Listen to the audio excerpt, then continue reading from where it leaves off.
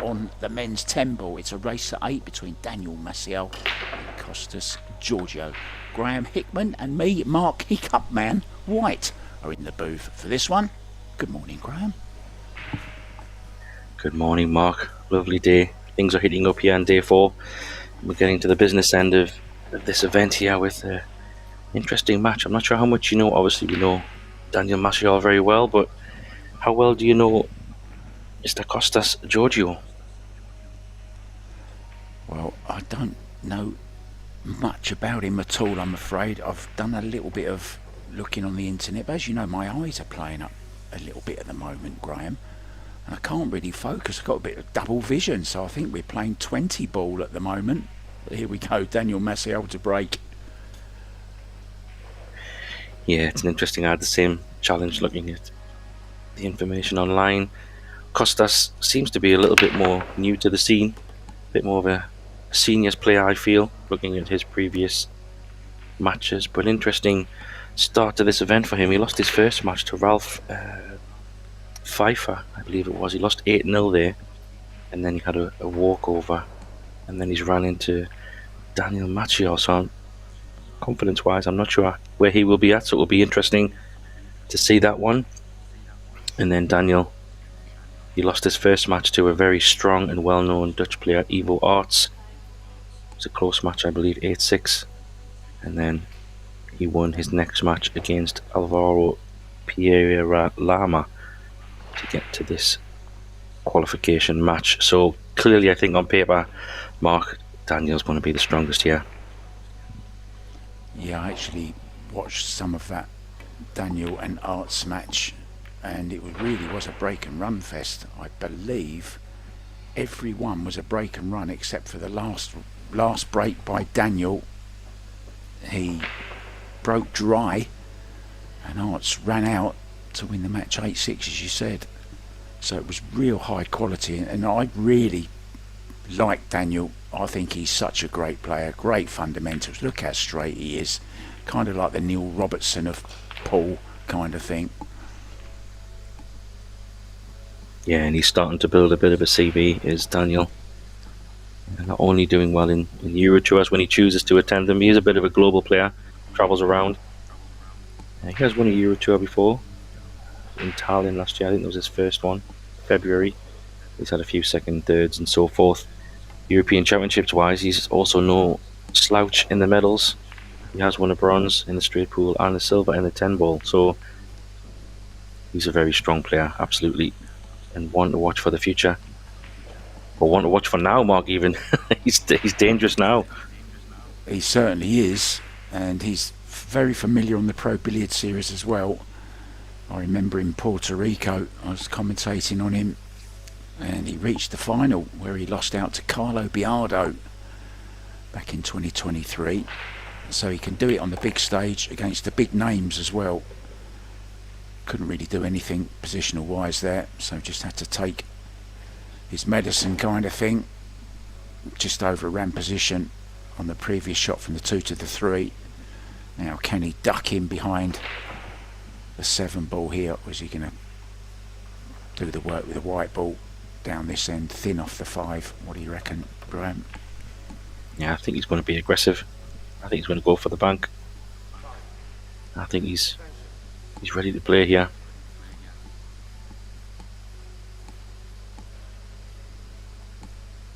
I'm sure he just nominated the bottom left pocket here, unless I could be mistaken.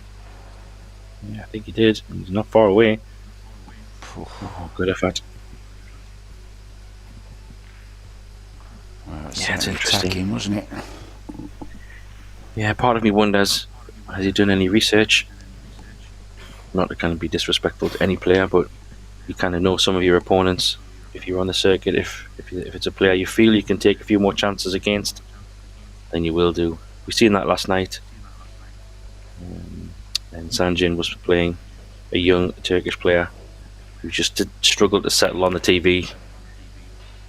And Sanjin was maybe playing a little bit flamboyant, let's say, just to get his arm going. So maybe opponent does play something when your shot selection, but good chance for cost us to get an early one on the board, which I think is important playing these big players, Mark. Yeah, get one down, put some pressure on, make him know that you're present. Yeah, well, he certainly started with a great 5 ball. Overrun this slightly. He's okay. At least he's got the cue ball going the correct way. Yeah, as you say, this will be a good start for him if he can take the 8, 9 and the 10. Just put a little bit of pressure just to let Daniel know that he's here to play, you know. He's not going to have it all his own way. Fully agree. Test of this one though. I had a feeling that could happen. Bit tentative. Yeah, he kind of decelled on it, didn't he? He was trying to hold the cue ball and kind of forgot the pot. I'd like to have seen him stroke that more and go twice across or something. So a bit of a gift for Daniel here, and rightly so. You said he'll take maybe a few more chances against Costas than he would against other players, and it's proved to be okay because that 7 bank, or sorry, the 5 bank that he went for didn't cost him the rack. I think that 8 ball was, it sounds a bit crazy to say this in the first rack, but I think that was huge. I think if he makes that 8 ball and runs out and goes 1-0 up, it will settle him down tremendously, because it would be his first rack in the tournament, not just in this match. So he's still yet to get off the mark, and I think the fact he missed it, now, let's hope it's not a steamroller for Daniel and Costas can get some table time. See how his break is here. There you get a beautiful view of the basketball court, which has been turned into a pool venue, and it certainly looks amazing.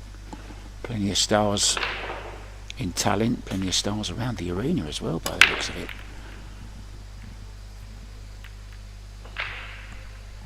Yeah, the break's going to be important as well. Bit messy, isn't it? Yeah, it is, you're right. But at first glance, it is messy, but it's not terrible because he's got an okay shot on the 1. I think the angle's workable. And where the 2 ball is and the 3 ball, his 2 ball looks a little bit messy, but the 3 ball's in not a bad position if he can get good on the 2. He's going around. Smart choice this. That's beautiful. Now can stun between the gap look of the 5 and the 7, can he? Has he got enough angle just to do that? Or maybe just brush into the 5? Yeah, possibly. Could call him if he tries to thread the needle, as we say, that he could go for that. I think the 7 ball could play a part.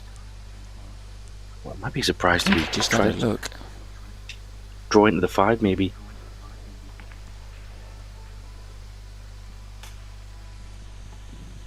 I think I like the beautiful stroke. He's got a lovely touch, hasn't he, Daniel?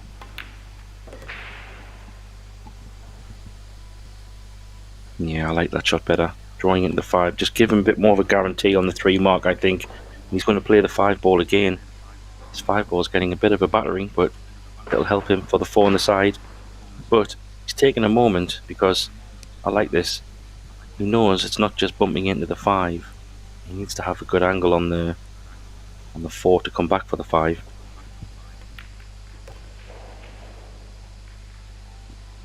Good stuff here from the pole. In pole position for a 2-0 lead.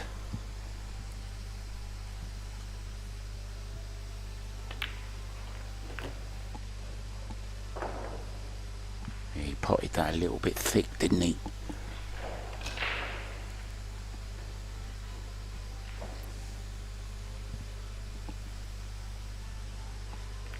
I think you can hold this though. Back to what you said about cue action. Saves you well on shots like that. It's not very jabby, it's very smooth.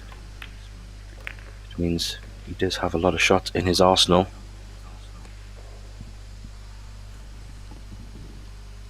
He's got that cue action where even when he's playing slow shots, he doesn't bring the cue back so far but still pushes through the cue ball, you know. So it doesn't decelerate at all, still gets the stroke done. Been Yeah, impressed he with Daniel.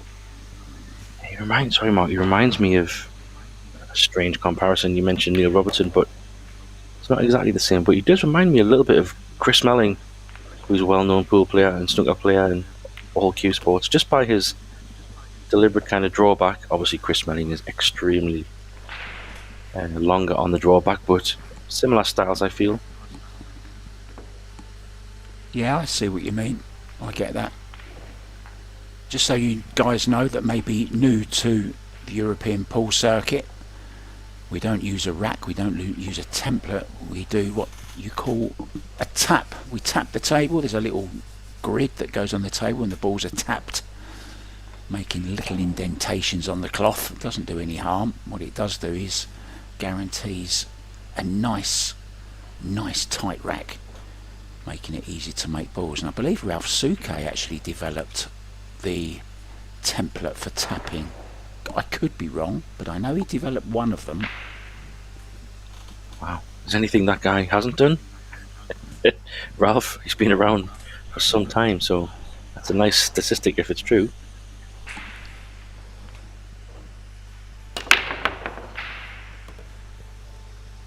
There you see again, look, ball on the break, big split, shot on the one, looking good, Graham, isn't he? Yeah, I'm really liking what I'm seeing. I'm wondering here if that 3-ball passes the 10 in the bottom left. If it does, I think because he's left-handed, he can just drift this down the table. Yeah, maybe we'll see on the camera if it does go by. He's got to play a good shot here from the 2 to get there, but I definitely think it goes in the bottom left. But does it go in the bottom right? Let's see what he prefers.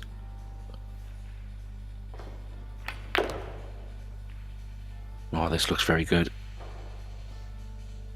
How about that for control? Well, that tells me that it does go past the 10. And you can probably go 2 reels here for the 4.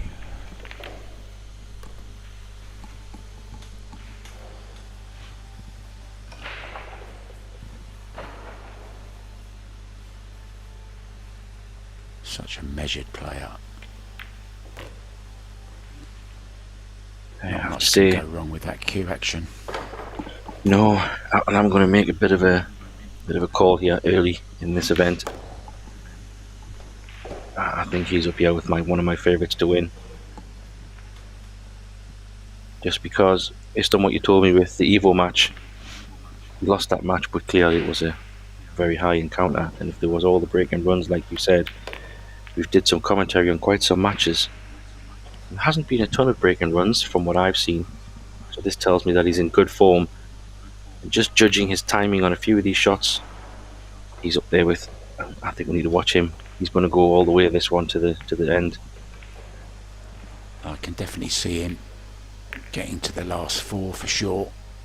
I really can. I'm not saying he can't win it, I'm saying he's got a very, very good chance, but I've got a sneaky feeling for Sanjin Perlovanovic for this one, and also Dennis Graber being on home turf, a slight advantage for Dennis. And Dennis has been finding a nice bit of form just recently. Of course, he won the Las Vegas Open, he won the Maldives Open, he finished 3rd in the World 10 Ball as well. You know, 10 Ball's kind of his game also, so I fancy Dennis to have a good run. Bit of an obvious one, I guess.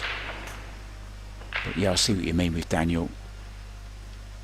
And don't forget Wojtek Szewczyk as well, another great Polish player. Konrad Musician. Well, we could go on and on and on. It's a very, very strong field, Graham. Absolutely. I think when you get to commentate on matches and watch and listen, you just get to see a few little good signs. You know, as a player myself, but also seeing lots of pool over the years, you just see those little signs of consistency, confidence, stroke, and you put them all together and you just see that someone is really on it. And I commented on the Sanjin match last night, the last match of the day, and I have to say the first few racks for Sanjin were awful. Just to put it bluntly, he really just didn't seem to be settled, but once he got settled, like you said, he was just crazy shots, flamboyant, Very, very dangerous. So I think it's all on the day as well. Sometimes you have a great day, sometimes you have an off day, but if you can battle through, get yourself into the business end, then it's anyone's. Oh, what a shot he's played here. See, just little things like that, Mark, just tells me he's on it.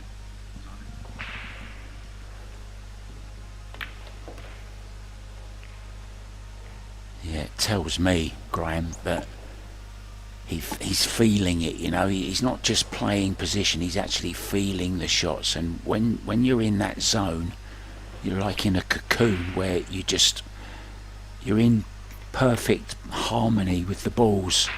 You're just talking to them. The pockets seem big, the balls seem small and light, easy to work with. Great stuff. Pleasure to see. Yeah. You just use this 10 ball just to draw back up the table. Oh, he's even just taking his medicine. No risk pool here, and I like the way he's played it because you will have to play the 6 ball a little bit thinner, but that means the cue ball will come off the short reel and back down, probably just past the break box to leave him the 6. Oh, he's missed it. Spoke too soon. Commentator's curse, Mark. What do we do? 8 ball is a little bit tricky. I'm not sure whether it does go in the side or not. It looks a little bit narrow. Coming to have a look at that now. Now, has he just put his glasses on? I don't think he had glasses on before, did he? Did he have his glasses on? Good question. Answers in the chat if he had his glasses on. Not 100% sure. But you're right on that 8 ball. It does look tight. He's missed that. Yeah. He might have had a bit of a roll there, you know. Not sure if he's left that on. But the 7 looks like it's on the rail. Don't know if that's 6. Looks very interesting. If it's on the rail, there, it's a great angle there. I'm not sure if we can get that, you know. I think if he's 7-0 up, he goes off the side rail here. Yeah. Side rail, short rail, clips the 6 and makes the 7. That's if he's 7-0 up. Yeah, that'll be a shot. Oh, he just managed to get it in. Great shot. But he needs another one. Yeah, this is the one, isn't it? Position to that 8, the difficult 8 as well. This is where his cue action you mentioned, Mark, will serve him well. Nice solid stroke. Short reel coming between the 9 maybe.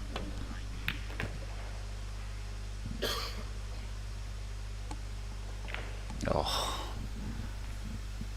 Like a dream. glorious. Glorious, effortless. But like a duck paddling frantically in the brain to make everything come together at the right time. That timing. Yeah, Really good pick is up. beautiful to watch. Yeah, the way this is going, like I said before, I know I said it was a big shot in that first rack, but that 8 ball was so big, he kind of let Daniel know where he was at off the start. So the worst thing you can do on a top player like Daniel is to let him know that the resistance is limited. So he's going to feel even more confident, which then is just danger signs for your opponent. Well, we are in Estonia now. Very, very touristy place. I've been there. It's great. It's beautiful. Great place to visit. And did you know that there's more tourists that visit Estonia every year than there is people that actually live there? There's about approximately 1.4 million that live there. Just 24 people per square kilometre. If you've never been, you need to go. It's a tremendous place to visit. Visit Tallinn.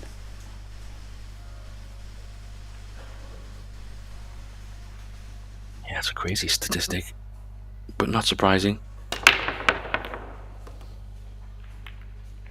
4 ball. Down again, Graham. Oh, horrible kiss from the 4 ball.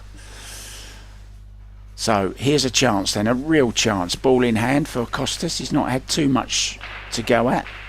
Just those couple of half chances. Let's see what he can do here. Come on, let's get a rack on the board. Your first one this tournament. Yeah, it would be lovely to see him get one here, but this 3-ball is looking pretty awkward. But I think if he can play the 3-4 combo, the 5-ball is waiting. Let's see what he chooses.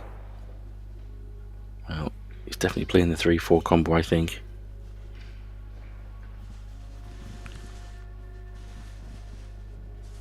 I just had a quick glance at the chat, and he did have his glasses on. Seems that I need new glasses because I didn't see him wearing his glasses.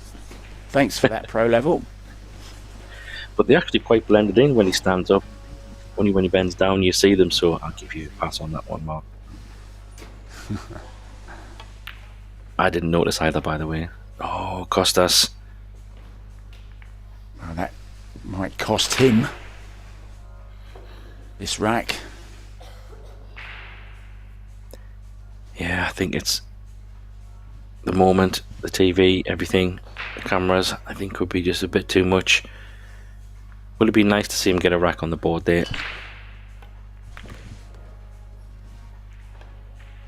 Going round first there.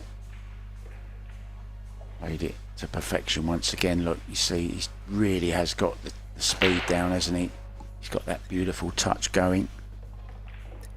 Yeah, in this combo he needs to play the 4-ball, not the rail, so... Oh, beautiful shot. That was a shot.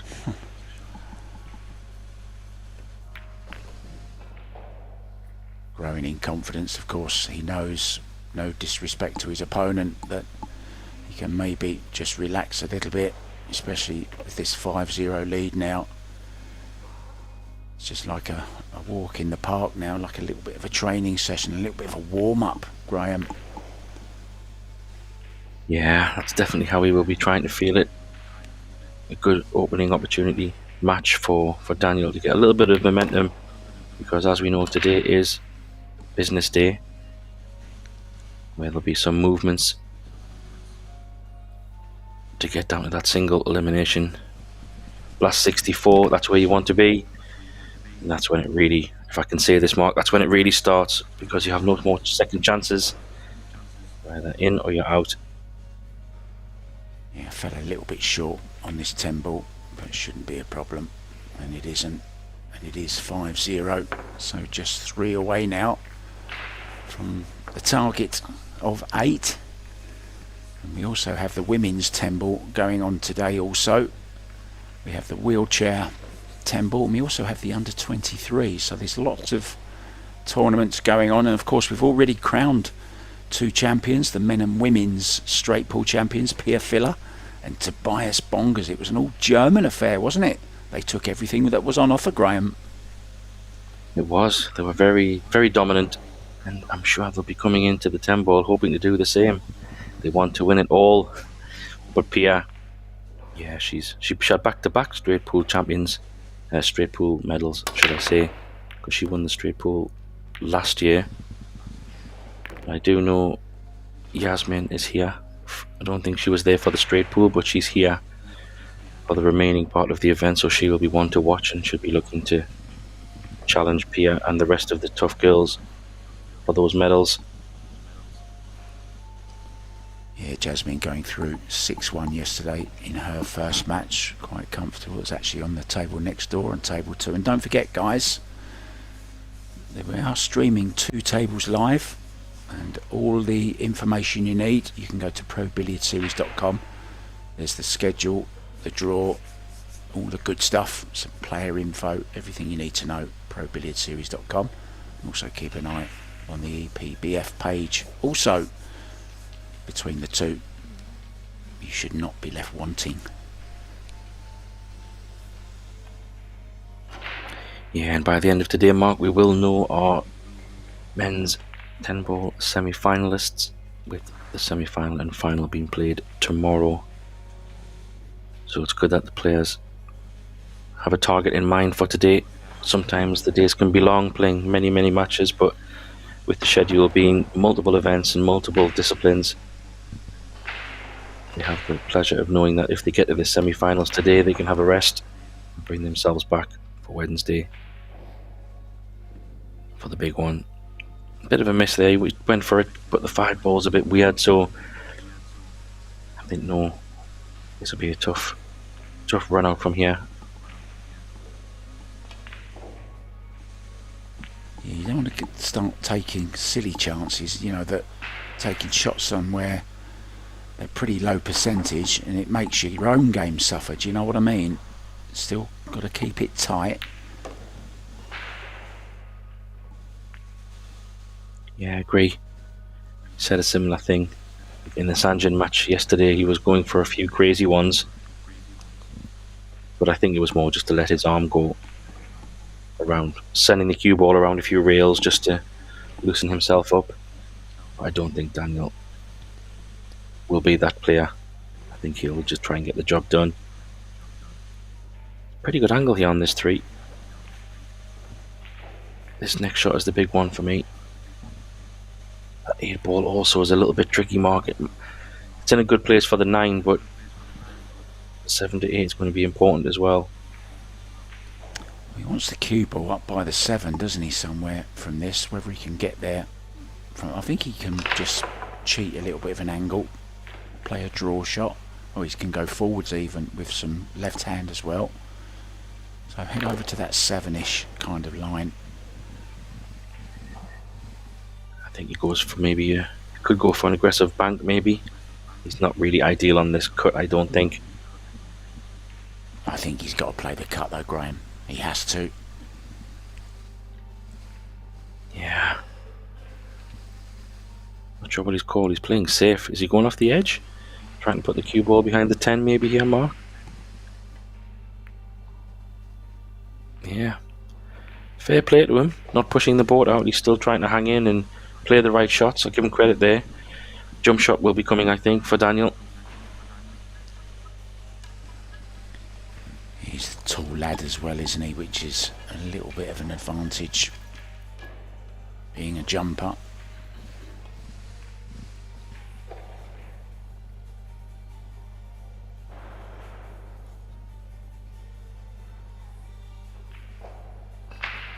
Great view of the backhand, loose grip.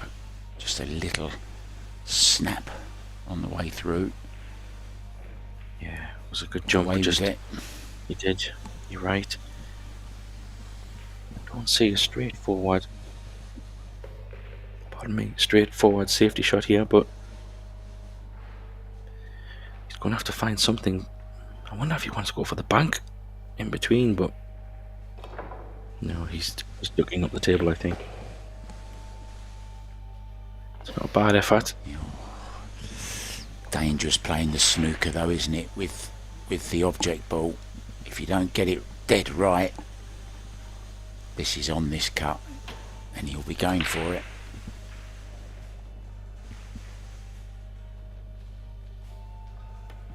Or is he playing safe? No, he is cutting it. Wow. What a shot. Almost overcut that one, Graham. Yeah, incredible. That's what you kind of do on those shots. Try to hit it as thin as possible. It's got every chance, so this is now... Yeah, does he play it below or above? So he's gone above. You don't think you could have put that much better, to be honest. Yes, he will be a little bit off angle on the 9, but makes this pot a little bit easier where he is. Yeah. Always better to be behind them, aren't you, rather than going into a blind pocket when they're in that position near the side pocket. That point becomes very big. But 10 ball is so close to the corner, not a problem. 2 minutes.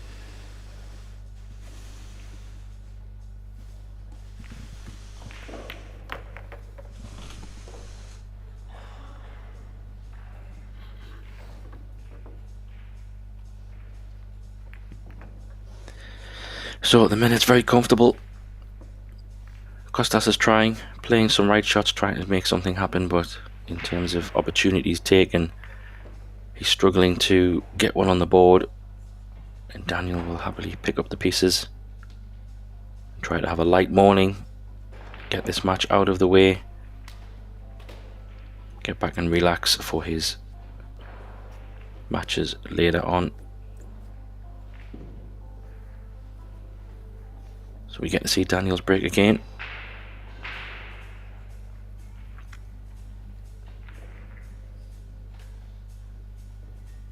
Maybe looking for one of the 2 balls below the 1 ball into the side. And those 2 balls on the outside, the 4 and the 5. Going 4 rails around the table, coming back into one of the corners, ideally, is where players are trying to get balls in the pockets.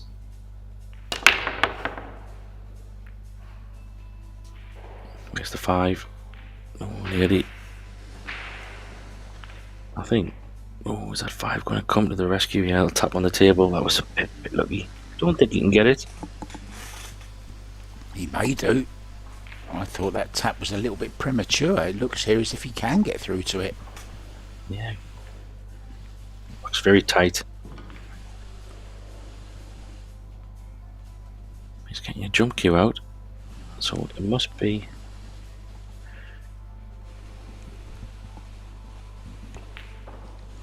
I'm liking his style. 6-0 down. He could play a push, but he decides to get the jump cue out. I'm liking this. Good on you, Costas. Come on. Jump this and knock it in. If he's only jumping over the edge of the 5 ball, it's not a bad shot choice, because he could even draw this back a little bit if he catches it well. He's actually jumping with his break cue, isn't he? Ah, yeah, because it was only ever so slightly a jump. How's your luck? Not good. Yeah, I wonder if he might play the combo here, you know, Mark, just because of where the 3 ball is. The 1 won't really move too much. I'm not sure if he's called anything. Yeah, that's what I thought. But he's played that. He hasn't played that well, mind. I thought he would have drew that a little bit to avoid running away, but I think he anticipated the 1 to hit the 3 a little fuller. He's got to call the 8 here, isn't he? Well, this is all out aggression for me. He He's tells you everything. ahead. I know he does have a very nice top rail kick shot to leave him behind the 3, but he's not thinking about any safety at the moment.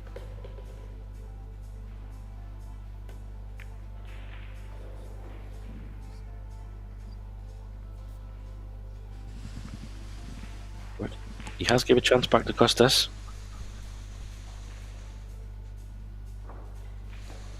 See, proudly wearing his Cyprus shirt. I've never actually been to Cyprus or Malta. 2 countries I've always wanted to go to. I've been to Greece many times. Yeah, I was in Cyprus last year with the family. It was very nice. Cyprus, it was yeah, it was lovely. Can't complain.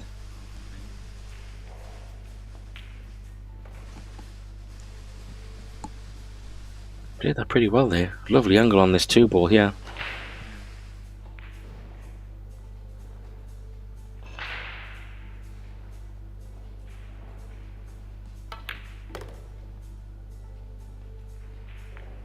Needs to be off the rail.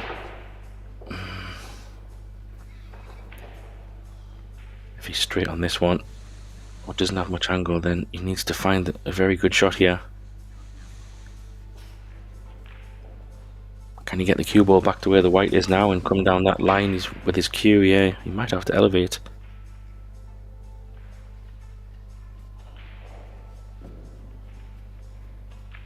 I think that's his only shot. I'm not sure if he can get the cue ball all the way down the table, so he will have to jack up here, I think.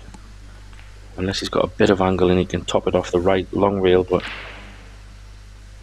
no, he's got a little bit of angle, so he can come off the right long rail and back across to where his hand is, potentially. Yeah, he's got there. Best he could have done, I think. Talking about Sanjin Pelevanovic, he's in action at the moment out on table 25. He's 5-2 up against Vaitakautis. So going well in his second match.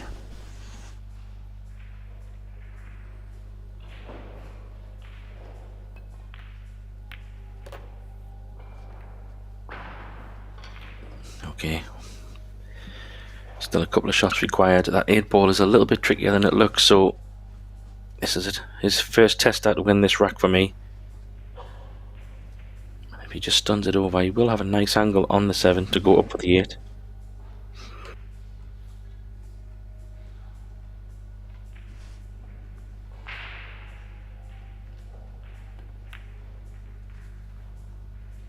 It's there, is it? No, it's not. Surprised he played it like that, aren't you? A little bit, Graham. Surprised he didn't just stun it in. I think that's just confidence, to be honest, Mark. I thought the same. The stun shot was the one to guarantee the right angle. And even if he did pot the ball, he had a very tricky 7 after. So he's obviously just feeling it. I know, don't blame him. 6-0 down. A chance to get a 1 on the board, and it just doubles down the pressure, doesn't it? Yeah, it certainly does. The man from Cyprus looking and staring Zero Hill in the face. Now, there was a group, wasn't there, called the Cyprus Hill Gang. There was. Daniel, 2 balls away from getting on the hill. Yeah. He's very comfortable. Oh, I thought he was scratching for a moment there, just above the point.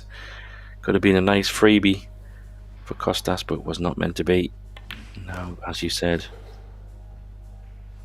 he is on the hill. And I think one of their famous songs, correct me if I'm wrong, Mark, could have been called Jump Around. So It was. I'm sure if he wins 8-0, he will be jumping around in his head. Love it, love it. Jump up and get down. Yeah. That was the one. There you go. Bit of retro music trivia for the fans. Let's hope. Come on, Kostas. Give yourself a break and run just to get one on the board. It would be nice for him to get one. Well, let's hope another one doesn't bite the dust. And I'll stop now with the song puns. Well, he got a good cue ball there, but didn't get a ball down, and this will be a bit. I think you go for an exhibition positional shot here. Cut the 1 in. Probably 3 rails come up. No, he's going to play His right hand spin. Yeah, I like this one, but the way he's going here, look. Oh, no, he's dragging it. Well, that's. Yeah, I didn't like that one. That was a touchy one. I felt he could have came around the angles, underneath the 7, and had a better line. It's exactly where I thought he was going. What a shame. But Daniel is 7-0 up, and we're doing commentary, so he knows what he's doing, I'm sure.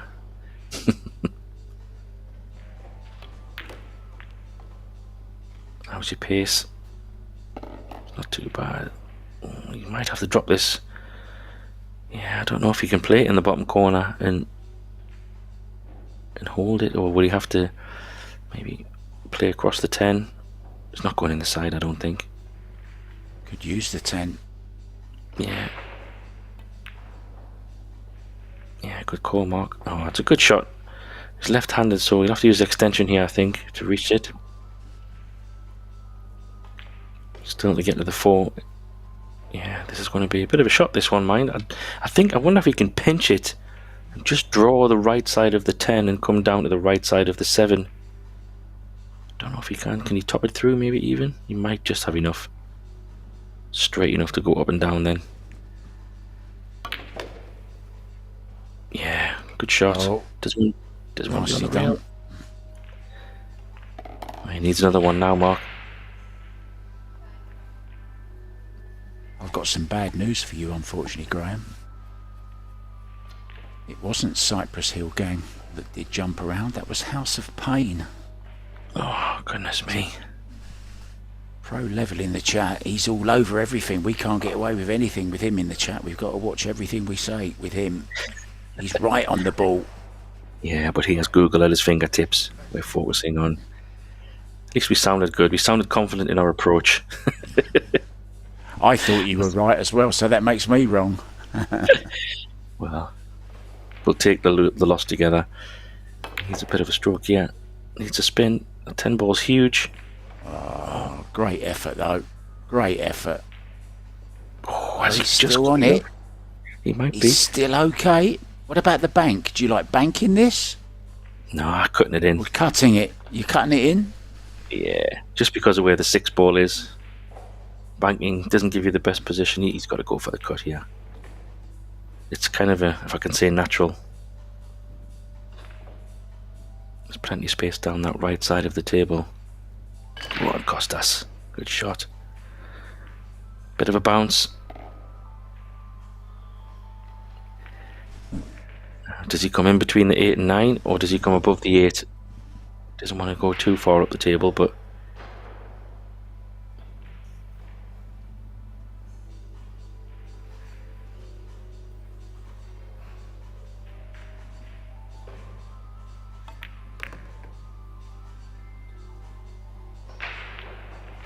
he's just below the 10, just enough, I think. He got devilishly close to that 9 ball then, didn't he?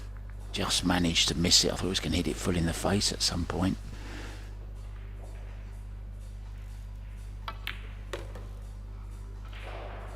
It's a bounce. Chasing this rack a little bit, but yeah, he's still potable. You can draw it off the side rail. You just have to get into it a little bit. He's putting himself out of trouble at the moment. Come on, 3 more to get your first rack in this year's European Championships.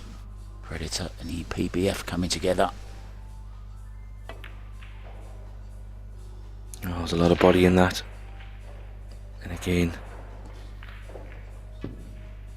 would have been nice to see him grind that rack out, but not meant to be. And this is a thin one, but nice angle to come 2 reels back out for the middle of the table. Yeah, I think it's all over. I agree. I think this is all she wrote, Mark.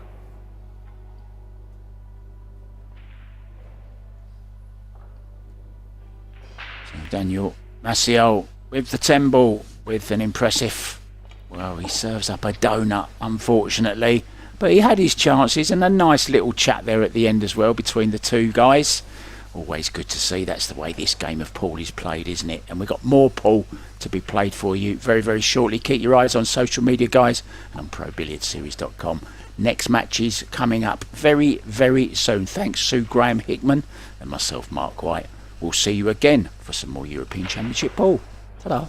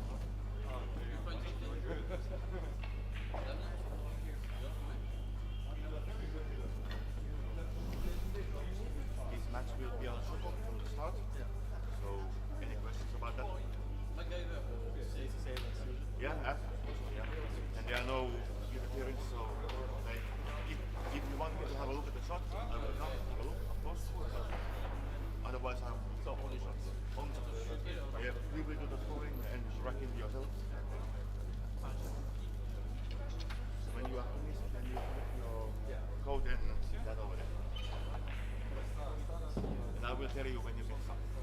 But I can start practice. Practicing, yes, no problem.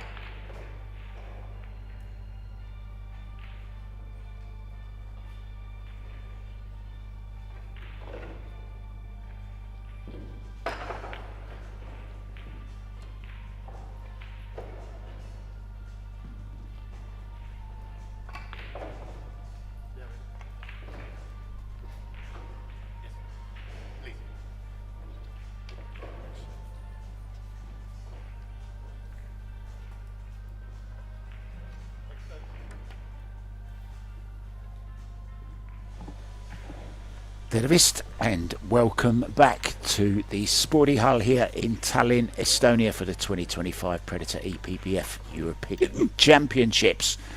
And it's the men's 10 ball last 64 match between Luka from Germany and Sanjin from Bosnia and Herzegovina. It's a race to 8. It's a cool shot, of course, and calling the shots with me in the booth for this one is the break popping, clippity clopping, hot to trot, Tim the Horseman de Reuter. Hello Tim, how did you like that little intro?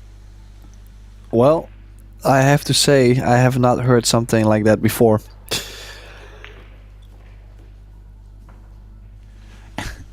Good, I like to be original. So Sanjin won the leg and will break off first in this last 64 match. It's win or go home. Or at least wait for the 8 ball tomorrow.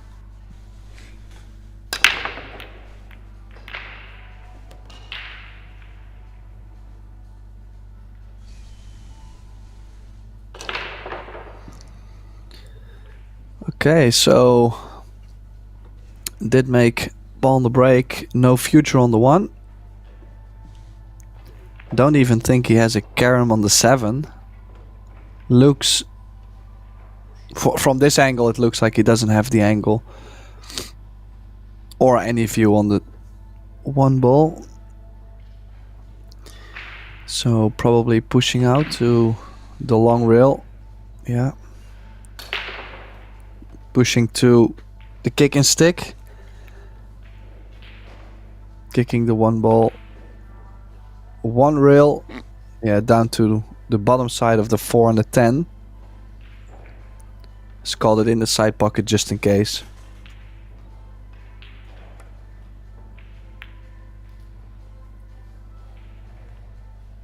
Just to remind you guys, we are playing with a shot clock as well, 35-second shot clock, 1 extension of 25 seconds each per rack. And it is 10 balls, so it's a cool shot.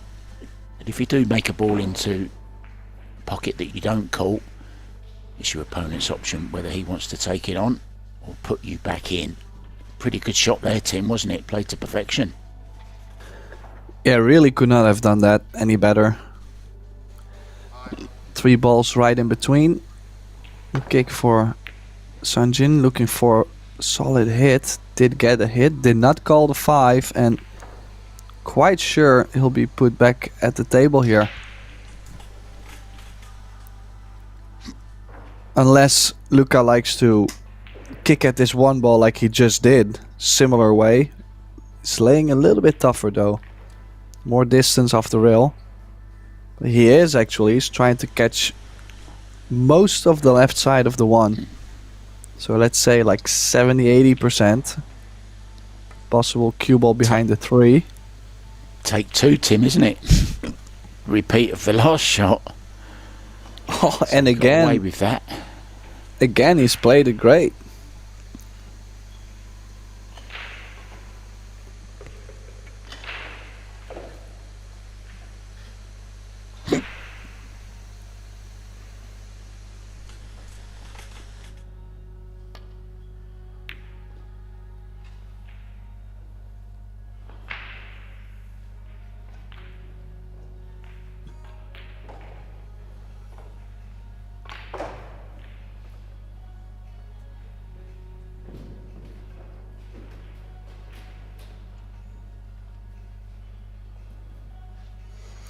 So does have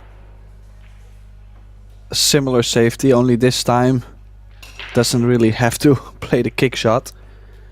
And just wondering, did he leave a window there between, like a path in between the 4 and the 10 to just make the 1 and get shape on the 2?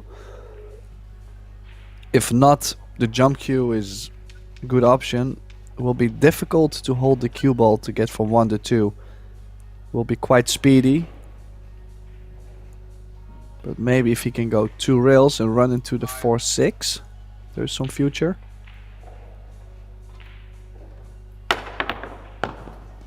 Oh wow. Yeah, I caught that. Too thin Too much energy on the cue ball. Cue ball off the table. Yeah, solid start in the safety department for Luka Men, this opening rack. This is the last 64, single elimination stage. So slowly starting to get to the business end. After today we will find out who we will have in the semi-final.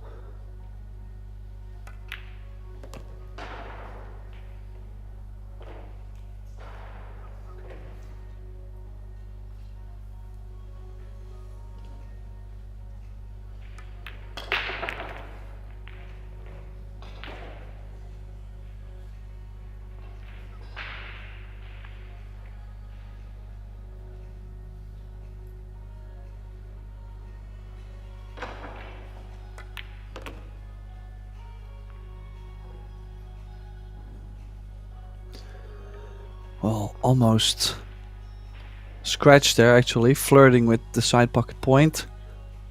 Actually gave him a nice natural angle on the 6 to drop low on the 7. Basically could do anything as long as you don't get straight on the 7. So top right spin. I like to go just to the short rail, just like that. Now 2 options. Could play for the 8 in the right center pocket. Could also play 1 rail towards the 8 to play the 8 in the bottom left. I think this is preference. Most of the players would probably choose this, but I've also seen players that like to let the cue ball go a bit more and to not shoot these kind of shots because yeah, some people just don't like them. So the German about to take opening lead.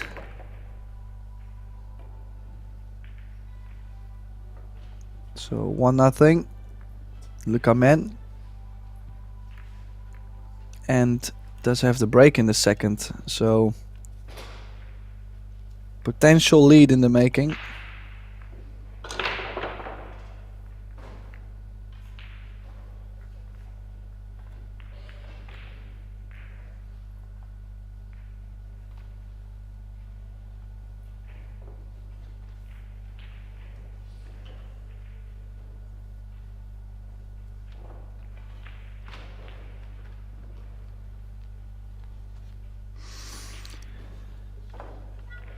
Now, based on my experience playing Luka Men also in the European Championships, I know he's pretty steady with the break on this format with the tapped balls. It's like almost perfect rack over and over. In general, breaks the balls pretty nice. Obviously, you're gonna see him having a dry break here after I said that, but yeah, last year I believe we had a match where he broke around like 5 or 6 in 8 ball. I think 6 in a race to 8. So in general, pretty comfortable with this break. But maybe some early nerves still. Managed to run out the first game, dry break, and a chance for the Bosnian here.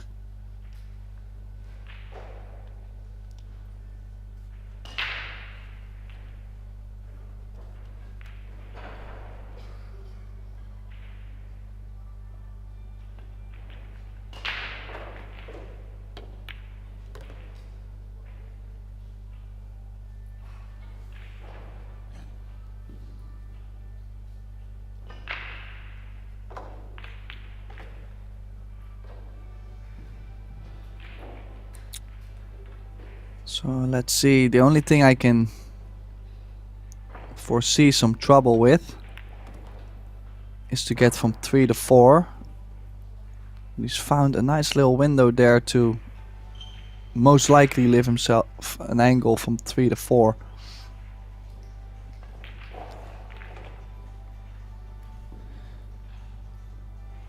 Yeah, Sanjin, who just recently came back from his home country where he played the European Open and Premier League of Pool. I believe he actually did all right in the Premier League of pool, so he definitely had a lot of play in him.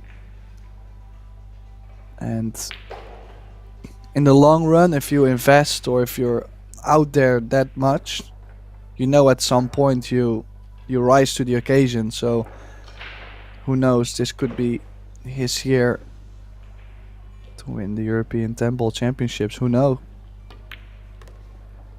He's won the 9 ball, finished runner up, and I believe the year after he's won it.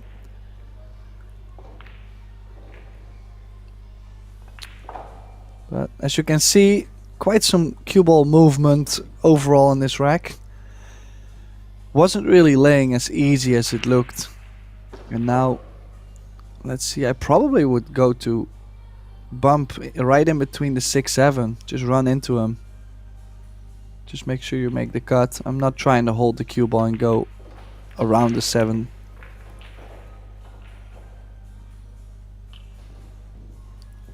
Yeah, I think he's played it well, yeah. Good shot. Worked out fine, didn't it, Tim? As you called the little bump, he got it perfect in between the 6 and the 7.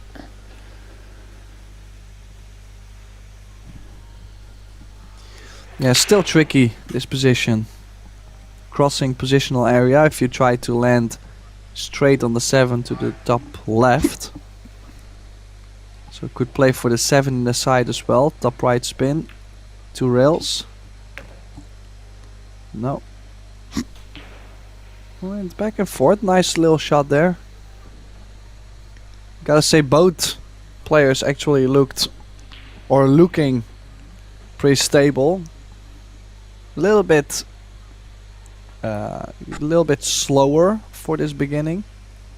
But I'm quite sure whenever they start to catch the table speed a little bit more and the nerves settle, they will play a little faster too. You mentioned Sanjin as runner-up in the 9 ball. Do you remember what happened on the final 9 ball? Do you remember that, Tim? Yeah, actually it was kind of sad because that video went like real viral and not a lot of people seen it. But I found it actually more impressive that the year after he redeemed himself. So that's obviously shows strength. Yeah, strength of character, right? Yeah, I mean that's the part of pool that most of the people don't see. You know, they don't see all the hard work in the background. They only see the shots you miss and never the amazing things you do. So I think it's fair to say, you know, that he's missed the winning shot, you know, to win the title one year, and then the next year he's won the whole thing. I think it's impressive. I think it's a lot more impressive than winning it that year and then coming back and winning it again. I think losing it in the fashion that he did and to come back and win it the following year shows a lot more strength. It's more impressive than anything. Yeah, you're right.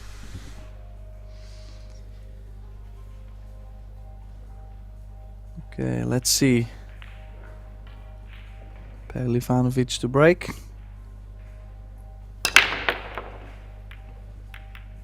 Oh, lost the cue ball. Put quite a bit into it, but the cue ball into the rail. Got bumped in the side. Look at that spinning 9 ball. Only good news for Sanjin could be that the 6 and the 7 are still tied. And it's really tough to get from the 2 to the 3 ball. That's why he's probably playing safe on this 2. And he could play safe and nudge the 6 ball over. Use the 6 to stop the speed of the cue ball. And now it's a possible run out and he has the hook. So I think it's a clever shot. I don't think Sanjin can go over the bottom long rail.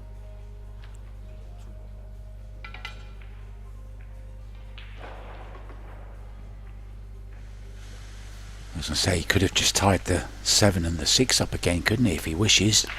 Play a deliberate foul, but he's trying to swerve around this. He's called the corner. Chance he'll make it.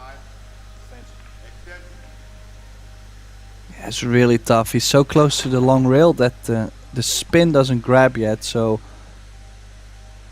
the curve and the spin are not grabbing that much. That's why he's kicking 2 rails. I don't think the little Masiel is there.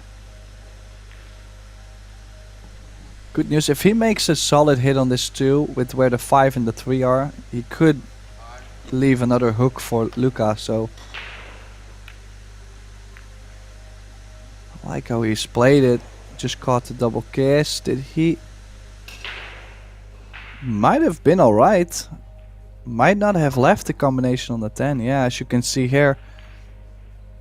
Sure, he will probably be hooked again very soon, but at least he didn't leave any attacking options for Luka.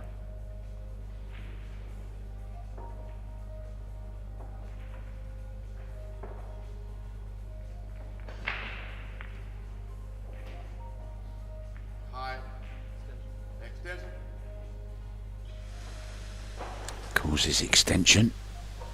A further 25 seconds to ponder the situation. Do you not like going up behind the 9 here, Tim, with the cue ball? Or are you going to leave the 2 over the corner? Is that the problem? Yeah, that is the tricky part. It's knowing that the 2 is most likely going to stay over the corner. Now he chose to cut the 2 ball a little bit more off the 10. And I actually think it was a good try. He just barely did not get it. But depending, like if Sanjin wants to hit the left side to make the 10, it might not be there. That's why he's jumping. Definitely will be able to hit the 2. He's been off the table once, hasn't he? Jumping. Not this time though.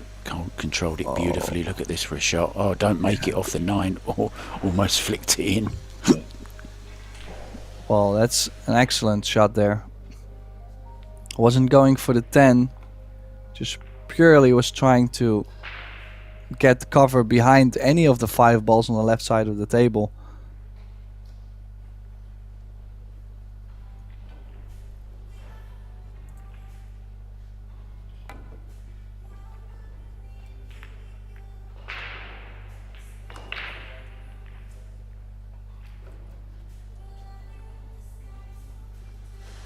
Interesting match, plenty of safety and good kicking. There's a chance now.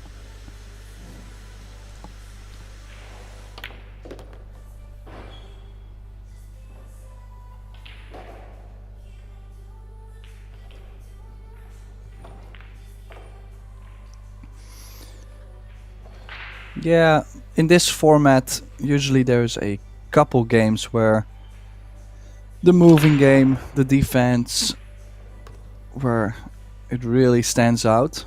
But overall, with having a perfect rack every time, you will see that at some point they will start to find the stroke, pick up the stroke, and more breaker runs occur. So for now it's a grind, but maybe at some point they start to just keep breaker running over and over. Everything is possible.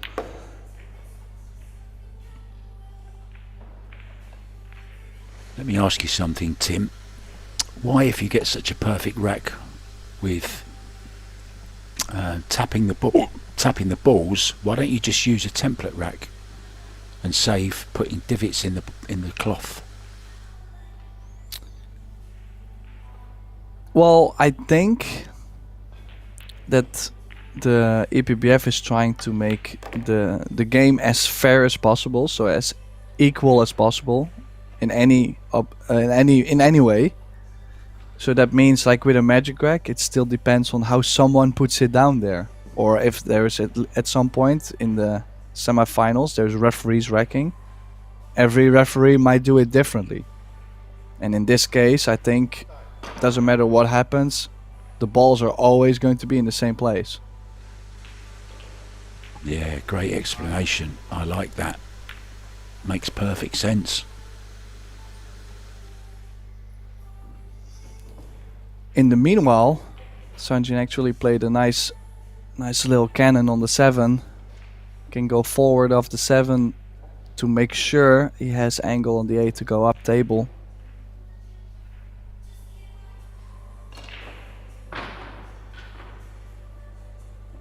Yeah, maybe more of a stun run, not really top spin.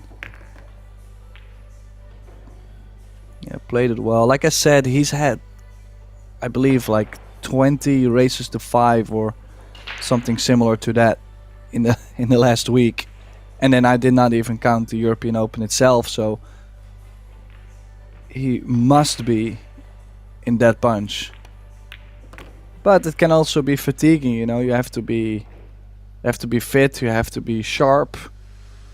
So even though you might have played a lot of pool, you might not be in the right place mentally or physically. It's a brutal schedule, isn't it? That PLP really is. To win it, it's, well, quite the feat.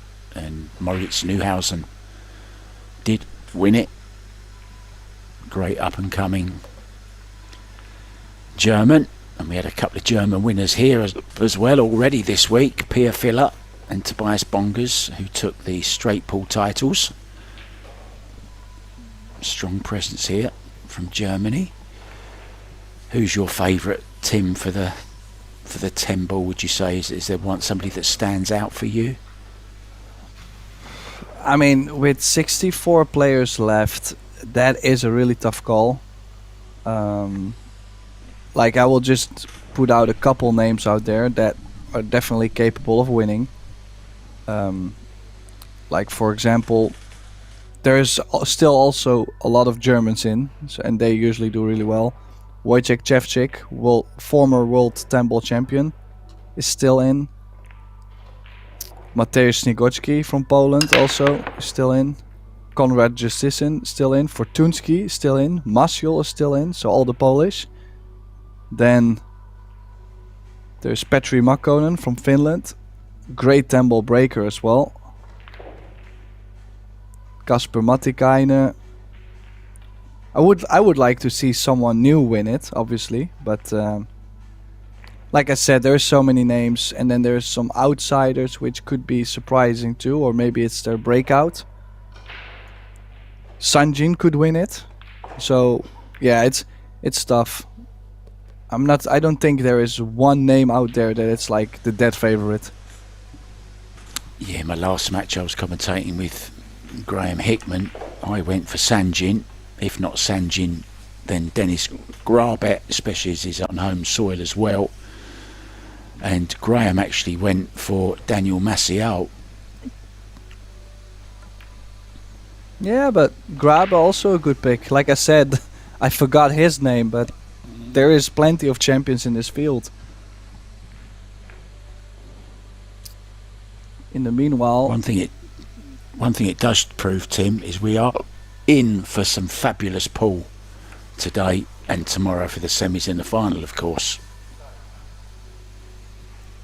yeah, and then after, or I believe tomorrow, the 8 ball starts as well. So what most of the people don't know, this has never really been published to the public as much as they're doing now, is that at some point the schedule starts crossing, so you might still be in the 10 ball, but the 8 ball is starting, or you at some point you're playing 8 ball and you might start your first round in the 9 ball. So that's another thing that can throw some people off.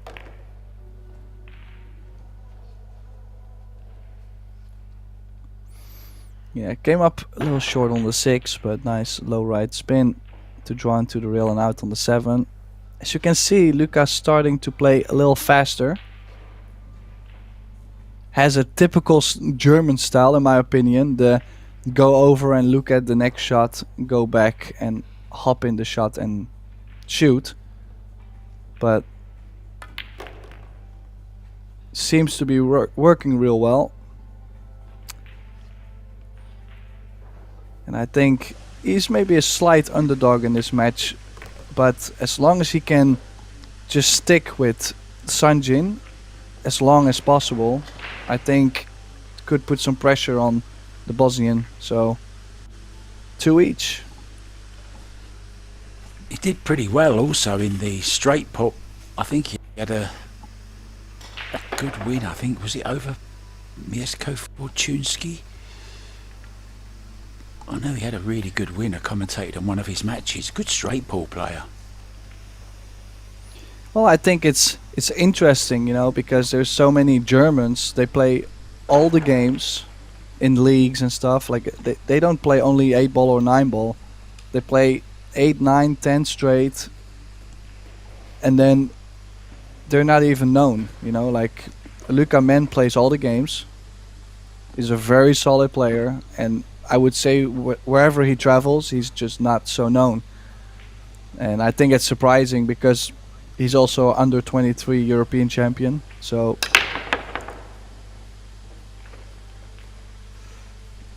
this time the break a lot better from Sanjin. Better cue ball also, but 6-ball right in between, so does have a shot on the 1-6 combination, but the 3 and the 4 locked, so yeah, difficult times. Talking of leagues, just mentioned the leagues there. I know you were playing league the other night. How did it go in your league match? Did you win? My team won, yeah, and I won 2 points, but for me it's more about the team itself. So just happy to get the points, and wow, yeah, I mean it was not a hanger, that combination. It's missable. Yeah, I mean it was a nice day off at Sunday. When I tell my team that I will be there, and then yeah, the commentary or whatever comes up, I still go. So yeah, it was a good day. So safety behind the 10-7. Yeah. He plays those really solid. We've seen this already, I think, like 4 times now. This kind of shot where he needed perfect speed, either on the kick or the safety. Did he call the 1 or the 6 here? He called something. I'm expecting the 6. Even if you make the 1, I don't really see much future.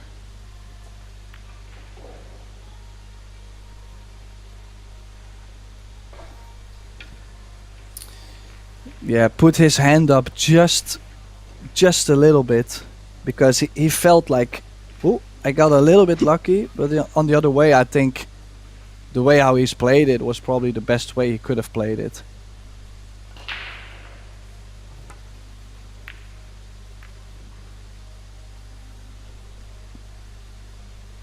Yeah, good 1 ball.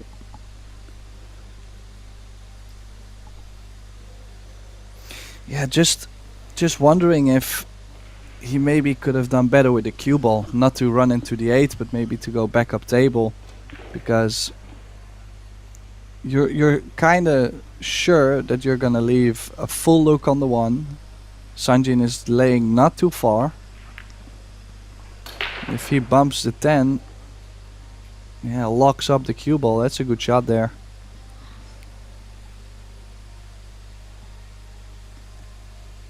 We'll probably call the top left, or maybe even the 6 ball. Can go 1 rail at this.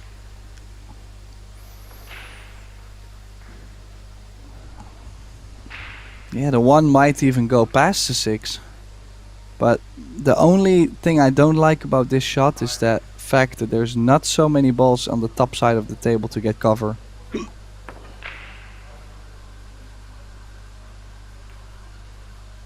Oh, it's missed the 1. Let's see what Sanjin will do with the 3 and the 4. That's still some headache for him.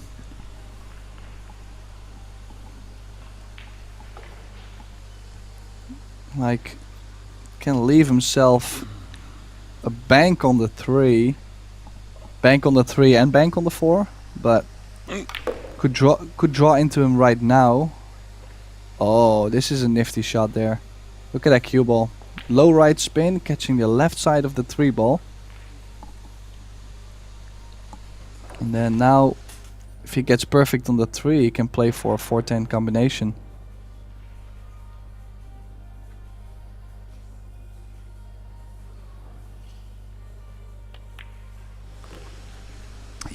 WPA rules, so no early 10s, but the 10 would be respotted.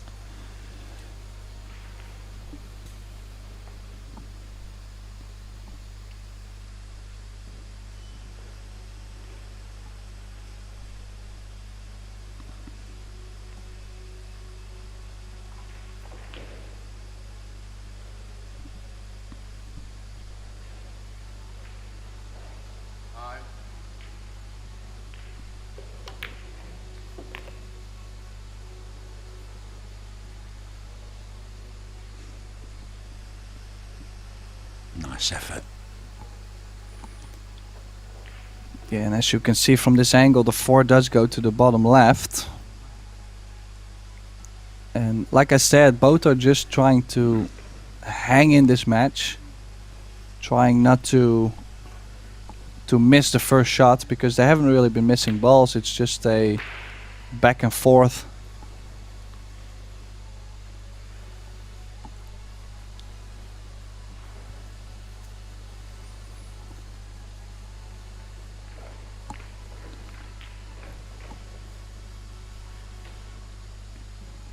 Center of the table here to the 6.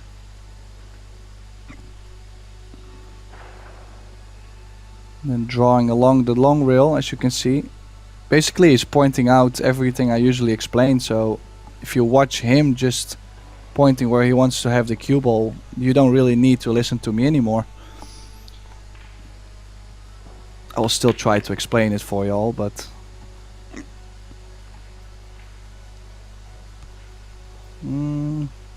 got a little straight on the 7, but might be able to still punch the cue ball over, let's say half a diamond, to get somewhat straighter on the 8.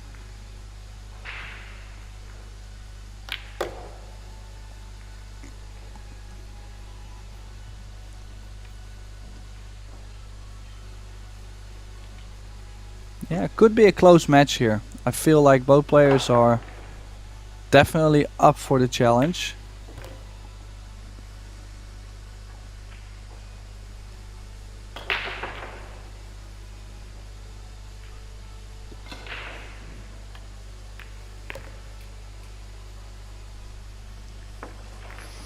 So 3-2 lead for the Bosnian.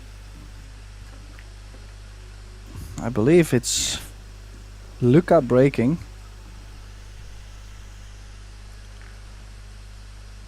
A few people asking which balls we're playing with. They are Aramith, one of our sponsors.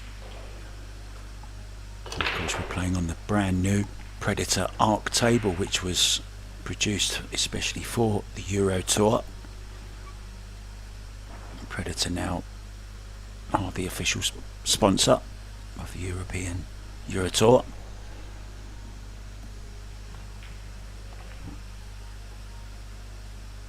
And we're here live, Tallinn, Estonia, the European sports capital 25.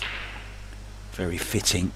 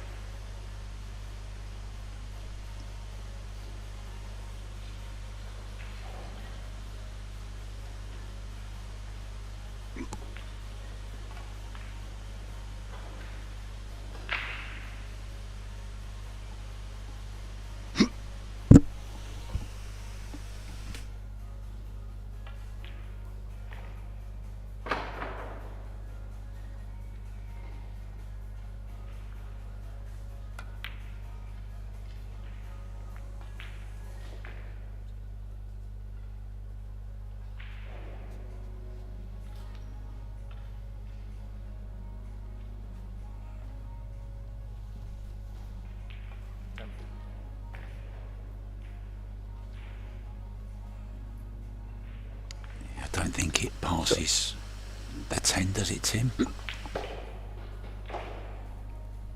No, it doesn't go, and he might have called the 10 and go a couple rails, the one rail around. the one ball around, but missed the combo and got second prize.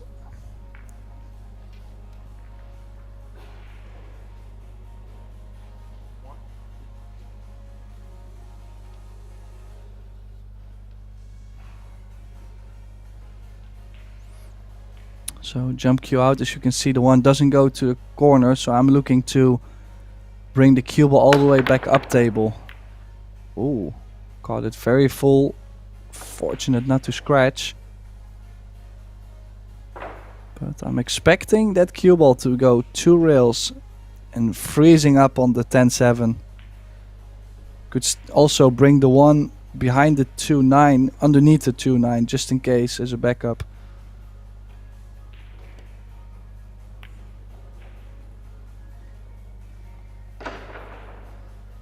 Caught it a little bit fuller. Did he get a double up? Did he get 2 balls in between to where there is no jump shot? And I think he has done well there.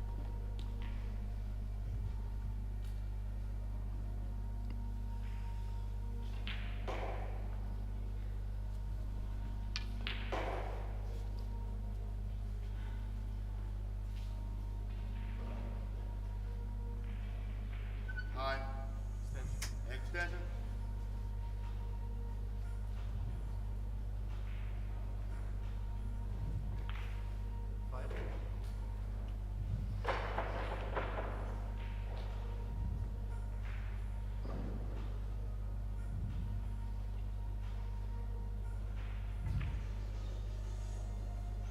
So he's got the jump cue out, but it will be... Yeah, that was the only piece of the one that he could hit.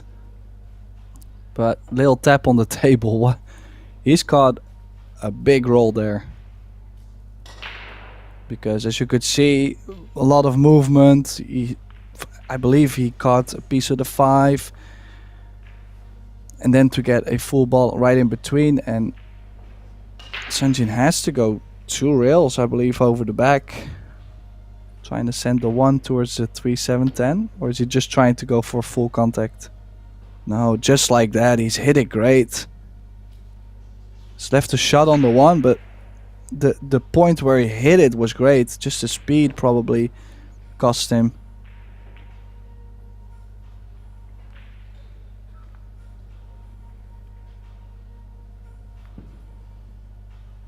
Could he possibly draw here, Tim, and catch a piece of the 3 just to open the 3, or does it already go, the 3 ball? It's really tough to say. If it doesn't go, I find it worth it to do it. But the risk was that 3 ball staying with the cue ball. As you can see from the top view, he's married to the red 3 ball. He's called the 2 in the side, but here another view. The second that 3 left the 10, he said, I'm gonna hold hands with that cue ball. He caught it a little bit thick, didn't he? Oh, that's a good shot. Good recovery. Look at this for a shot. Yeah, I do believe he kind of put his hand up, like still saying like I'm sorry, because I don't think he was anticipating a cue ball behind the 10. But surely difficult position for Sanjin. Extension. 2 ball.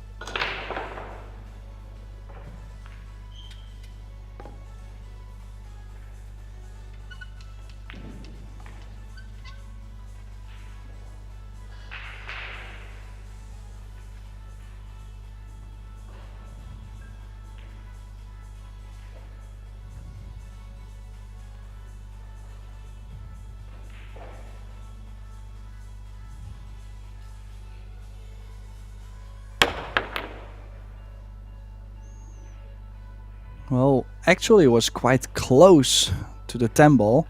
Still managed to hop over the 10, and well, the 2 could have landed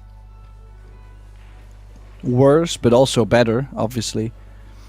Just don't think Luka has future. As you can see, if he spots the 2 ball in the top left corner. The 3 doesn't go in the top left, so I don't see any value in going for it unless you play the shape for a 3-7 carom. And that's exactly why he's opted to play the safety on that open opportunity.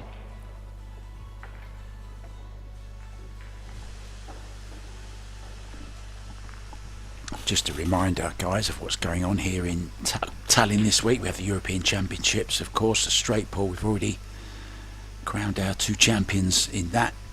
Now the 10 ball. Women also playing the 10 ball, then the 8 ball, 9 ball. And then, of course, there's a Euro Tour. We also have under 23s and the wheelchair championships going on also. So plenty of pool to be watched over Pro Billiard TV over the next 10 more days or so.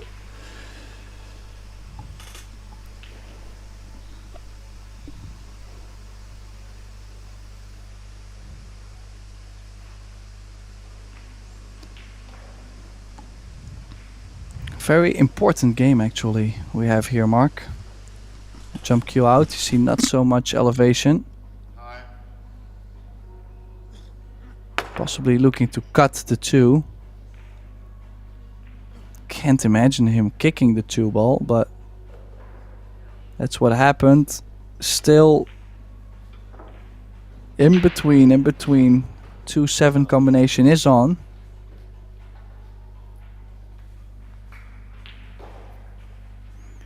It's long though, and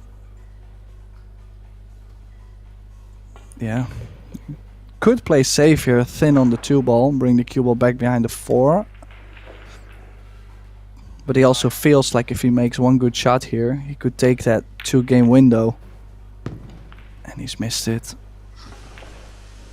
Well, I noticed then when Sanjin came to the table, he was striding, like really purposefully, like, I've had enough of this, I'm going to start going for a few things. Body language just looked totally different.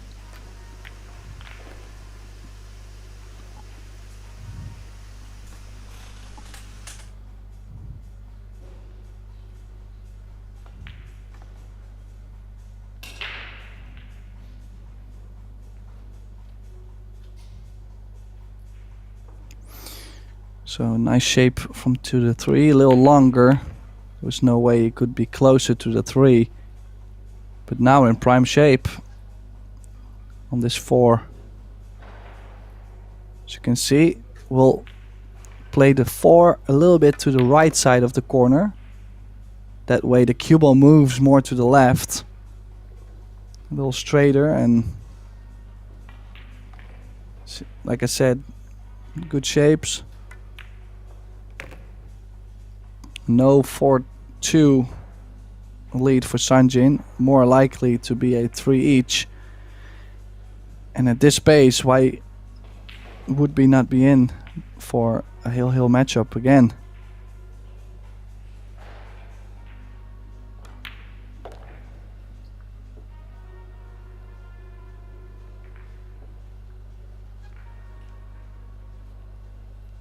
Well, we started out yesterday with a crazy hill-hill match. Young Carl Ganaderberg against Esposito. He was 6-1 up. I think we done that one together, didn't we, Tim? It was also 7-4 up Ganaderberg, and in the end the Estonian ended up losing it somehow, bizarrely. Strange game, wasn't it? Yeah. Very special indeed. Now it's Luka's break, and I believe Luka chose to take a little break. Maybe both of them took a little break because they know that they both are playing quite solid. I reckon we should take one as well then, Tim. Should we both take a quick break or not? Might as well, hey?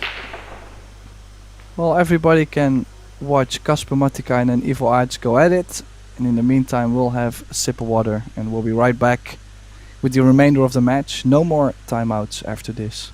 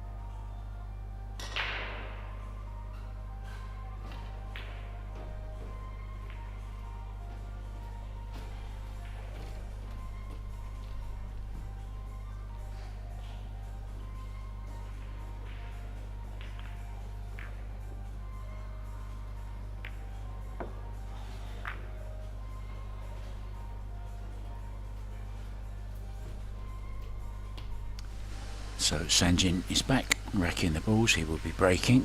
Nicely poised at 3-3 against Luka Men in this race to 8. I'm Mark White, and with me is Tim De Ruyter.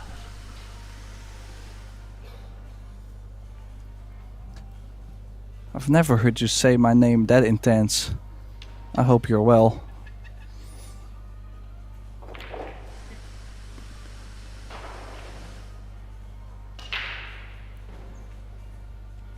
Okay, let's see. Both players realizing that it's only a race to 5 from here, and every break is important from here. 2 dry breaks and you basically lose the match, like 8-4. Plenty of balls moving. Nice action on the balls. I believe he made 2 near the 1 ball. And as you can see, the 2 is nearby, so make the 1 in the side. Guarantee to be on the 2. The 4 is near, so sometimes that puts a little bit of pressure on this opening shot as well. Let's see.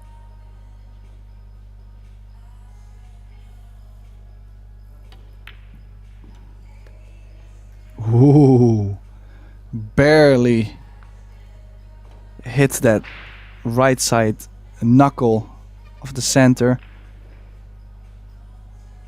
but it was so thin it still slid in. Shape on the 2. I don't think there is much more trouble at the table.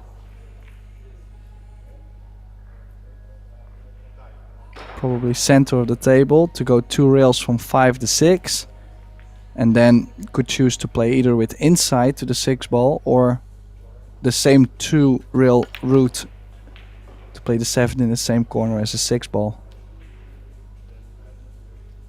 Oh, chose to do more from 4 to 5.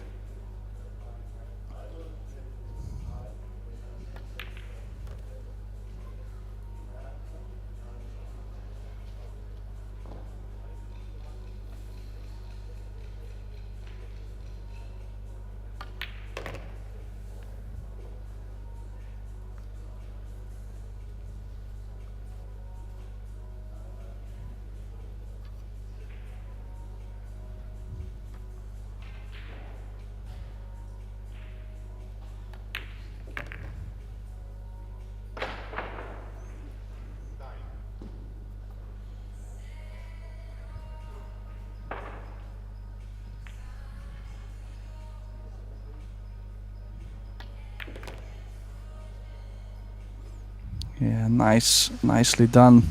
Break a run right after the timeout for both, Mark. Yeah, he ran through them really nicely. Looks like he got a nice bit of rhythm going there, Tim. You see him just pointing his cue every time where he wanted the cue ball, and it went there every single time. Played to perfection that rack. Great break, made 2 balls and ran the rack. Now, I mentioned we also have 8 ball coming up, Tim, which starts tomorrow. Of course, Sanjin last year, the World 8 ball. The year before that, I should say, I'm sorry, in Austria against Shane Van Boning, reached the final, didn't he? Yeah, good goal. You were in the commentary booth. I was stood in the crowd watching that one, I can remember. I was there doing a little bit of work for the WPA, from memory.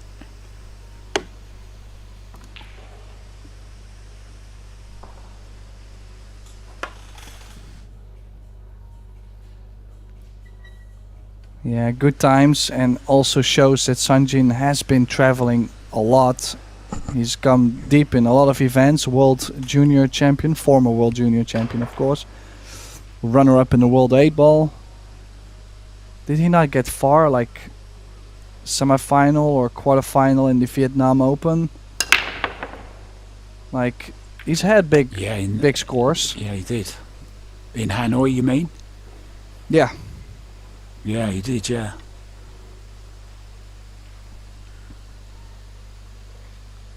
Just when Luka wanted a nice...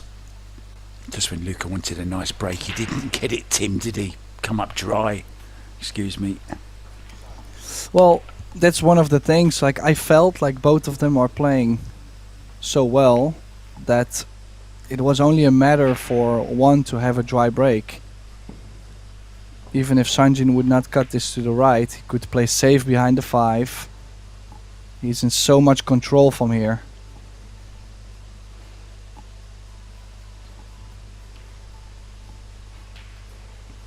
Now, everybody back home should know that we are not playing early 10 balls, so a 1-10 combination is not a win in this European Championships. I believe they're following the WPA rules, so that's the reason. Yeah, exactly right. WPA rules, no early 10s. Good hit. And did make the 10. Did he call the 10? Well, I would assume he did. Yeah. Yeah, he did. Wow. Good shot. It's a big shot too, because this actually gives him a chance to come back after that, well, not so great break. If you look at how he's tied Sanjin up from there, he now suddenly has a chance to win the rack. So definitely a great highlight shot for me. Yeah, 2 rack lead now would be a good advantage for that man at the table, and he's missed it, Tim. Chance for us to go level again.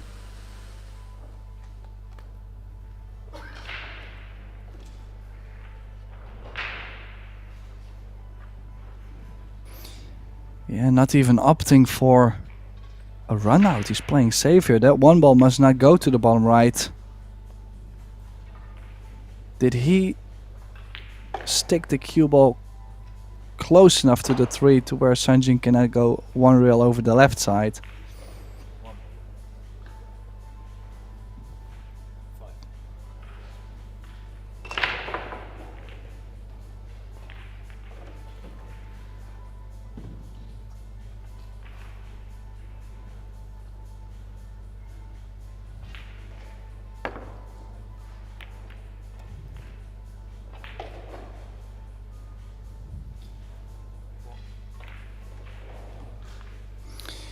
Well, great hit, but as you can see, he's most certainly not happy with what he's left. Luka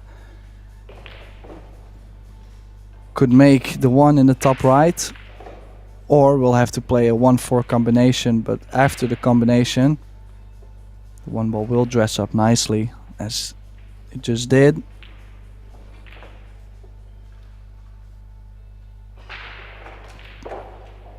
Yeah, the only thing I could say is that the biggest difference so far is I feel that Sanjin, his break, is starting to be a little bit better and better, starting to be a little bit more accurate compared to Luka's.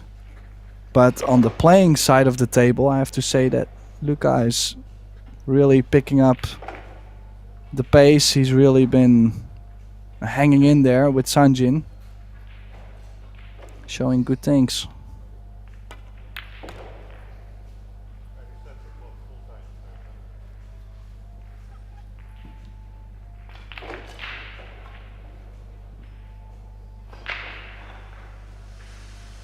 Played a lovely little cannon to leave himself perfectly on that straight 2. Just meant he had to stop the cue ball for this 3. Nice angle on this Tim as well. This is a good chance to once again draw level, and we'll have ourselves a race to 4.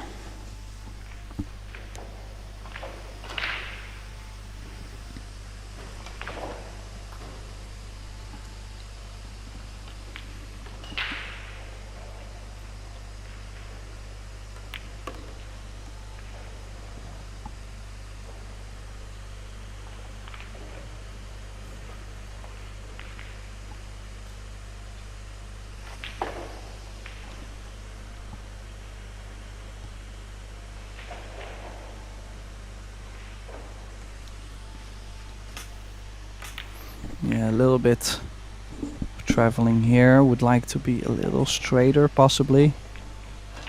Might have the angle to where if he goes 2 rails that he might run towards the 9. It's always dangerous. So this is where you choose to play either a little bit more right spin to make the angle shorter and to make sure you stay away from the 9 and go more to the center of the table, more to the left of the 9.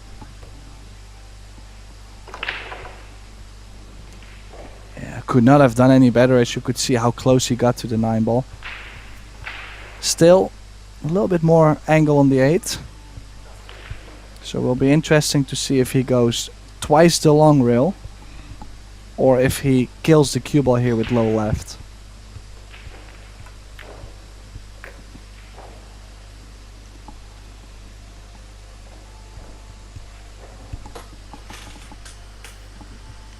I must admit, it's the first time, Tim, that I've seen Luka men playing rotation, and I'm impressed. Good solid player, isn't he? Typical German, you know, very methodical, very good technically, very good temperament. He's got the lot.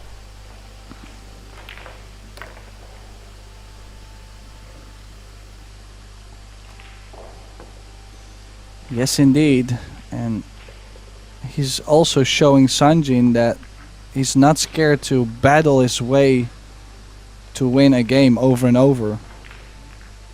Like, Sanjin has made, I believe, 1 or 2 breaker runs, but Luka, not so many. But still, he's having the same result on the board because he's been moving really well. Safety game has been solid. And every time he got the open opportunity, he ran out too. So he's definitely sending a message out.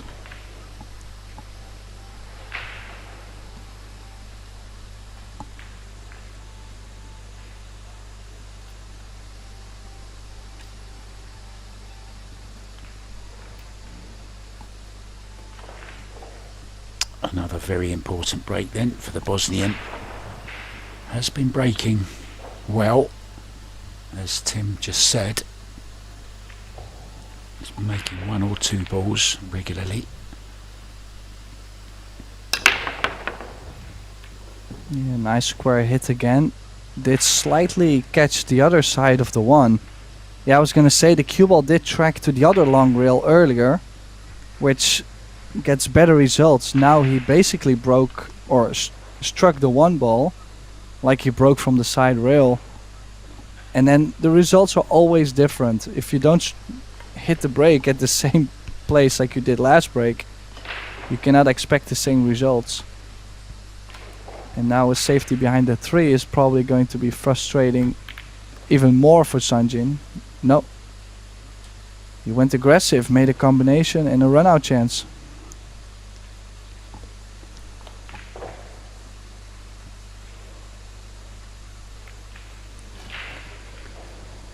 You just get the sense that this match is beginning to swing the German's way. He's certainly looking more comfortable at the moment than Sanjin. Sanjin not very happy at not making a ball on that last break, threw his arms up in the air as if to say, why didn't I make a ball there?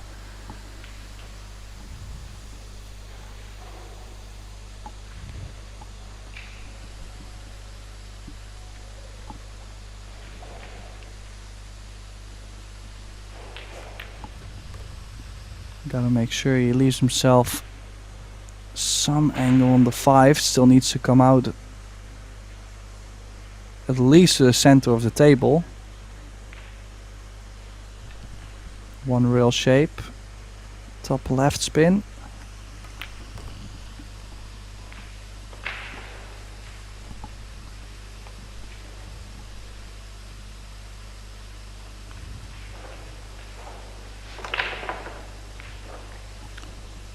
Talking about all the big names, Tim, left in this last 64 of the European Championships. You might want to add this young man to that list as well, because he's about to take the lead over Sanjin here. Playing some good stuff, isn't he?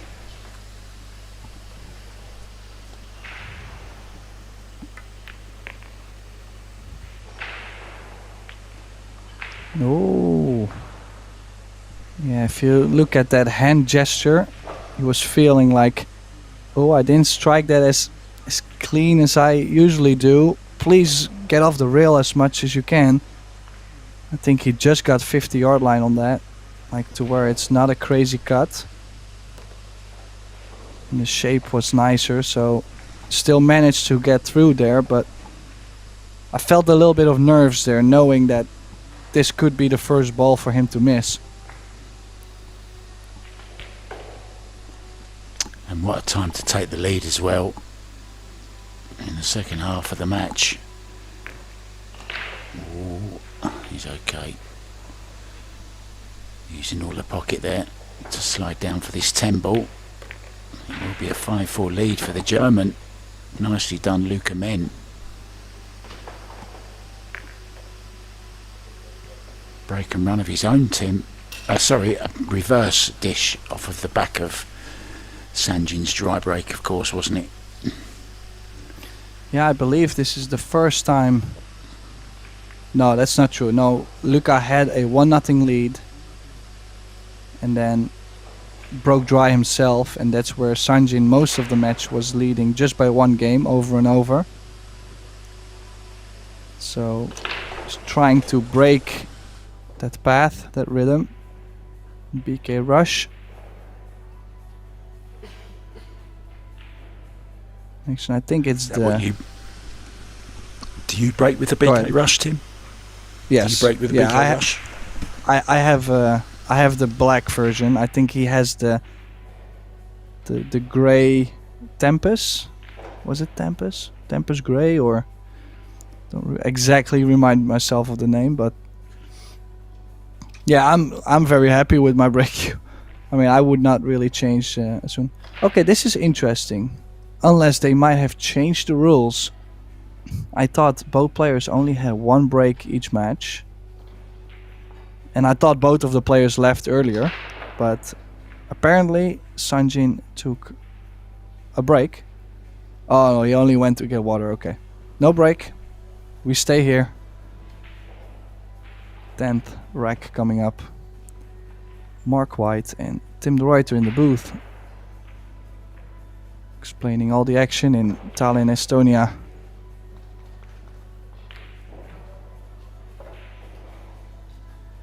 Needs a good break here in order to get that 2-game window.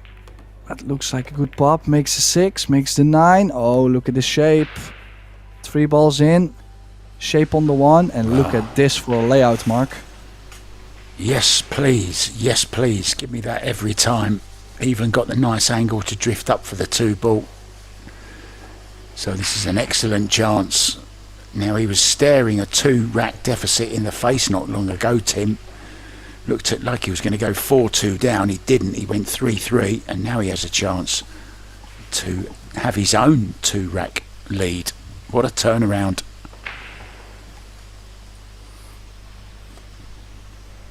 Yeah, that's why I said at some point in the beginning of the match, I said for most of the people that are probably watching this match live or later on, they would assume that Sanjin is a huge favorite here.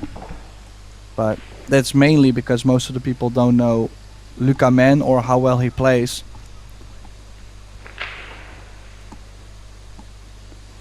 Do we know why he doesn't travel to any of the big tournaments, Tim? Does he have a full-time job? He looks like a scientist to me. If I had to guess his job, I'd say either a scientist or a physiotherapist.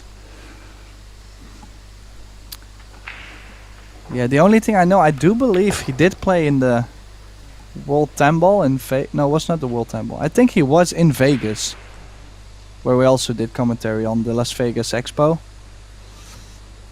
But Okay. I wouldn't know. I don't know him personally, and I know he's played Vegas, and I know he's played in Qatar, WPA event. But besides that, I haven't really seen too much, and it could be many reasons. Could be financial, could be work, could be not wanting to travel, it could be family, many ways. The only thing I know is that he's about to take a 6-4 lead, and he's looking solid. Yeah, if anything, the more solid and more comfortable out of the two players. It will be Sanjin to break though. Now, he broke dry last time. Just having a bit of fun. Chucking the ball up. Bosnia and Herzegovina proudly wearing blue and yellow with a little dash of white as well. I like that flag actually. Lovely part of the world, Bosnia.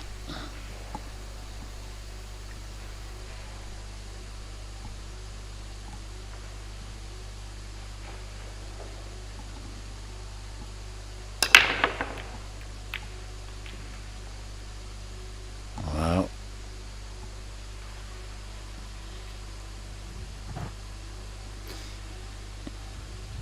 Yeah, and that's the thing. So with this break, because you're already so much out of the center of the table, if you catch it to where the cue ball goes to the same side as where you're breaking from, that means that the balls to the side are reacting off. So then you're basically hoping to make the 4-reeler. Now if you hit it more to the other side, the cue ball passing the other side pocket, that's where they most of the time still track to the side.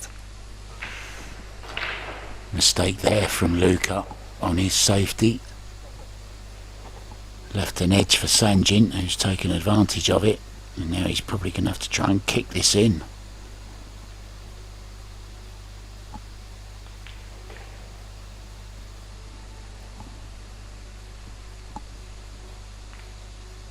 Or is he trying to get cover again?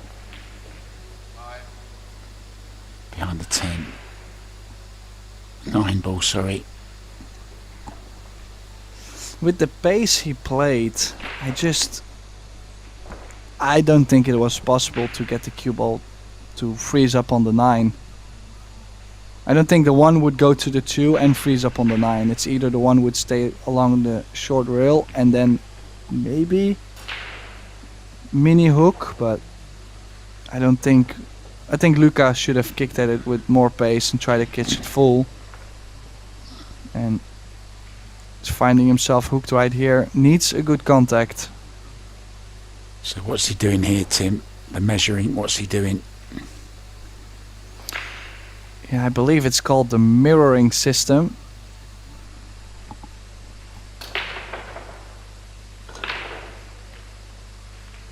Oh. But then again, he's tried to catch it perfect half ball and stick it with the 2 instead of going for a full hit, sending the 1 down table and possibly cue ball behind the traffic behind the 2. I think Yeah, that we may was a have little some- inexperienced. We may have some spectators watching 10 ball for the first time maybe and wondering what happened there. What was wrong with that? I mean, he hit the 1 ball, but the rule is that after you make contact with the object ball, a ball has to either go in a pocket or contact a cushion, and he didn't catch a cushion after hitting the 1 ball, so that's why it was ball in hand.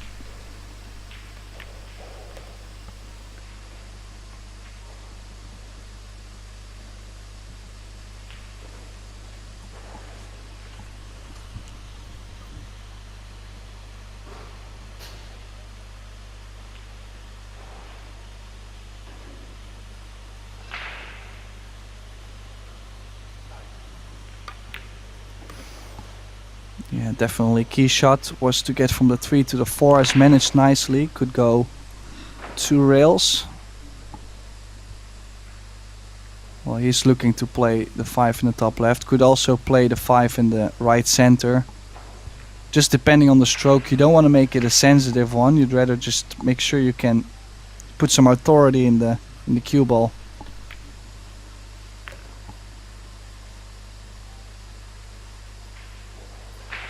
Exactly where he pointed his cue. Impressed with his cue ball, Tim.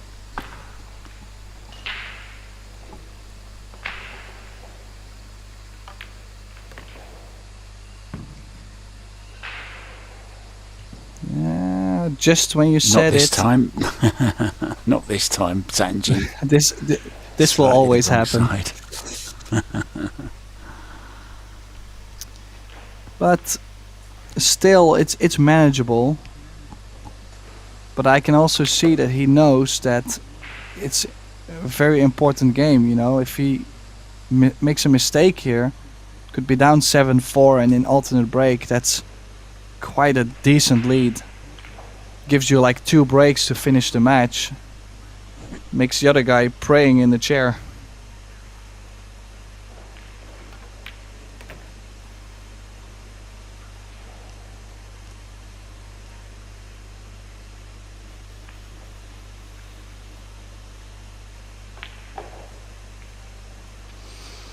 So, low left.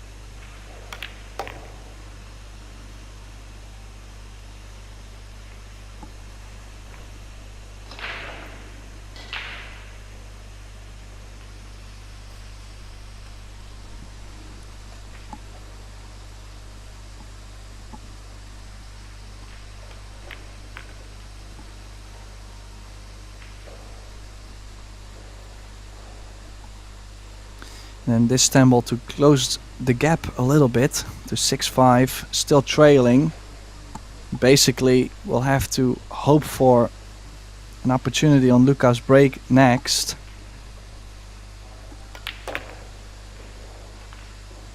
Six-5 it is.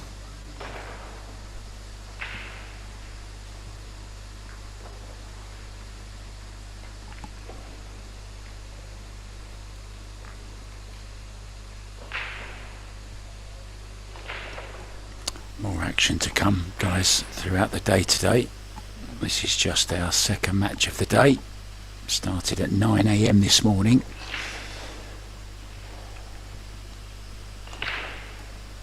Running just a little bit late because the last round of this tournament took a little bit long. There was the redraw for the last 64.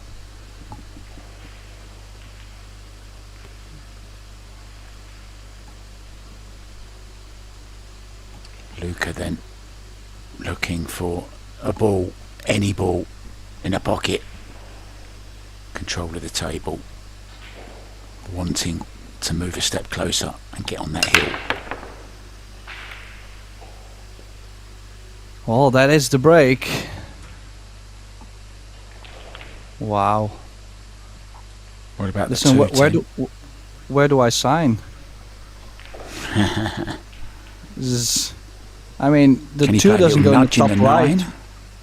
Well, I Little think nudge he in can the still 9? play. Or not? He can play shape for 2 in the top left, right?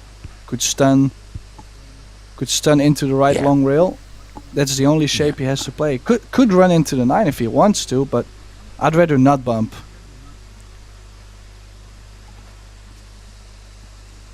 Or play the 2 in the top, in the bottom right. That's what he's playing. Yeah, he had options. Does it go in the center? No. I'm surprised he didn't play that stun into the rail and out. I think that was a good option, but could play a 2-6 combination. Just gotta make sure he doesn't lose the 2 ball.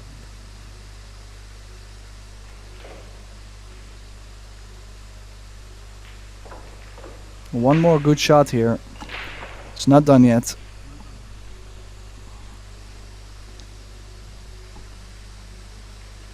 Slightly hampered as well by the 9. Saw his eyes then flick over to the 2 ball as he delivered the cue. So we know he's an object ball looker. What are you, Tim? Object or cue ball? Object ball. I find my body moving when I look at the cue ball.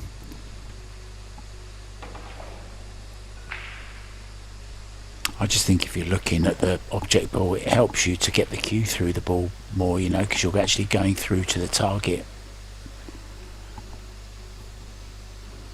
That's my theory. Yeah, we've heard the greatest say different. I mean, everybody is so different on this. Well, very interestingly, they asked the top 16 players, Tim, and 9 of them were cue ball lookers, object ball lookers, and 7 of them were cue ball lookers. So pretty even split, really. Not much between it. It's personal preference, isn't it? Yeah, a little bit of nerves, as you could see. Went over to take a sip of water, try to calm down a bit. Has played his 5 ball a little too firm. He's got straight on the 7. I think the best thing he can do is stop the cue ball or maybe slide draw and take a longer 9. No. Full draw, but as you can see, I didn't like the draw unless you were going to put left spin on there. Because he's basically in the same position as he was if he had played the cue ball as stop shot, so... This is a nervy shot. A big shot to take a 7-5 lead, probably. Assuming he gets on the 10. Oh, no problem. Little bounce would be nice. Thank you very much.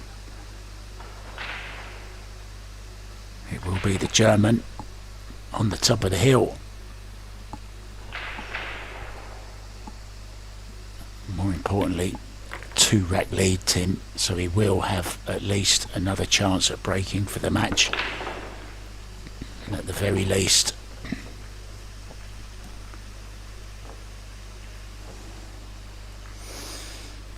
Yeah, quite some pressure on Sanjin's break as well. Especially if you look at Luka's break. Last break, he made 3 balls, perfect cue ball control. Knowing that your opponent just broke like that, things are not looking too great, you know. You know that even if you make your own breaker run right now, your opponent could still finish the match if he breaks the same way.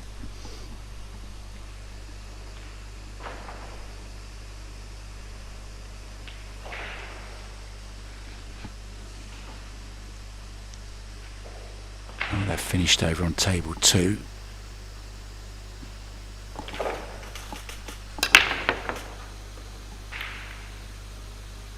Well, still cue ball a little bit wild, but at least ball's dropping for him. He has the shape on the 1, but to get on the 2 ball is tough. It's laying a little bit funny.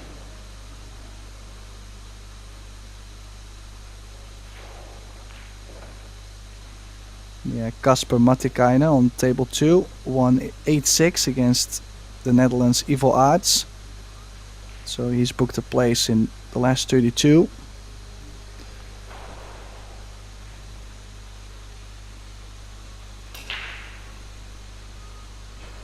last 32 will be coming up at 4 p.m. today. Yeah, I did like what Sanjin was trying to do, catching the top side of the 2 and running full into the 8, but skimmed off the 8, hooked himself, and immediately grabbed the jump cue. Oh, very nice. Oh, and that bump on the 3 was highly appreciated by him. I mean, he knew he needed some fortune to get on the 3 ball right after.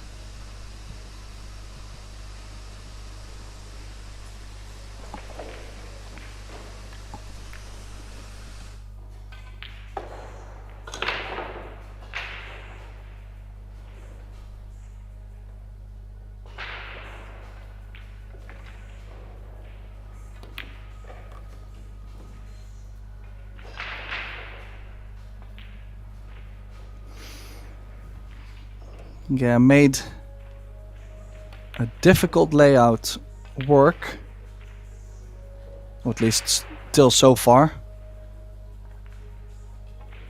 Let's see if he plays the short side, left side, or if he can still get to the top side of the 8 in this view. I think he can still draw over there, but no, chose the short side. He's played it a little firm, Mark. Yeah, he caught it a little bit thin, I think. A little bit of pressure on this as well, Tim, isn't there? His opponent on the heel, one miss and it's over. So a little bit of a nervy one. Still expect him to make it, of course, but he's just made it that miss, like just about 1%, hasn't it?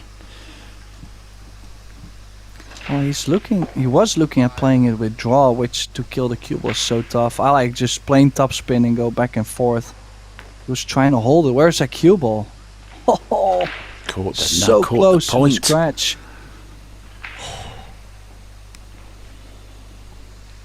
Well, it would have been a very rare occasion to see the cue ball disappear in the left center from that angle, but I have seen crazier things, so just gotta be happy that he breaker runs, put up his hand, knows he's a little bit fortunate, and it all comes down to Luka men's break.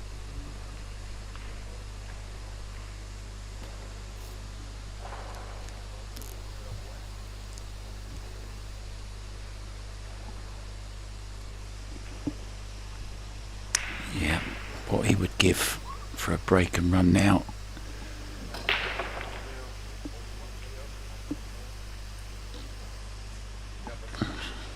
I'm not sure if I think Luka's gone to get some water. There you can see him in the bottom of your screen there, just grabbing some water probably.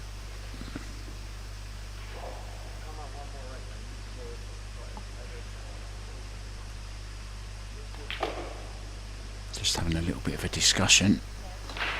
Not sure what they're talking about. Maybe waiting for some.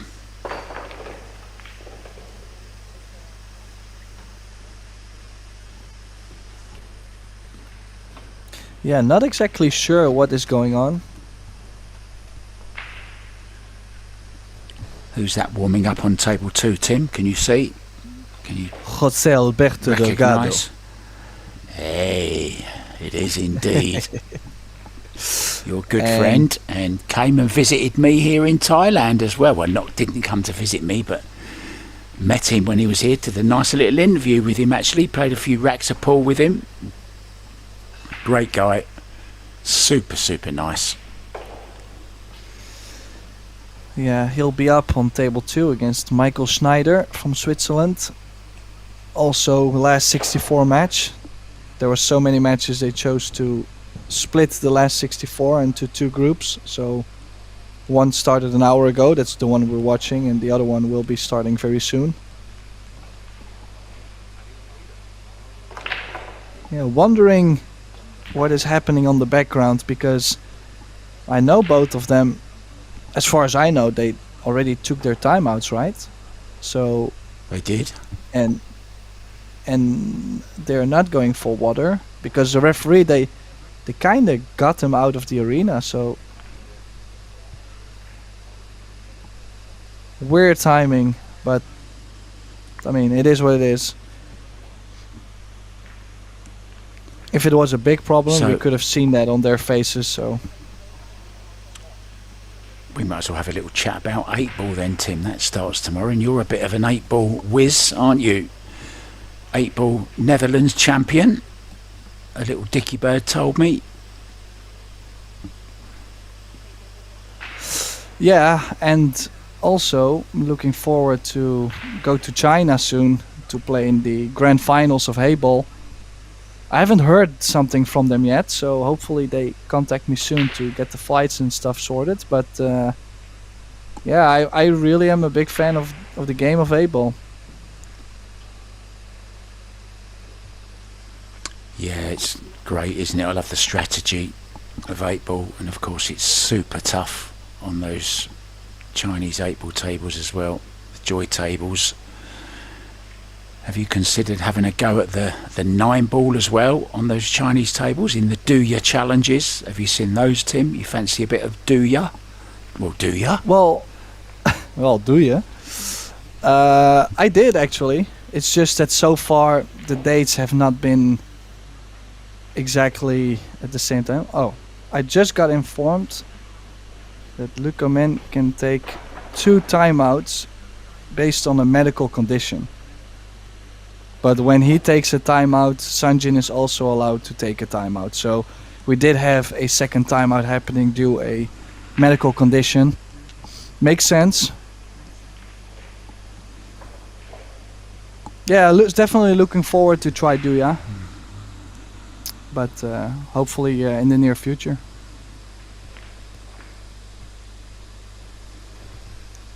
Maybe play some, do some commentary. That would be fun.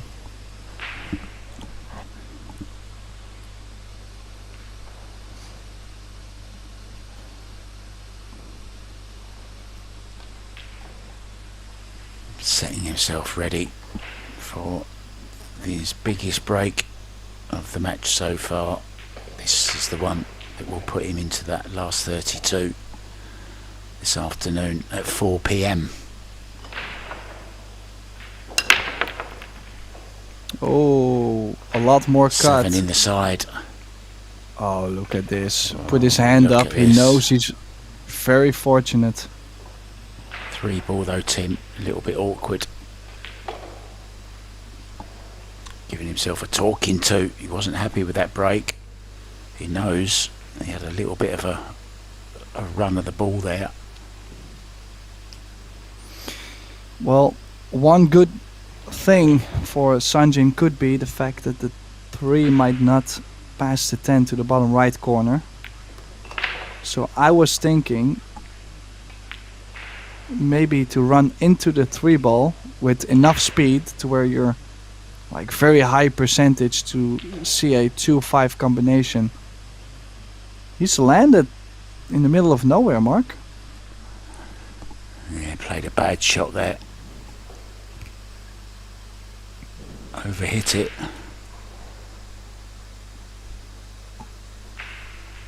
I think he's calling the 5, is it? Is he calling the 5-ball? Is he playing the carom here, Tim, onto the 5 and banking the 2-ball?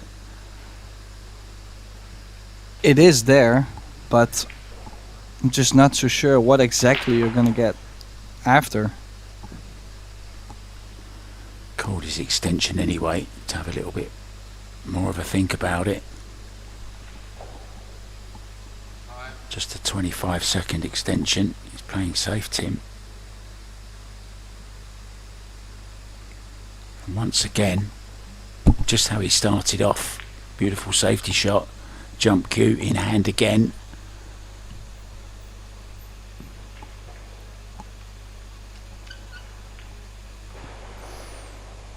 Yeah, interesting. Will be interesting to see what he plays on the jump. Maybe just play it down to this bottom route. Try and get cover behind the 3. Yeah, probably was trying to jump bank the 2 and play a safe on the 3 and look at this for a roll. There's more rolls than a bakery at the moment.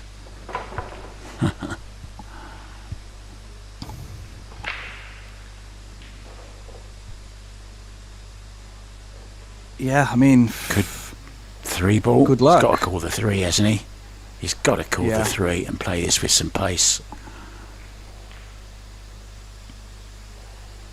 well, the other option is just to kick 2 rails and catch the 2 ball on the left side and play the right pace. But he hit it firm. Wow, he's opened it. This match is made for a hill. Can Sanjin run out here? That would be, in my opinion, this is one of the crazier matches I've seen so far in these couple days we've done commentary. Because they barely missed any balls. Most of the shape, I mean, I'm talking maybe 1 or 2 not so great shapes where they had to play safe. Besides that, almost every game was run out or a tactical battle and then a run out.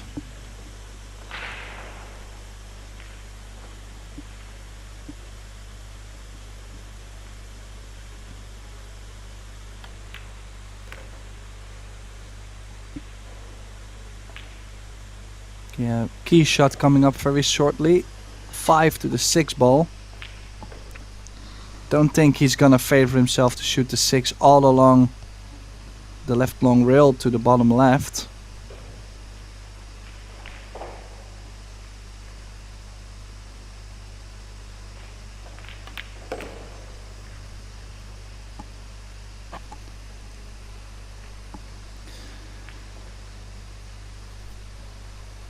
Did point at something. Can he still play the right side with top left?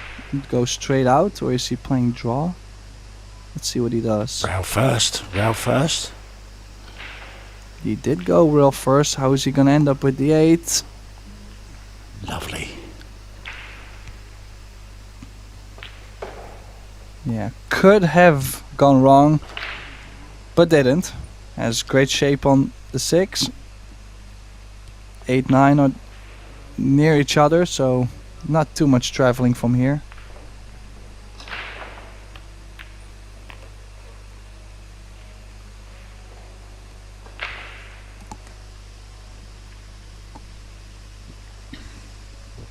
Commits the position to memory with a little tap on the table where he wants the cue ball to strike.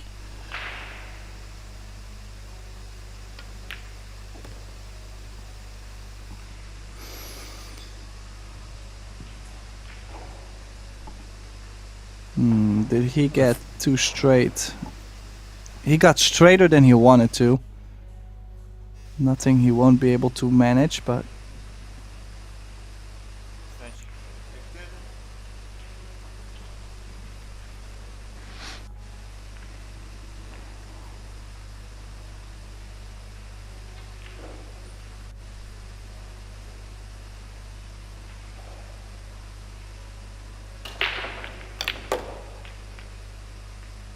oh wow. Look at this for a shot. Looks to be straight in. He got straight in on the 10 from there. Look at that speed control.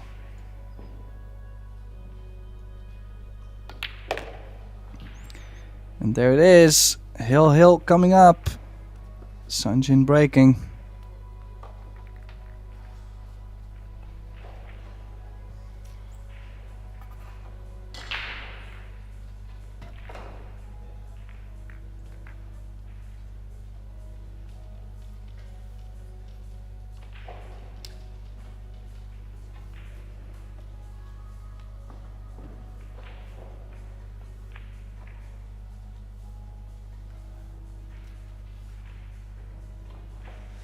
And I think it's a fair scoreline, Tim. I guess it was always going to go hill the way the match has been going. Both players have played some pretty good stuff. You know, Sanjin, a couple of dry breaks. Not many missed balls really. There's been some good safety in it as well. Thoroughly enjoyed this match. Has to be a loser though, unfortunately. And whoever does lose is out of this year's European Championships Predator Epbf Temple Championships. And it's a scratch, is it? Or it's stayed up? Well, definitely a dry break. And I fear Sanjin is going to be hooked very soon. Unless Luka says, well, let me go all in and make the one in the side and run out. He has to go for it, doesn't he? If it's on, Tim, if it goes, can draw back as well. Element of two-way about it also. Well, I might play just stop spin and leave the cue ball behind the 4 just in case. Just tap it in. Yeah, he tried to stop the cue ball. I'm not a fan of that. I'd rather had played it with a level cue action just so the aiming was better. I think that's the first ball he's missed this match. And a chance for Sanjin to close it out. Big shot on the 1 ball though. Well, what a time to miss your first ball in the deciding rack.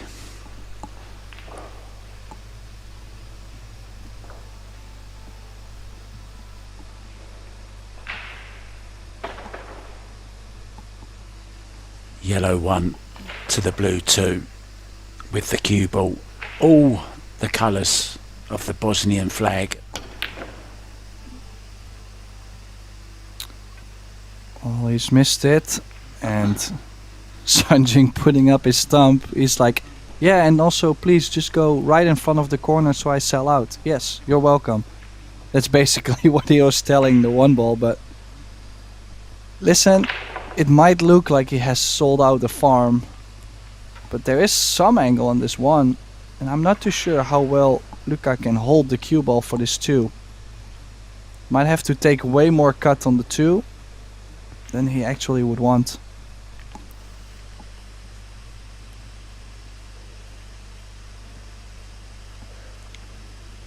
Key shot coming up then in this match. 2 to the 3, Tim. Let's see if he goes 3 rails around the 5-10 to land in between the 9 and the 10. Or if he... Does he play low right towards the 7 to play the 3 in the center? But could go behind the 7. Yeah, 3 rail shape. How does he end? Nudge on the 9, nudge on the 7. He's on the 3.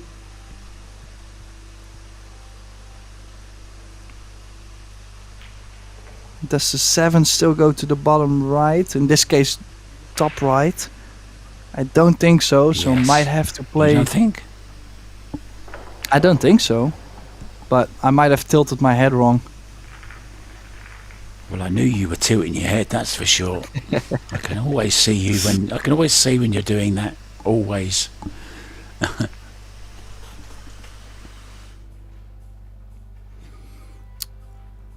Yeah, which, if the 7 doesn't go to the bottom right, this rack could still be very tricky. If it does go, the run out is quite available, but I'm a believer of the 7 not going to the bottom right. Yeah, from this angle, I tend to agree with you, I think. Hard to see.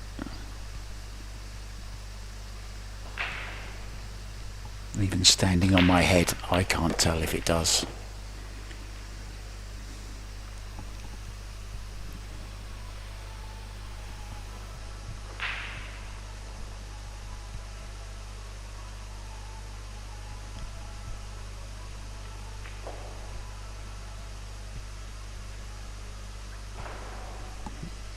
Could Well, he possibly definitely draw taking- into it here, Tim? Would you draw into it or not? Too risky? I think it's too risky. I think I would like to just try and get... Oh, he's also taking the distance on the 6. He might have hooked himself on the 8 as well. I was thinking to draw away, just draw around the 7, take whatever on the 6. And then Think there's he's okay, always Tim. a shot. There's always a shot to get to the bottom side of the 7, but now there isn't.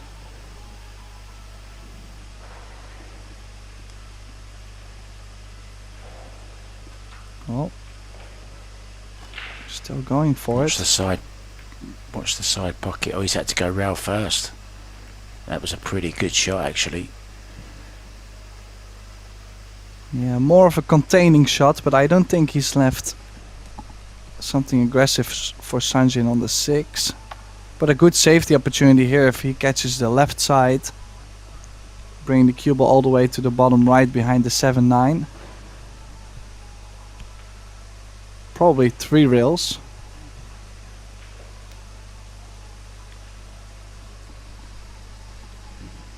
Well, it's all you wish for in the deciding frame. A shot. You'll be glad that he's back at the table. Just gotta watch the scratch. Oh, where's that cue ball?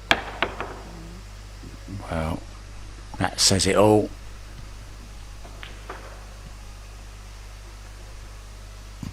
Who can forget Eklund Catch's scratch on the safety in the World Final against Fedor Gorst? Into the corner pocket. Down this end of the table, wasn't it, on that occasion? But what a chance. And he's got away with one here. Luka meant.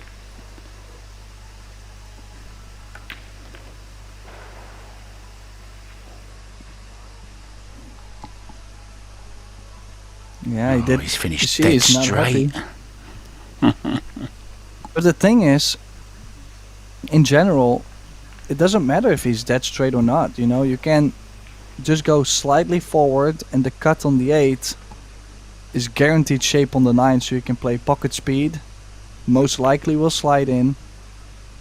He had even more to go, at least past the side, so I wouldn't be too worried. I'm actually surprised he reacted like that, because, you know, he could have really lost the match still, so... I mean, why would you react like that if you knew it wasn't straight anyway? He had a nice angle. It was kind of okay, wasn't it? Yeah. You'd Yeah, rather makes a have that clean position shot than on the your 8. opponent. That's for sure. Well, it looks like it's the end of the road for Sanjin Perlevanovic. I had him as one of my favourites for this. Maybe the PLP took just a little bit too much out of him. It will be Luka Ment who goes on to the last 34. Strange match in many, many ways. But it is the German who is victorious over the Bosnian. We're back more or less straight away with more action for you guys. It's more men's 10-ball action. Thanks to Tim de Ruyter and myself, Mark White. We'll see you again on the next one. Ta-da for now.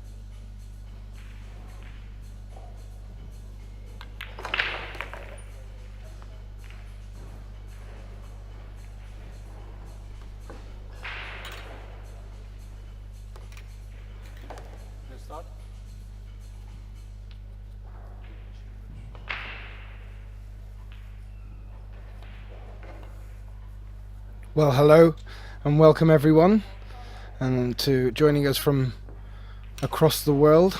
Welcome to the 2025 Predator European Championships. We're bringing you these matches today from the beautiful city of Tallinn here in Estonia, and the match being played today is 10-ball losers qualification, so sudden death.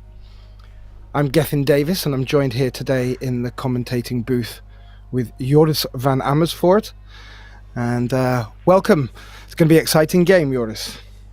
Hi, good evening, good afternoon, Gethin. One correction to you, this is no longer the loser qualification, we are already into the last 64.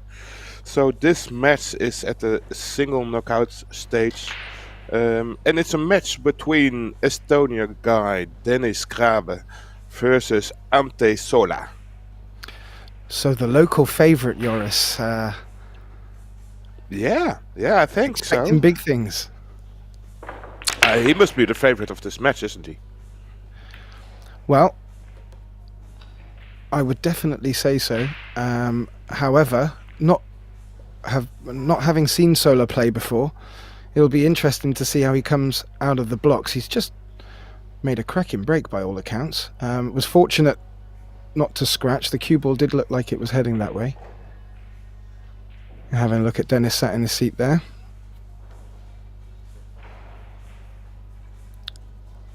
This early in the match, I would expect safety to be the order of the day. I don't think there's any value in trying to attack anything from there. Oh, how'd you like that, Joris?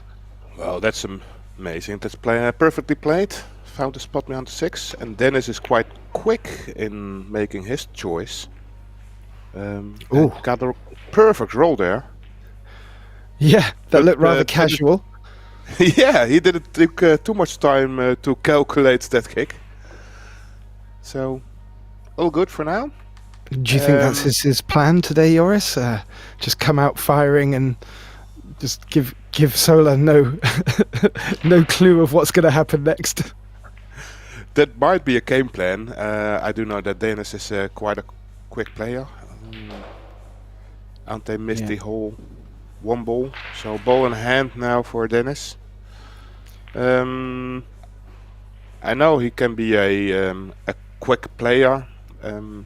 He loves to play more in a higher pace, especially when things are going his way.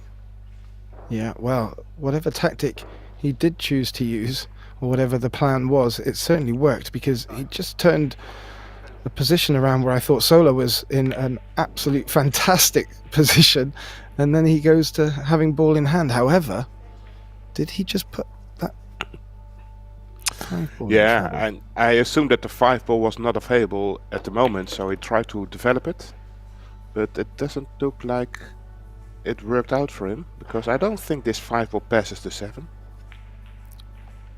No, so we'll be looking to make contact with these, I would guess, and hoping to come out with. And again, it didn't work out for him. Another kick. No, missed it by a hair. Okay. Well, so far it doesn't look like they're hanging around. It would be interesting to see if that's Sola's natural pace, and that if he will keep up, because that's something that players tend to do, and if it's not, then the Croatian really needs to, keep his own pace. He's clearly had a few matches under the belt. This will be interesting with the shot clock. The shot clock today of 30 seconds with a 25-second extension per rack per player. So you just had a little look at the clock there, if you noticed at home. Yeah, I think it's 35 seconds and a notification at 10 seconds left. Okay, thank you. That's a smart move there. He opened up the 8-9. The 8 was kind of difficult, so this makes it much more easier to put the 8.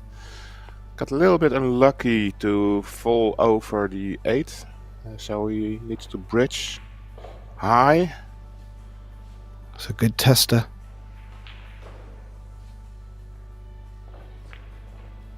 Doesn't need to work with the cue ball, so just roll it in. Ooh, yeah, Ooh, that no. didn't work. Now let's see if Dennis is again quick in his decision, because this is not straightforward. Most easiest way is to bring the 7 ball to the short rail. Just a containing safety, because he will leave a wide open shot towards the 7. Yeah, I think it was too difficult to ask for cover on the cue ball there, and Grabber taking the best opportunity of creating distance between these two. Let's see what Sola does here. Probably a spot behind the 9 and the 8. Looking for it, but He certainly it was. Or is it? Ooh. No, Ooh. it did work. That's a bonus. What happened there? It just completely missed the 9 and didn't look like it. Oh, from the overhead, you can see a great position there. Oh. I don't think Dennis is going to allow me the opportunity to talk in this match. I don't think that both players will give, but especially not Dennis. All right. So, well, I don't know if you're on a tight schedule, Catherine, but you might be in time.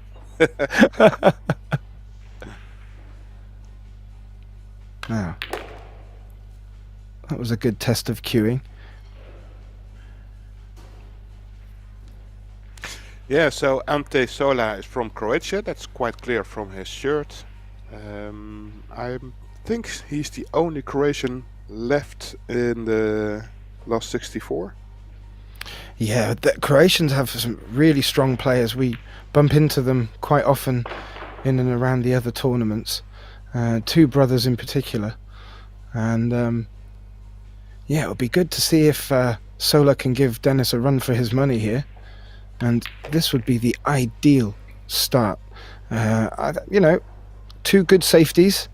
And although Dennis did have a good chance, this will be a very nice one to nip on his break, I believe.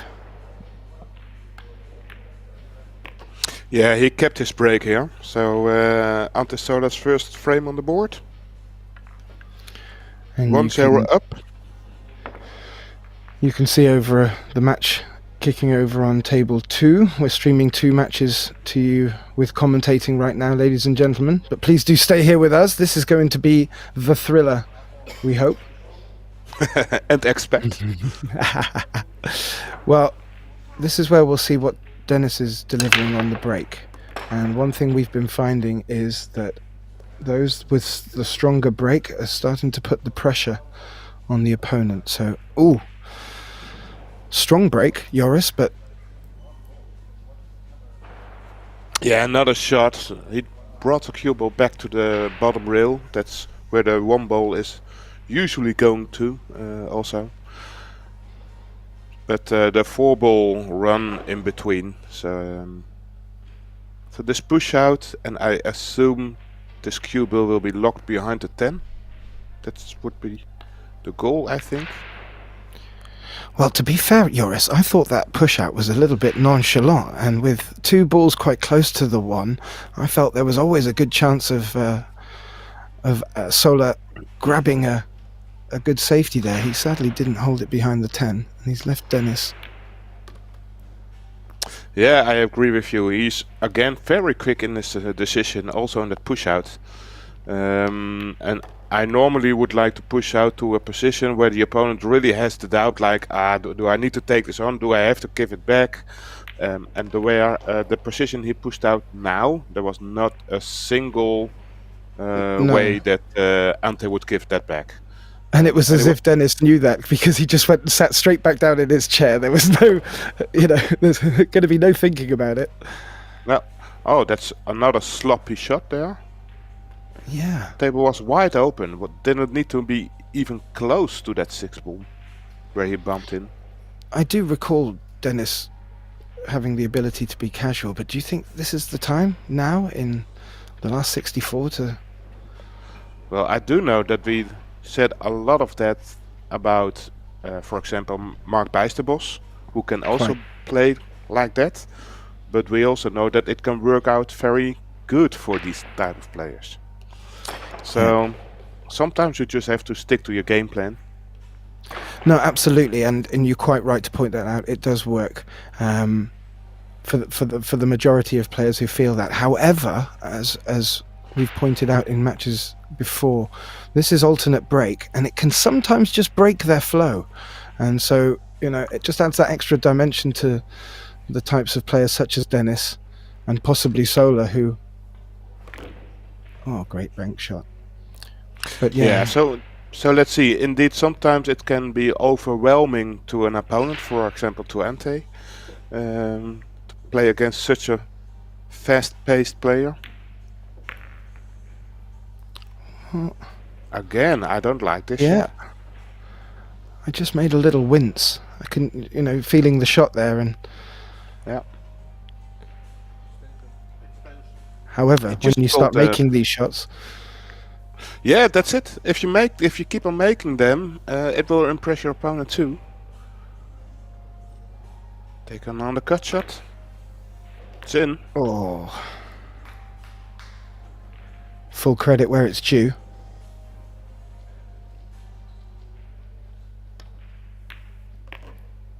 And that's it. Dennis brings it back to 1-1, holds his break, and I'm sure we'll mention it a few more times, but his eagerness and lack of thinking between each shots. Well, I say lack of thinking, but he doesn't seem to dwell on his decision making. It is intimidating. That's the word you used, Joris. It's intimidating. Yeah, absolutely, and it is quite interesting to see how Ante can hold himself with this pressure, this intimidation. Do you think it might work the other way, Joris? Ante's thinking, I can see Dennis making some mistakes in this. So maybe if I, keep putting a little safety here and there, and watching Mr. Casual, not necessarily take the time and attention over getting out of the safety as well, he could pick up a few good chances in this match. Yeah, I do know that if it runs against you, like players as Dennis, it feels like you're stepping in a trap, things are not running your way, you're getting more emotional, and if you play a lot of good safeties, that might be a game plan. Well, we see a dry break from Ante there, and again a little bit sloppy on position, Joris. I just nudged the free ball. Okay, recovery shot. He certainly got the ability. Okay. Yeah, so probably stop shot, and needs to work on the 4-ball. So we might go up and down again. I don't see him checking up, or maybe he's playing jacked up. He wants to keep you on your toes, Joris. So key shot will be 6 to the 7. He can choose to shoot the 6 at the bottom left. He can draw this right now. Yeah. Come down this side of the 7 with deep screw.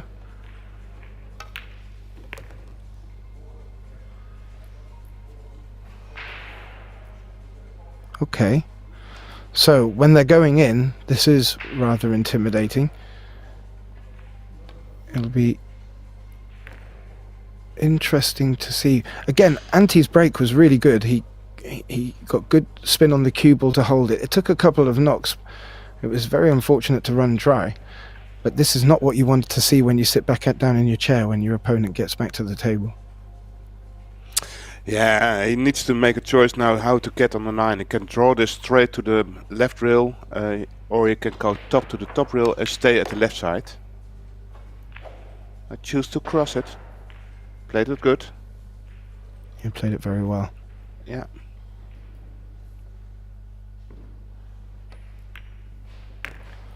Well, it looks forever like the local favourite is going to take the lead after Sola grabbing the first frame on his break. So that's the first taking of the opponent's break from Dennis. Oh, and as we look over at the other tables, the Predator Arc tables, it looks fantastic out there. I do like the stars around the Absolutely. tables. It looks great. I love it, especially with the blue lightning on the ceiling. Gives you a real great atmosphere. I mentioned it to Tim Delgado, and his response was, "There's many more stars out there, Gethin." And I couldn't disagree. Well done. Yeah. Okay, so good control of the cue. Wow. Good control of the cue ball, but again, like, Does this one ball pass the 7 to the side? Maybe the 9 ball is opening up the pocket. I have to say, Joris, the way he's been cutting these balls, I wouldn't put it past him. No. So he chose not to. A lot of traffic there. Yeah. So he also took away the jump shot. Now, knowing these, yeah, exactly, knowing these young players, they have a very good ability to make these normally two cushion shots and playing them up the rail and either getting safe from it or making the pot. So this would be a great chance for him if he can get out of this and make the pot. Ooh. Very Where's the close. cue ball going? Ball? Oh, that's unlucky. Yeah, that is really unfortunate. Yeah, Looked forever so in a day that he'd potted it. Yeah. So immediately some red flags, I think, for Antti. Not only he's trading. Ooh, what's that? Well, it was tricky to find a good position on that 3, Joris. It was tricky, I get that, but he was looking But to he put was that cue miles ball on off. the sixpence. Yeah, and he's elected to push the 10 against the 5. A good containing deliberate foul, I guess is how you would put it, especially for my friends back in the UK. However,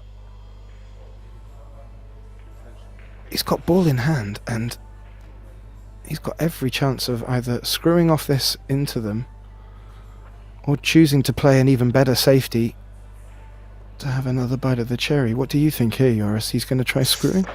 Yeah, I think you have to try to open it up, screw it straight back into the 5. Remind yourself that you must hit the 5, because if you hit no ball, then you're going to snooker yourself. But he did an amazing job. Yeah, that was very nice. There was always a chance that he was going to rub off the side of the 5 and leave nothing. This is definitely an opportunity.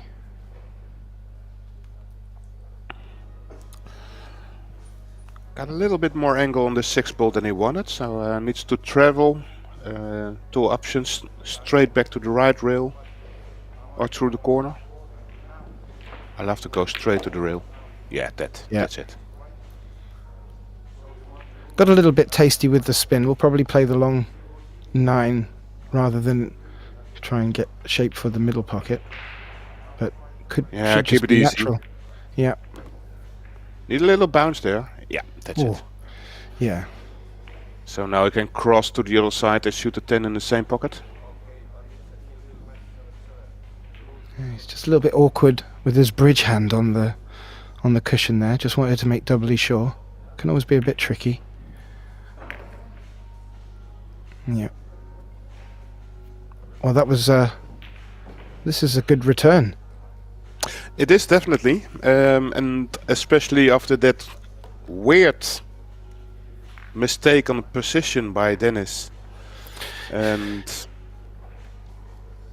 yeah, I mean, would you consider that again part of the casualness? And I don't know, but that was a rare mistake. I think he really relied on his capability to find that small position just next to the 10 ball. Probably had some body movement during that shot already, or was it real loss of focus? Yeah. Also, Joris, TV table, you know, plays a little bit differently, and maybe it's Dennis hasn't had too much table time on the TV table, so playing delicate shots like that really do need the finesse and understanding of, the timing and the pace. So, I thought it was a brave shot myself. I did think it was a brave shot. I thought there were other options when he had ball in hand, but I can see what he was trying to do. Indeed, and also the choice to make a deliberate fall and an intentional fall straight after that mistake. I think he took like 5 seconds to make the decision. Yeah. Where I think there were maybe better options to make the kick. I think the cue ball, the object ball was not far away from a straight line. Ooh. Yeah, it's there. He was looking at it. And that would be the way that he's going at the moment, I think that casualness might end up biting him a little bit. I'm sure he's hoping it doesn't. It'd be if Antti doesn't get dragged into it and keeps him in his own frame, I think there's every chance of Antti causing a little upset here. So if Dennis can hear me, hopefully that will give him a little spur on. So key shot is coming up after this shot. The 7 ball, of course, goes into the side pocket.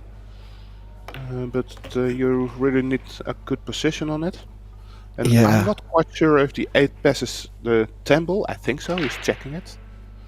But you need a perfect angle on the 7 to avoid the kiss with the 8. Yeah, if you look from this angle, if you see from this camera angle, Joris, that 7 ball he's got to have this cue ball on the sixpence. He's just come good, I think. Yeah, I think it's fair. It's fine. So it's all about the 8 ball passing the 10 here. Rod in. Yeah, that's good. So it's quite clear that the 8 passes the 10, and then all hard work has been done. Yes, and then it should be tight, apparently.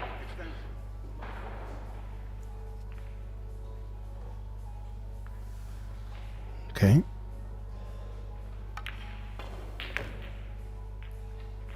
Perfect. Yeah.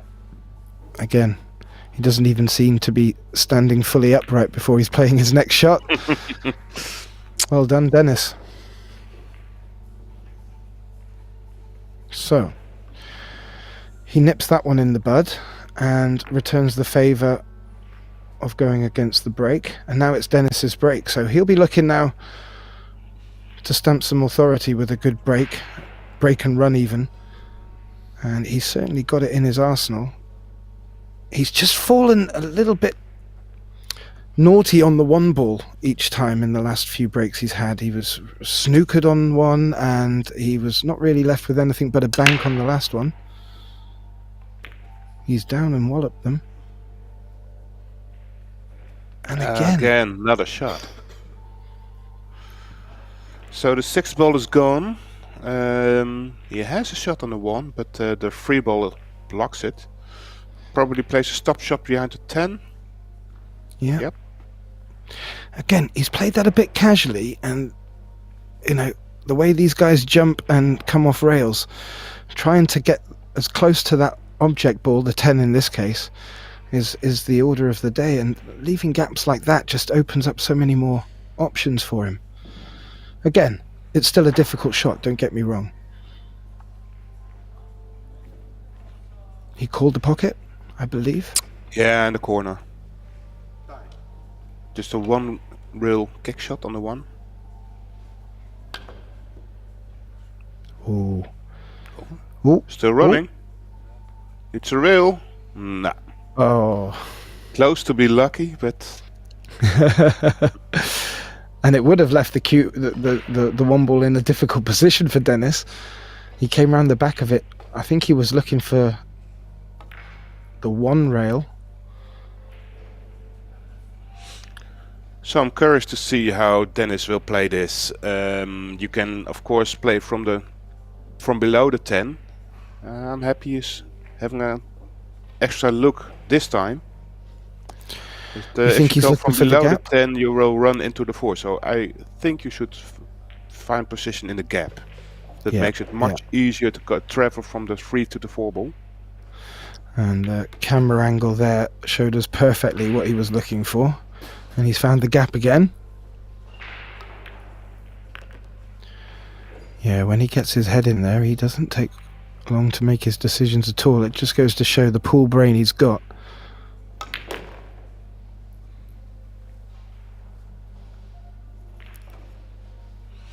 Yeah, it's kind of a roadmap from here. Yeah. I think Stop Dennis it, will be stop it. hoping it to be the same.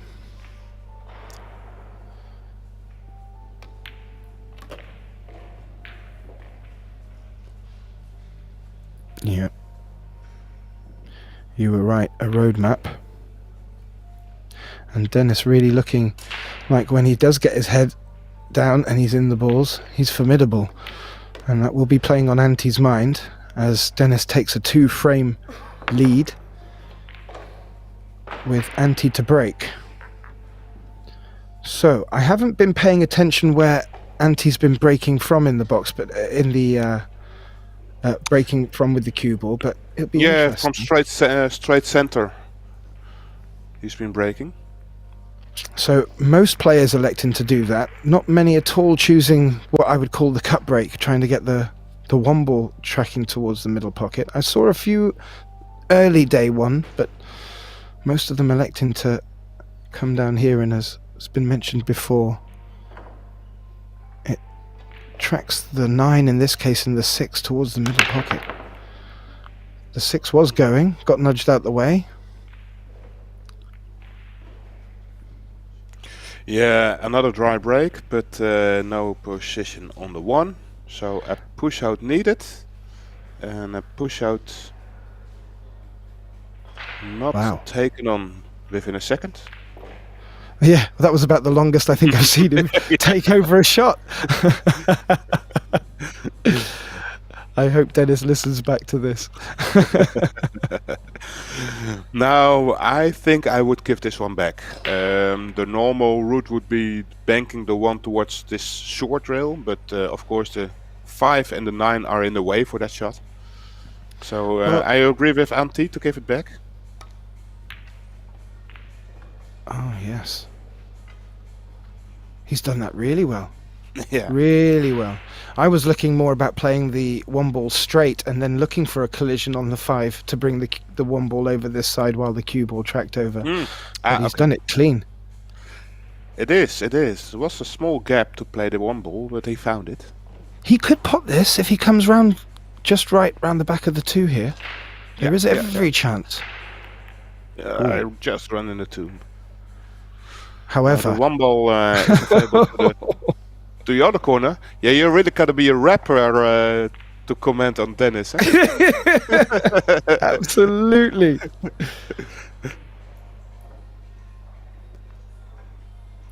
Now look at the free ball, Kevin. You Yeah, think he's going to draw these 2 rails out? I think he has to. I don't think there's any. Unless there's an Efren Reyes swear exactly around the 8. exactly. Yeah, We think alike. Yeah. Oh, I like that way.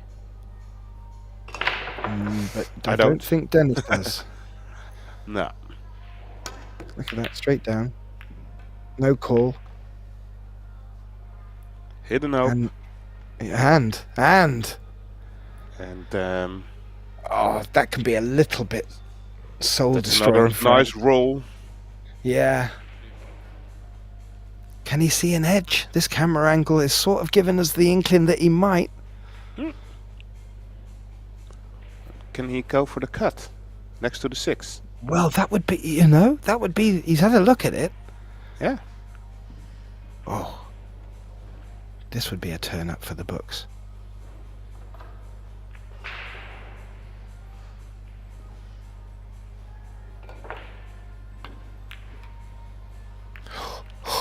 Oh, very close. Was a nice effort. Really was, and I think he would have had perfect shape on the 4. Yeah, probably. Without that kiss. Yeah. So, too bad. It was an opportunity for Antti. Yeah, he's shaking his head there, but I mean, full kudos to him. He went for it, and that was a great looking shot, and it would have given him every chance of closing this out. Sadly, it's now handed it to Dennis, who clearly wants to make short work of it.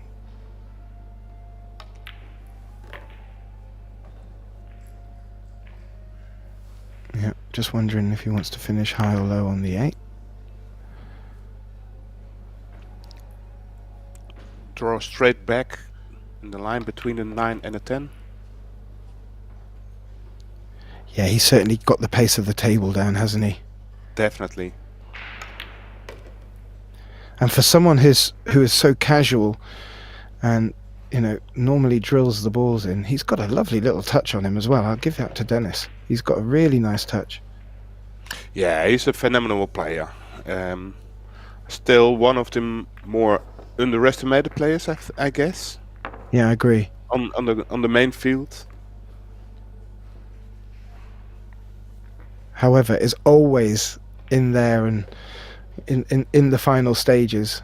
You know, his name comes up so often.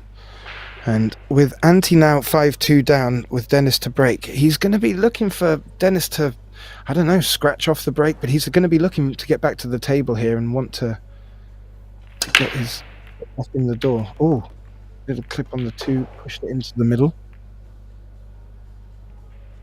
And he's come out of that okay, Joris. Yeah. Yeah, needs a good hit on the 4-5.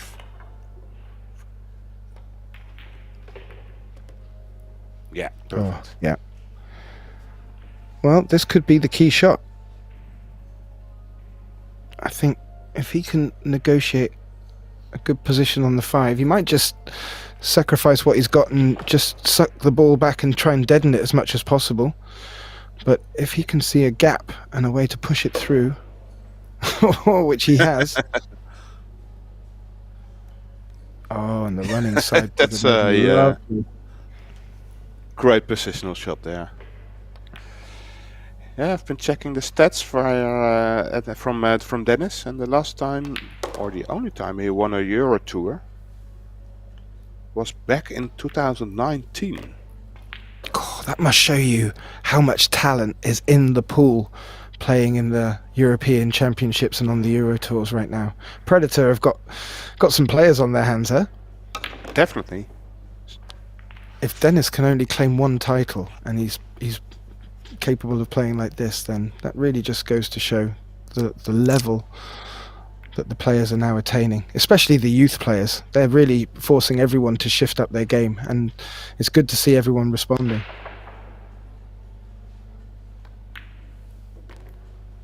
Yeah. So another quick run out.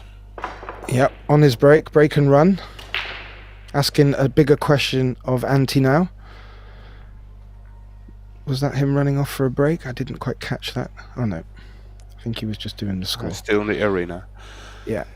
So we had a discussion on who's favorite for the title of this European 10 ball for this year. But if you take a look at the field, then you can just name like 10, 15 players who are all very capable of winning that title. Absolutely.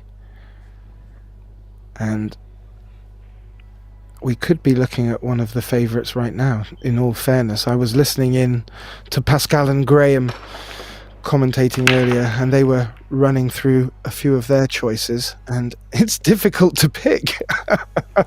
Yeah, definitely. Yeah, well, like a lot of them had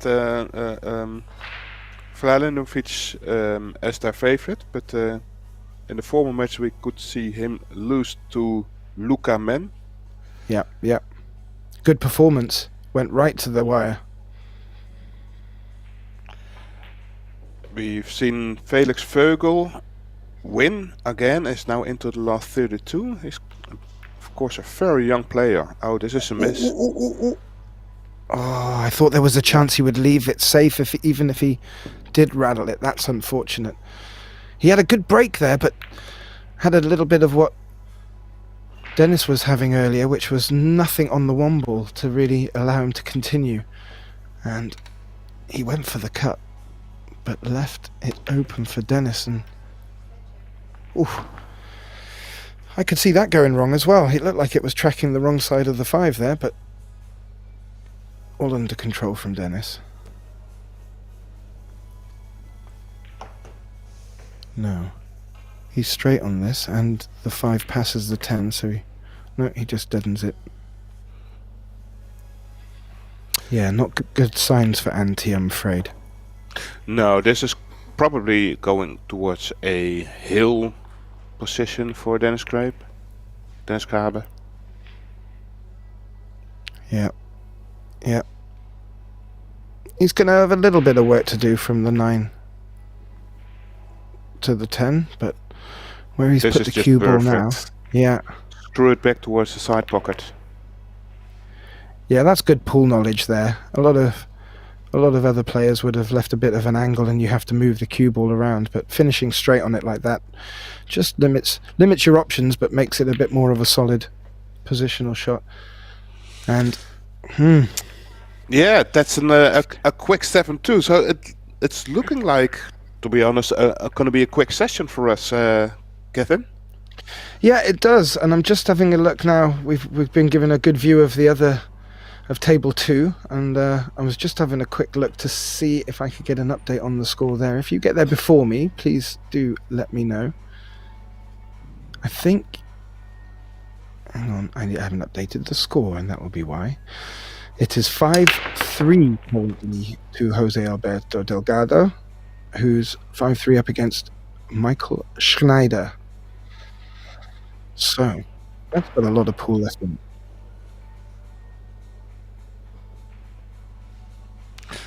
So a decent break, decent result. Of course, this 1 and 2 are all in the open.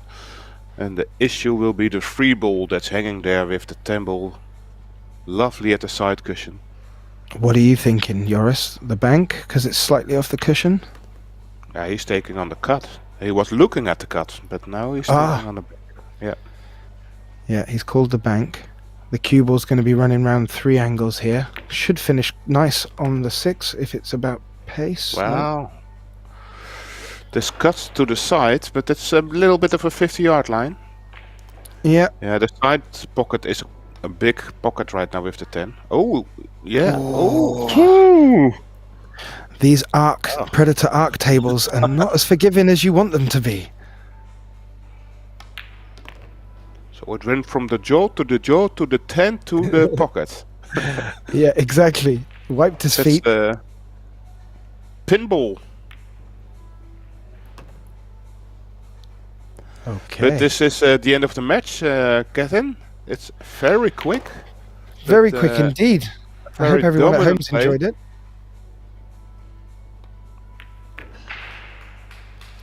Congratulations, Dennis Grabe, and well, too bad for you, Ante Sola, finishing 33rd in this 10-ball tournament. Probably will see him in the other events. And well, again, congratulations to Dennis, and thank you very much, Kevin, for your Thank you, commentary Joris. with me. And everybody, stay tuned. We will start the next match on this stream. I don't know the players yet, but it looks like we're going into the final 32 stage, because all last 64 matches has been started yet. So stay tuned.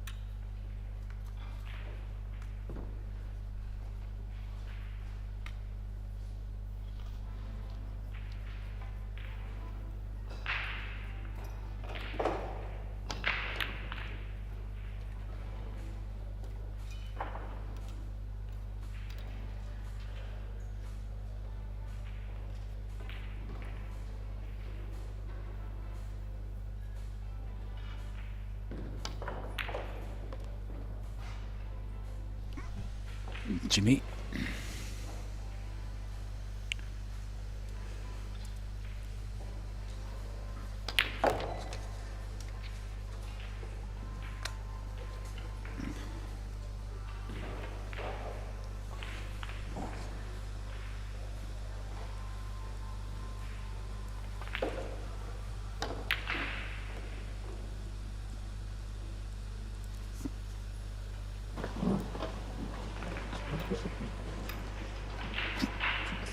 Hey, Jimmy.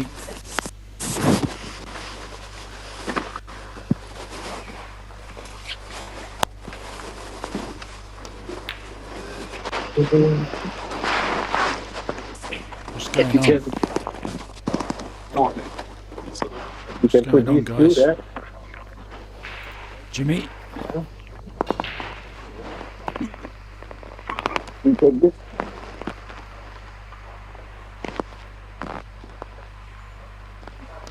Jimmy?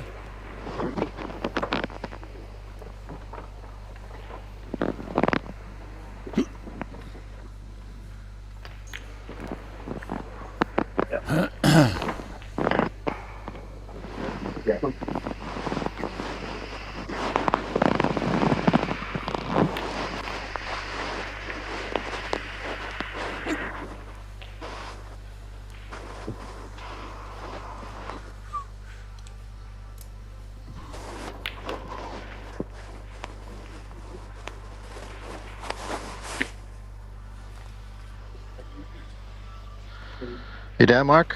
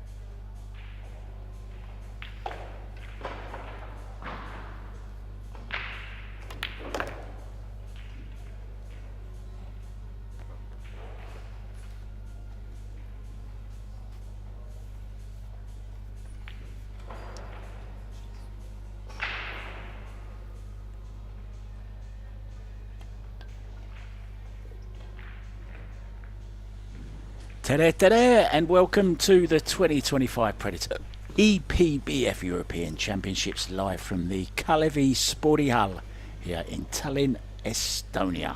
Our match is a last 32 clash between Jasmine Ocean, the familiar figure on your screens of course, up against maybe the not so familiar Angeline Lubinaz, I beg your pardon.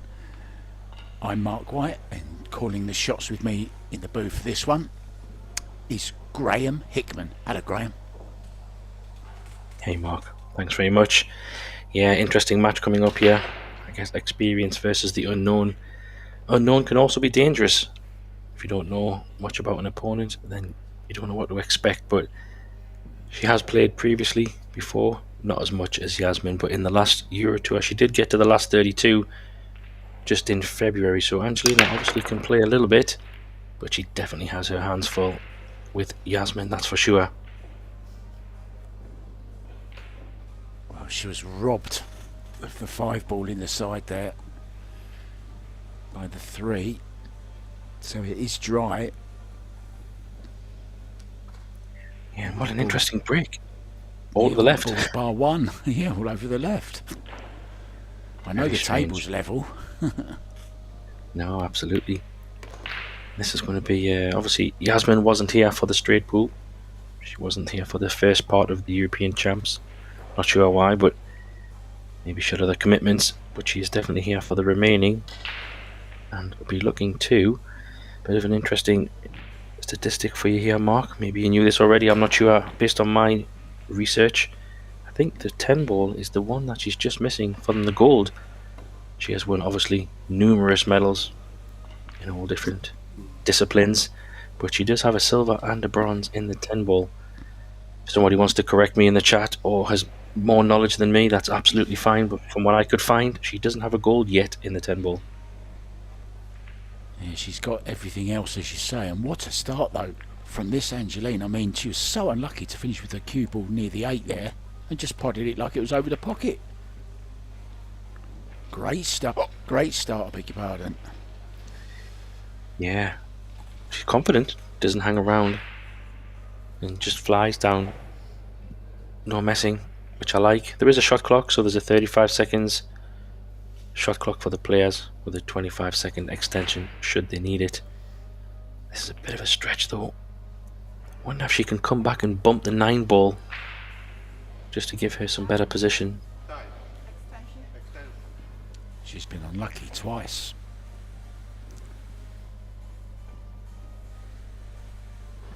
Yeah, and that shot clock may come into play here. Yeah, she's speeding up a little bit. Last thing she wants to do is rush this. It's awkward enough as it is. She needs to cannon into one of those balls to hold for the 5. Oh, she didn't even go for it. Wow. Smart shot. Yeah. Not a bad shot. Interesting. It's good to see that she's comfortable in not pushing the boat out straight away, so jump cue maybe for Jasmine here. She has called the 4 in the side, the right side, so she's not playing the bank, she's playing an element of shot was safe. That's a pretty good shot for me. Could see Angelina jump here potentially.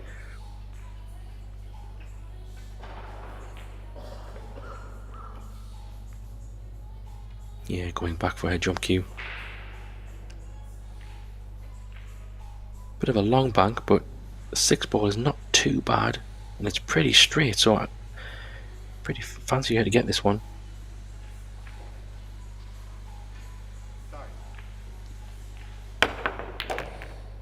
Great shot.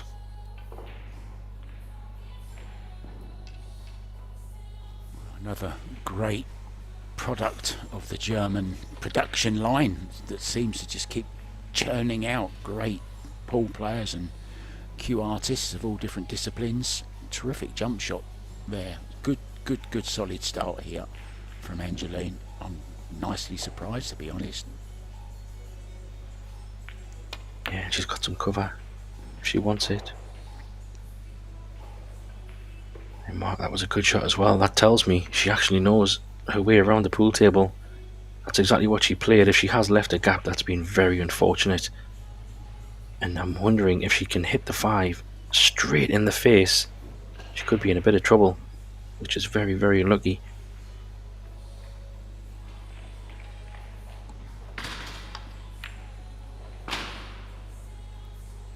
May have overhit this though. May have overhit it. There's another jump if she can't see it. She'll go straight back for the jump cue here, I think. Yeah, I have to say that was a bit unlucky. She played a very good safety on the 5 to leave that gap in such a way. It was a bit tough, so jumping again required.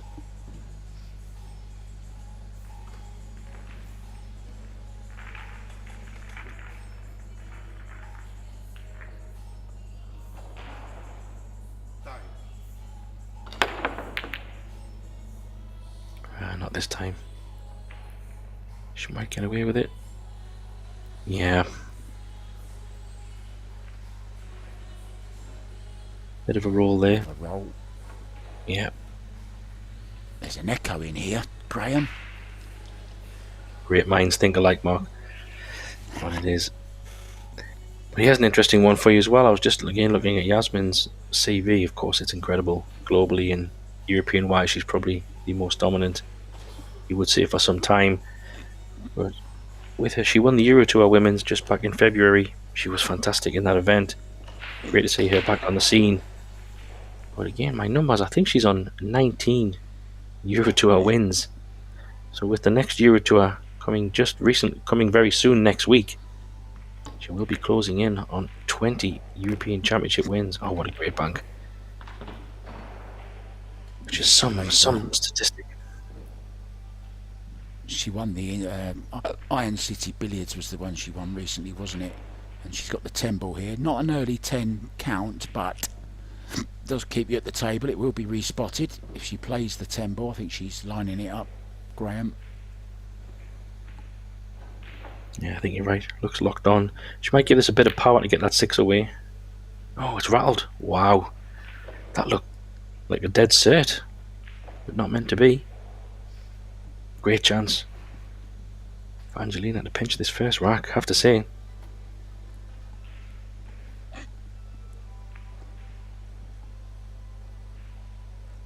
Yeah, the way Angeline started off, looked like she was going to run the rack out, but had a few little safety battles in between, which Angelina's won. Just needs a big shot here, Graham, to get onto this 8 ball, doesn't she? Yeah, this is a bit of a stroke. She's going to have to maybe punch this around 3 rails potentially. Come all the way down. Unless she can go straight up and down, play a combo. Oh, she had enough angle. That's a smart choice for me, Mark. She didn't push too far there. She just thought, get it down there. The 10's over the pocket. The one thing she'll have to keep in mind is playing this combo. She doesn't want to be snookering herself behind the 10. I think she's okay, but she wants to come above the 10 ball spot or below it. Oh dear. Is she okay? She's looking. Oh, they respot their own ball. I'm not sure if yet. Oh, she has snookered herself, so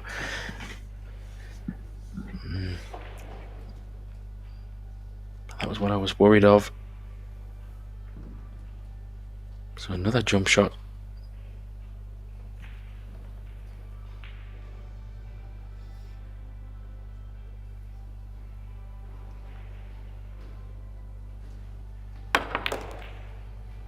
Yeah, nicely done. Tricky 9 ball still to get over the line in this first rack, and I always say these first racks are big, especially if you're playing such a big player. You want to make them feel the pain if they make a mistake, so big shot here. She will be breaking next as well. This is off the dry break of Jasmine, and she's made it. Yeah, I thought that was going to miss for a moment, but the pace that she played it was good enough. I have to say, Mark, I'm quite impressed with this opening rack from Angelina. She's no walkover, that's for sure. Well, she's looked the better of the 2 players in that opening rack, potted some fantastic balls. Jasmine had that great bang on the 5 ball and then missed surprisingly as what looked like a straightforward 6-10 combo, Graham.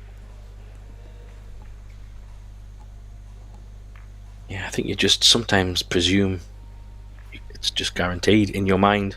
So she was probably thinking more about the 6 ball. And it's obviously just pushed the 10 ball into the corner of the pocket, and yeah, didn't go. But this is the start that you need against the top players, and now we get to see Angelina's break.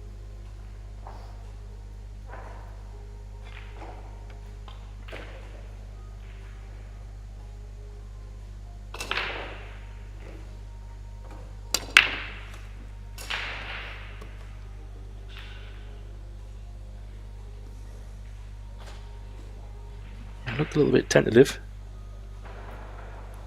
She made a ball, and she's on the 1 mark, so we can't complain. Yeah, no 3-point rule or anything like that. So, I mean, the 10 ball break is one that you want to hit harder anyway, isn't it? In general, it's not like you're trying to deliberately soft break. But an excellent opportunity here, Graham, to do some more damage. Yeah, and the balls are pretty open. She needs to play a couple of good shots around the little cluster area of the 4, 6 and the 7 there, I think. Don't know if the 4 passes. Maybe we'll see what angle she leaves here. She might have come a bit far. Yeah, interesting. I don't know where the 4 ball potentially goes. She's looking up the table here, so she might have to come down below the 4.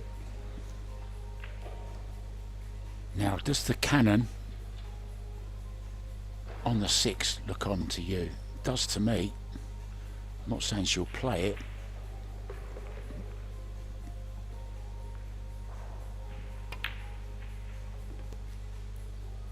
No, it wasn't. It's very well done. She's not afraid to leave herself a bit of work to do, is she? No, she's very confident, and she might even, she might go back up the table for the 5 here, possibly in the left-hand side. But the 6 ball is a little bit tricky as well, so position on the 5 is very important.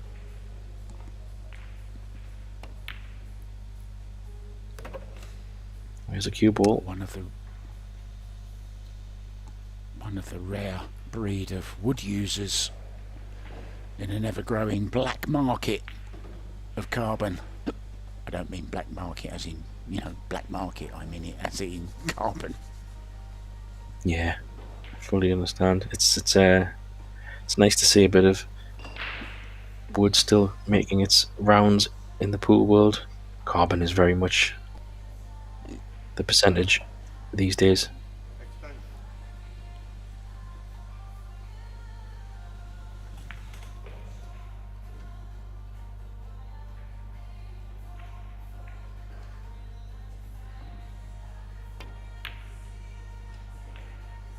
Yeah, that was a tough one. Where the 6 ball was as well. She actually executed it pretty good.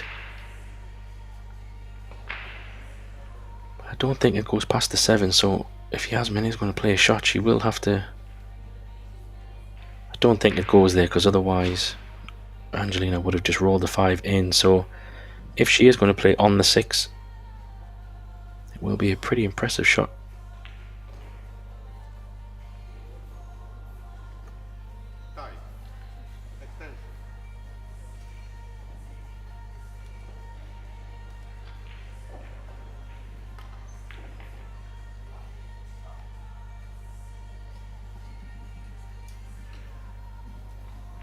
Let's have a look.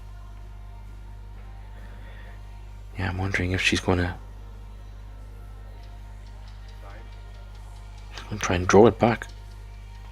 Wow. I think she was playing the combo there, like to leave a 6-7 combo, so her arms, give her arm a shake. She's a little bit out of sorts at the start of this match. But we know how dangerous Jasmine can be once she gets going.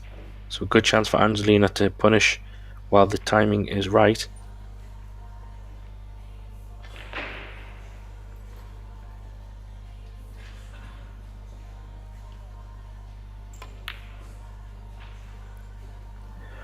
Oh, goodness. Can't miss those balls, I'm afraid. That was a gimme. She's just focused, trying to get on the 6. Perfect. That's a bit of a surprise.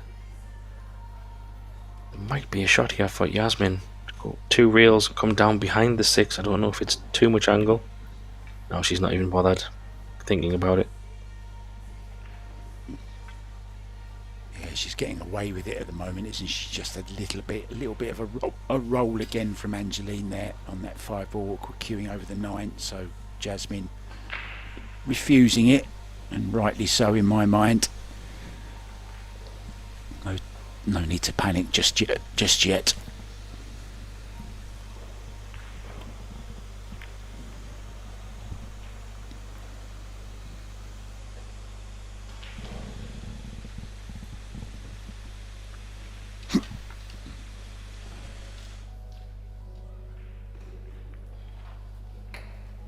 She might have left a 1 reel kick, not sure. Jump cue, she's running because she doesn't have an extension. This is where the time clock does play a big factor. Decide, shoot and go. What a great view there of the glove. Very nice. How's Jasmine's look? Not so good, I think.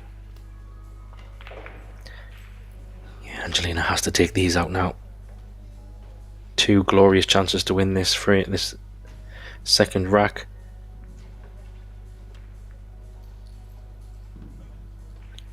Don't think she can hold for the middle, so she might have to run a little bit further. Oh, nicely judged. That was a great shot.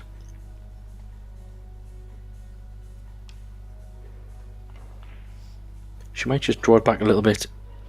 She's got enough angle just to pull it back ever so slightly to leave a nice angle.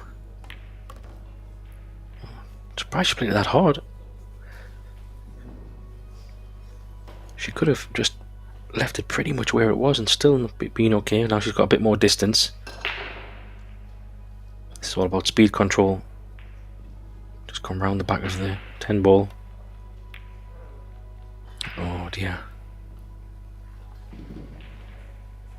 Another big roll. Yeah, it's rolls like this that can put you on tilt, isn't it? That's the 3rd one now.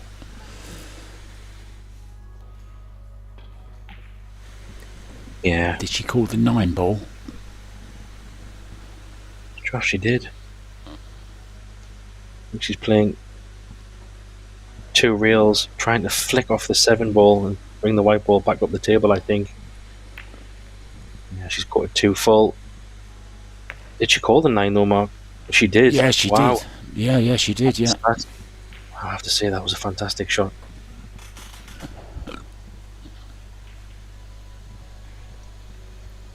That's one for your little black book there, right there, Graham. Yeah, that's going on the highlight reel. Great shot. How's the pace though? What she played here? Oh, Jasmine. What a mistake that was. Just struggling for form at the moment. Just take them side to side now, I think, here. Play the 10 to the right hand side rail.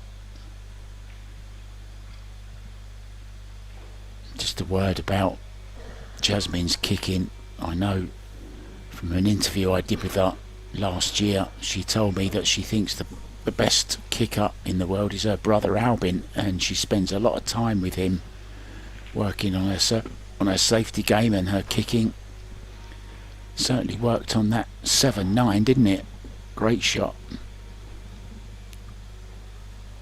Yeah. This bank is on, isn't it? Yeah, it's on. This bank. She played with a little bit of pace, I think, this one. Yeah, good call. She'll have to straighten it up a little bit. This will be a bit of a power bank. She didn't hit it. I think she hit it a bit off. I think she hit it correct. Look at this for a tester. How do you want this for your first rack on the board in the last 32 of the European Women's? Yeah, judging by what the last few shots have been like, this could do a world of good for Jasmine.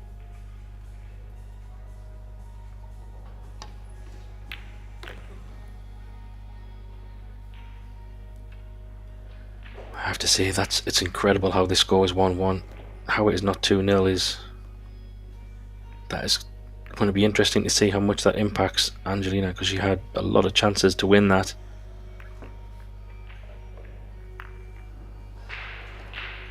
And you can't give free racks back to Jasmine, because she will just grow in confidence as she gets more and more settled.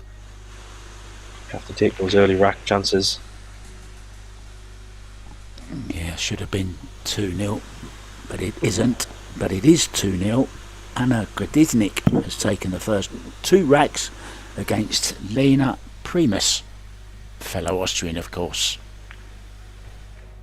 Jasmine to break then, all square 1-1 in this race to 6. Eyes on the prize.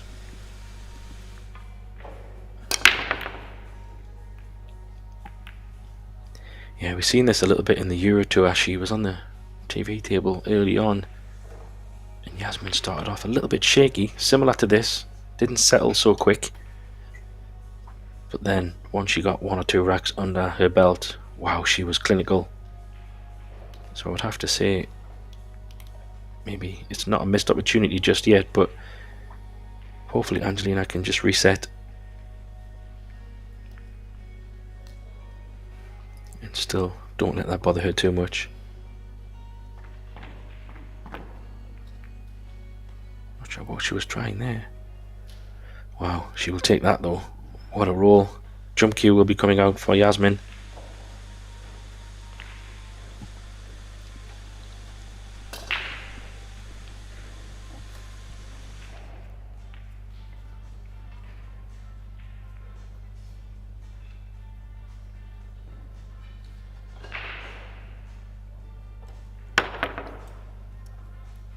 Oh, she's missed it. Felt that was makeable, but there was no real reward for making it. But now, chance for Angelina.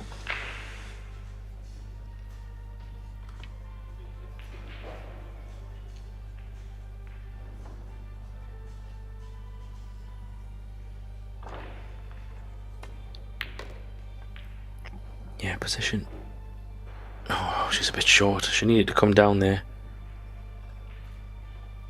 Now she's got a bit of a shot or decision to make.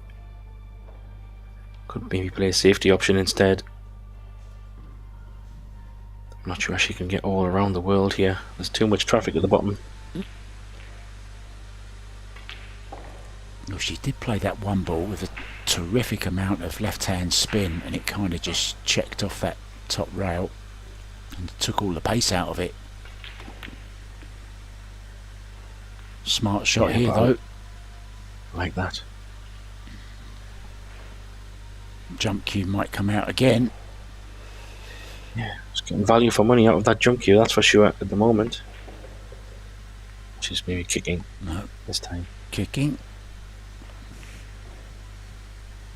Yeah, just back what you said about Albin and probably being the best kicker in the game and safety play wise. Yeah, I would probably have to agree. It's often a debate in the pool world of he's such a tough opponent to beat. He's never down and out. Yeah, unlucky. It's a tough kick. Yeah, long way away from that target on that particular one. Albin is in town, so maybe she can get a quick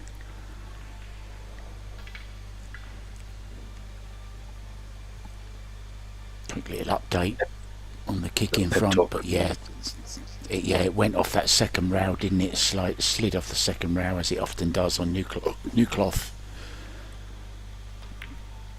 Yeah, but those ones are very tricky, especially coming in at such a tricky angle. This 4-ball must go past the 6, so judging by how she's played this, she's shaking her head, so not sure. Let's see, she might be a bit too straight, that's why she's annoyed.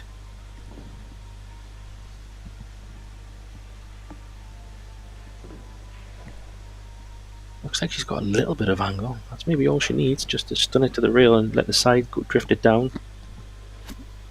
Yeah, I think she has enough angle. Just a bit of left-hand spin, to kind of stun, follow left. Yeah, the only thing I can think of is the floor maybe doesn't go. It doesn't go, Mark. That's why. That's why she was a bit annoyed. But she's overran this one by quite some way. So it wasn't a straightforward layout, but I have to say this could be another chance that she's missed to try and punish Jasmine again. Good getting behind the 9 here. Cue ball in behind the 9. She's going the other way. No, I think you're right. She's going behind the 9, I think. Yeah. She's trying anyway. Good call, Mark. Great shot. What a shot she's played here. This will take some kicking. Quick phone call to Albin. Yeah. She will be 2 reels on this one. Filler, look. The wife of another great kicker. Josh Filler. Josh Filler, who can forget those 2 kick and sticks on the 7 when he was playing Fedor Gorst in the Mosconi Cup last year.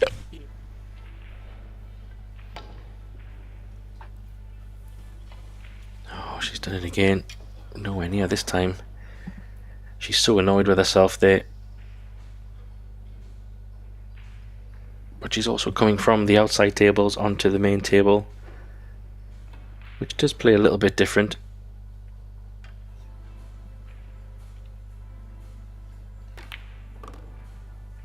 But we have, once she pots this 5 ball, she's got 4 balls all pretty much over pocket, so if she doesn't take these ones out, I'd be very surprised.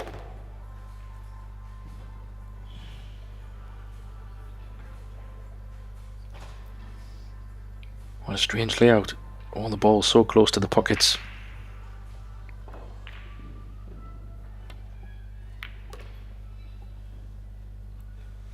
What do you mean strange? That's how I set up my drills. That's a difficult drill for me, Graham. Yeah. I'm not actually liking where she's left the cue ball here. She's going to have to put a bit of a draw, but she doesn't want to go too far to the middle of the table. Yeah, she's taking a bit of distance because of that. At least they're all in the other pocket, so she doesn't have to do anything crazy. Same kind of shot, same kind of stroke that she's just played a moment ago.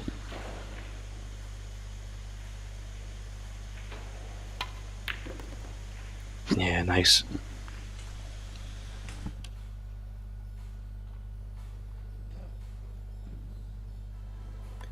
And this one to go finally take the lead. I have to say, it could have been 3-0.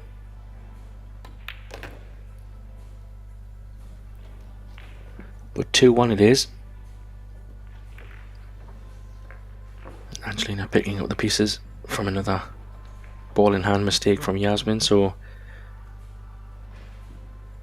at the moment it's not too bad, but as the score creeps up the pressure will build, and I think Angelina will just want to hold on to as a lead or stay as close to Jasmine as she can and keep putting her in difficult situations, because it's paying off at the moment.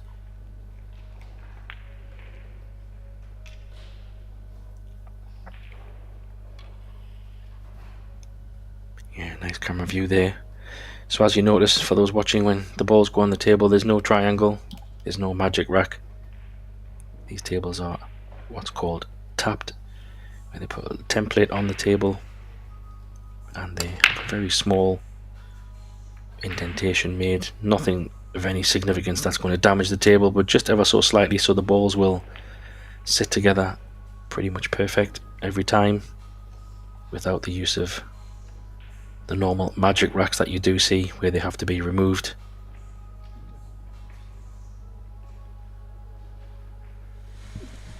Yeah, I remember when I was tapping the table for John Lehman at an event once, and it's just such a horrific thing to do, you know, when you're banging a ball into a slate. It's kind of not the thing to do, But I wanted to ask you, you've been at these Euro Tour events quite a bit.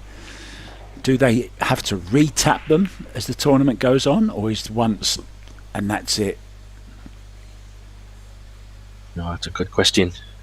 I do believe they do get retapped. I'm not sure if there's a set time of when they do it, but when they in the Euro Tour for sure, I do recall there was a moment where something was retapped. And given this is an 11-day event, quite possibly it might be rechecked or retapped at some point. I was just wondering as well, Graham, of course we have the Euro Tour coming straight after, one day in between gap, and then the Tallinn Euro Tour begins. Will they re-cloth the tables for that? Do you know? Yeah, quite possibly. I think it will depend on maybe how they're looking, but yeah, it's a really good question. I haven't heard anything about reclothing. I think having 1 day to recloth all 28 tables, not sure if that, I'm saying not sure if it's possible. I'm sure it is possible, but is it worth risking any potential issues? I don't know.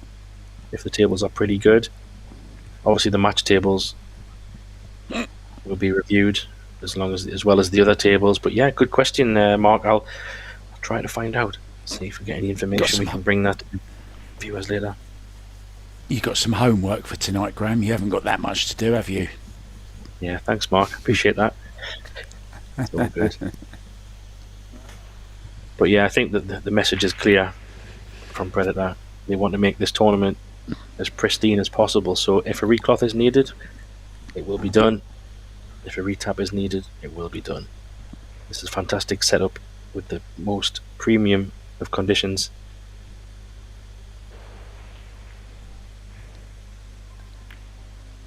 I have to say, Mark, I think they've set the bar extremely high, Predator, in terms of infrastructure and setup. Nothing but the best. I know you've did a lot in the Vegas commentary and the Pro Billiard series, and equally the setup is just top class. Yeah, and you know the thing I love about it from when it started like 3-4 years ago, the Pro Billiard series, it's kind of grown into different offshoot events, and they're always expanding, and there's lots more, you know, new innovative stuff coming up. Like we had the wheelchair showdown, we had the Champion of Champions showdown in Vegas, we had some one pockets, some banks, we had 8-ball, we had some great different events there. The mixed Scotch doubles, of course, as well. So, you know, they're very, very innovative, and they always have been, Predator, haven't they, in the queue building, and then, of course, they produce the table. So they're always looking at moving forward and changing things up a bit, and, you know, staying ahead of the game. Yeah. Oh Jasmine. dear, Jasmine. Another mistake. It was a bit tight, but didn't expect her to miss that one. So she's a little bit still not settling in, and what another great chance for Angelina here where these balls are. I'd kind of like to maybe draw this 7 back a little bit just to make it a nicer angle to come. Stop shot is okay, but oh, she's stretching a touch. Just a little draw would be nice. Yeah, she's gone for the stop shot, so just means this one's a little bit more of a firmer shot off the short reel. I'm not sure if she's going to run it, but probably off the top reel.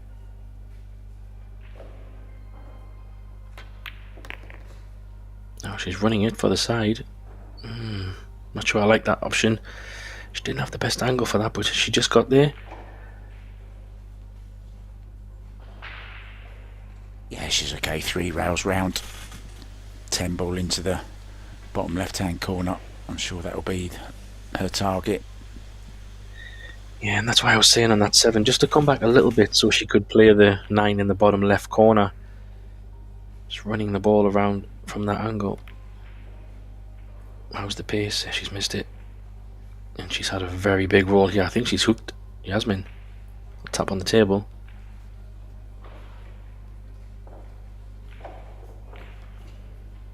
Yeah, she has. Wow, that's an incredible hook. Full ball, maybe. Well, this is enough to put anyone on tilt, isn't it? Yeah, jump bank she's going to call jumping here. again. Jasmine, one of the few players without an actual nickname in the game. I wanted to call her Jumping Jasmine, but she didn't like it. She said no. She said 9. Yeah, interesting.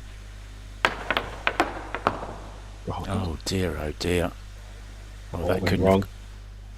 couldn't have gone worse, could it? Oh dear, what a dreadful start for the multiple champion. Yeah, but as we've seen over the years, Mark, it's never over, especially with Jasmine. She's just getting a little bit of a...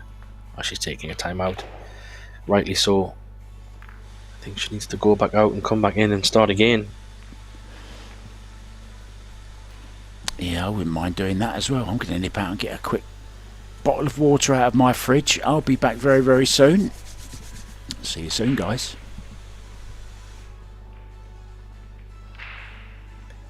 Yeah, just while Mark is grabbing a drink, I'll tell you about what else is going on. So this is the women's 10 ball. We have 8 ball and 9 ball still to come over these days. This is day 4 of 11. So plenty of pools still to come.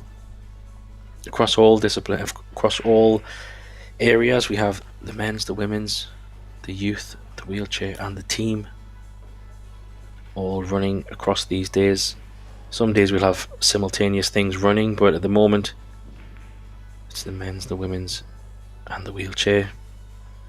As the week goes on, we'll start to pick up the rest of the events. 28 tables here, all in action. Plenty of pool for everybody, depending on your taste. Our aim is to bring commentary across both table 1 and table 2, so you can decide which match you prefer or which commentators you prefer. We're all friendly, we all like to have fun, so every player will have 1 timeout. Angelina doesn't necessarily need to take her timeout at the same time, so she's just sitting patiently, and then when Jasmine comes back they will reconvene. Quick update on any of the other women's matches to shout about. Yeah, the other German, Ina Kaplan, 5-1 up in her game. She's flying already on the hill.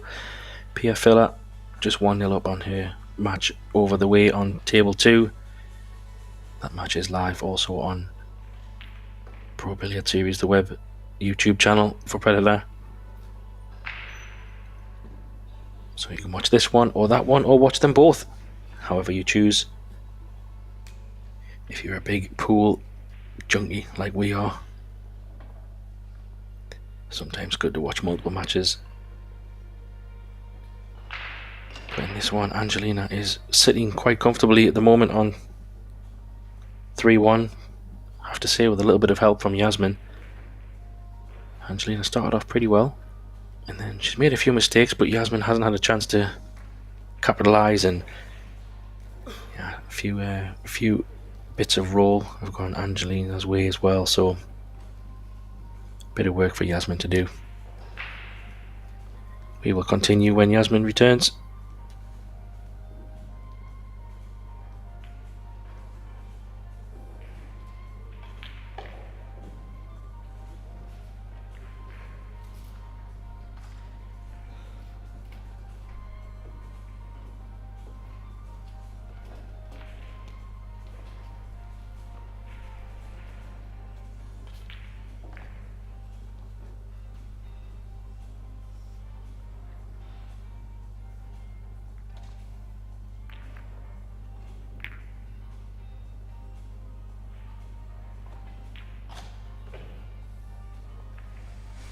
Well, some much needed refreshment for myself, and I'm sure just a little bit of time out there for Jasmine to get out the arena and just maybe do a little bit of meditation, a little bit of breathing.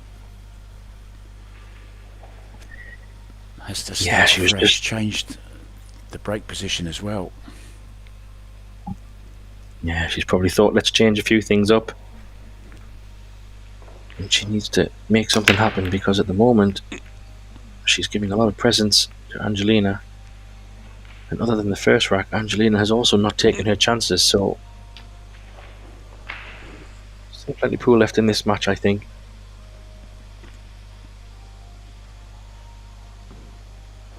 I think we've also seen the safety exchanges. Angelina's had a little bit more of that control, so if that can switch, Jasmine is a bit more in control of the balls. I can think this could get close indeed. Has she overhit this though?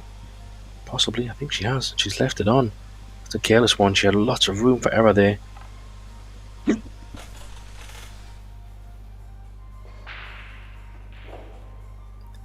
I think Jasmine can play this in the side and just draw this off the bottom rail and come back towards the centre of the table. A little bit of left hand spin. Nicely done. 3 ballers over the side. I think Angeline was expecting that one ball to catch another ball, maybe the 10 ball, and it slid past the 10, and that's why she's left it over the side. So this is a chance that you think Jasmine really needs to run these out now, Graham, don't you? Yeah, I think so. The balls are not in a bad place. Probably 5 to 6, or 3 to 4 actually was probably the call, but she can get nicely on the 4. Just wondering if she has to play this with check side or go around the 9. I think she's playing it with check side and play a longer 4. Yeah, she's just got there, I think. The 5 must go in the side, so a good chance here. Ooh, can she get it? That's really tight, Mark. Really tight. Not sure she's on this. Yeah, body language. She took a big gasp of air there, so I think she might try. She's playing safe. She can't get it. Behind the 9 maybe is where she's going. Behind the 9. Exactly. Needs some cover. Needs some cover though.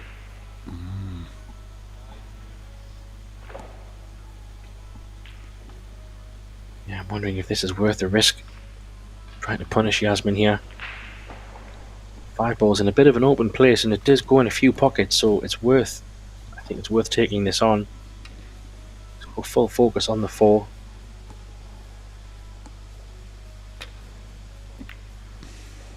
Oh, she didn't hit it well. I think she's left it this time. No fortune.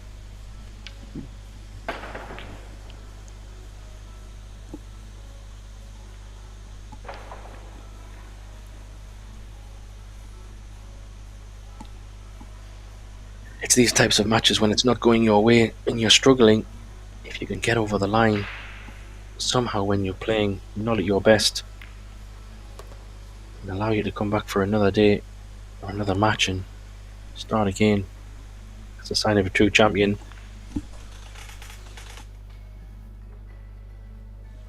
She's pretty okay on this side. She must have felt pretty confident coming into this tournament.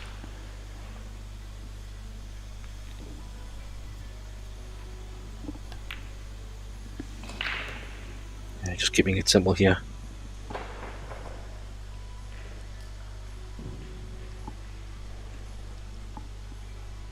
I think so far in the tournament, I think stretching a bit there. Just reach it. I think in her last match she won 6-0. It was a pretty straightforward match, and in her first match she won 6-1. So she hasn't really been pushed at all at the moment. Not sure how those matches went. Dropping her head there with another mistake. She's battling with herself at the moment, which can happen. Doesn't always go perfect pool, as we know, Mark. It can also be a tough day at the office. Well, you know, one of the biggest things is the game that you play in your own head, isn't it? We all know that.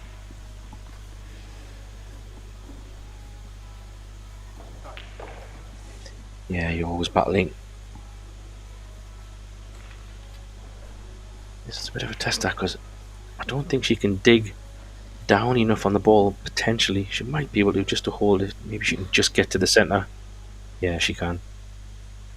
She can hold this. Yeah, nice recovery. Huge wreck. Huge. Yeah, it really is.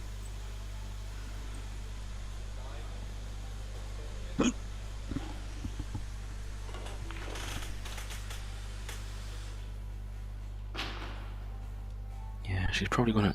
Looks like she's running this off 3 rails, I think. It's a bit close to this cushion for liking. Oh, I think it might just have landed nice over the middle, so her cueing stroke can just go through the middle pocket. Oh, but her bridging hand is a little bit awkward, but cue wise it's okay.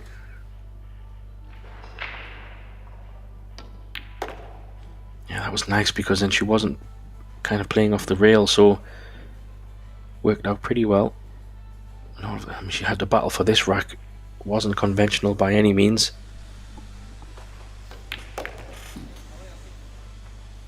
Wow, sigh of relief. You can see the relief on Jasmine's face there. Now her brother Albin, a few people have been asking where's Albin, why isn't he playing? Well, he didn't play the straight ball, he's not playing the 10 ball, but he is playing the 8 ball, I believe. Is that correct, Graham? Yeah, I think so. I haven't checked the draw actually, but I can do that when we get the moment. Yeah, we did see him on his social saying he had arrived in or heading to Tallinn, so I said in the match previously, I'm not sure he would just be coming for a holiday. He must be coming to tie this in with the European Championships. So yes, I think from tomorrow, when the 8 ball starts,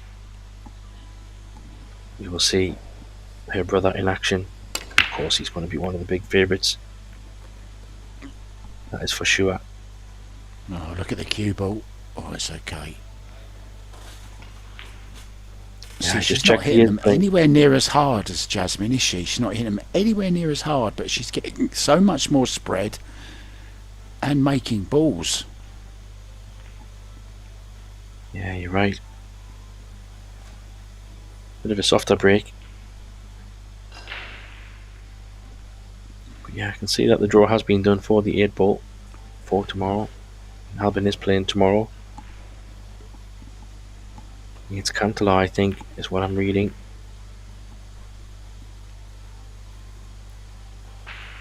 I thought you said Cantona then.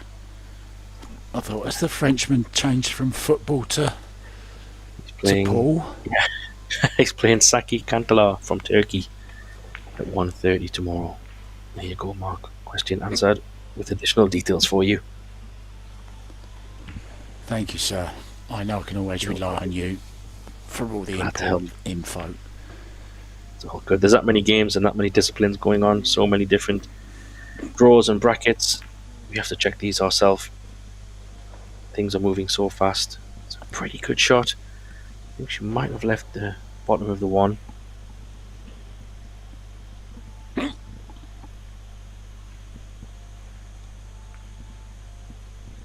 I'm wondering if she can just kick at the bottom of the 1 and like with a bit of draw and see if she can get the cue ball to come back down. Or maybe she's going behind the 8. Maybe she can say it half ball, I'm not sure. Yeah, play the kick shot. It's a pretty good shot. Oh, these are interesting shots, Mark. This will test your cueing and test your eyes. Very thin 1 ball. The 1 will go into the 4. Probably not move so much if she catches it thin enough. And move the cue ball back down for cover.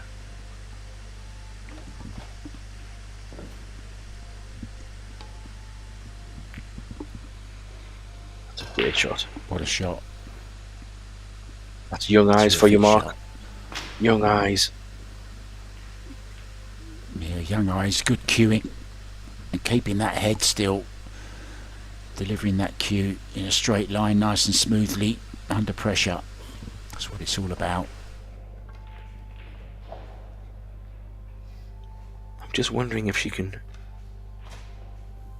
going to the right side, so she might call the one just in case. I didn't see her call it, but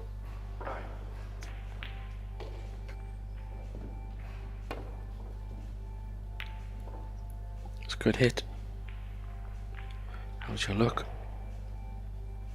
Not sure if she can get it in the side. She would love to be able to put it in the set. She can. There you go. So a chance for Jasmine here. Natural angle to come down. She might even choose to play this off 2 rails. Just draw this past the... Yeah, she's gone for the 2.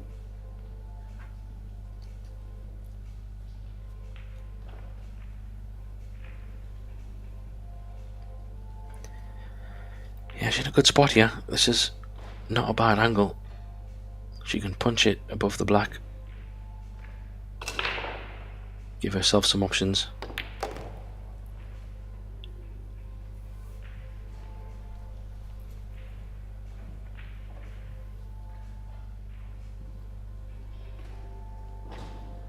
Yeah, she needs to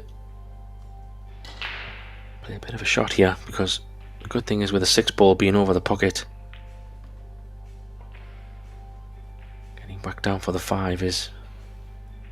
She doesn't need to be absolutely perfect. Just maybe take a little bit of medicine, bit of a draw, try and keep it about above the middle pockets. Oh, she's overhit that, I think, unless it goes through the gap. If it does, that's a great shot. Oh, she just tapped the table there, so I don't think she played that,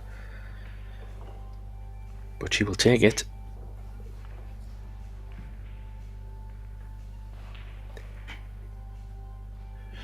Yeah, it looks tight, but it must go. No, maybe not. She's playing safe, I think.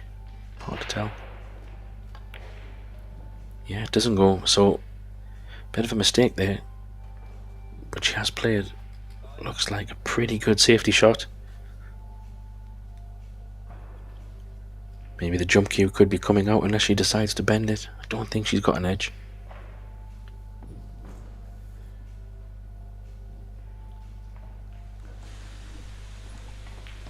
Yeah, 2 rail kick and stick.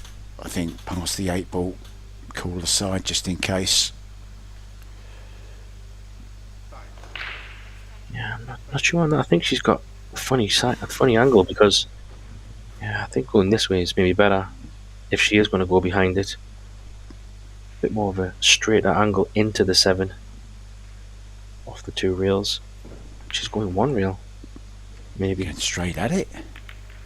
Wow, I don't understand that shot, to be honest. You had a big ball of the 10 ball was in your way. If you go off the bottom rail, you've got such a big margin for error to get some contact. Maybe she preferred it that way. Maybe the shot clock was going down, just in the end just had to play something.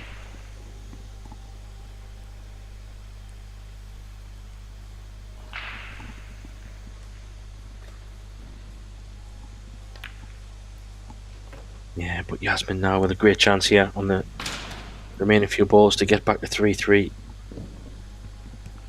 And should be over the moon with that, considering how these first racks have gone. I was just going to say the same. She'll settle for 3-3, I think, the way things have gone up to now. And now she can really start to push on. Needs to get the break working as well, though. She will be breaking next. I'd like to see her break more centrally. She's been going off the side. That's the Predator Pro Billiard Series break, you know, when they're racked with the hand rack. I'd like to see her just go a little bit more attacking on the break and just go for spread and make a ball rather than going for too much power. Yeah.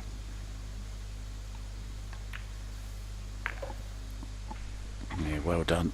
Under pressure. She's been under the cosh and hasn't had the best of run either, you have to say. Yeah, amazingly how it's 3-3. I mean, Angelina will still be semi-happy. If we had said before the match, you'll be 3-3 with Jasmine. At some point, she probably would have taken that, but judging how these first 6 racks have gone, yeah, to be honest, she could have easily been 4-1, maybe even, 4-2, or even, yeah, further ahead. 4-1 even.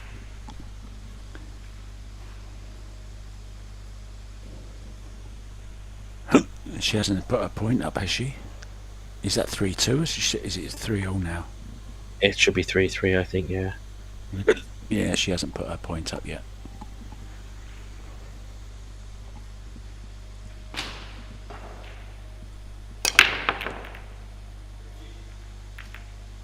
Yeah, see, she's gone from the side again, but changed sides. I don't know why she's not going more to the centre. Yeah, maybe it's just not working for her in the first part. Straight down. Just trying to mix it up a little bit.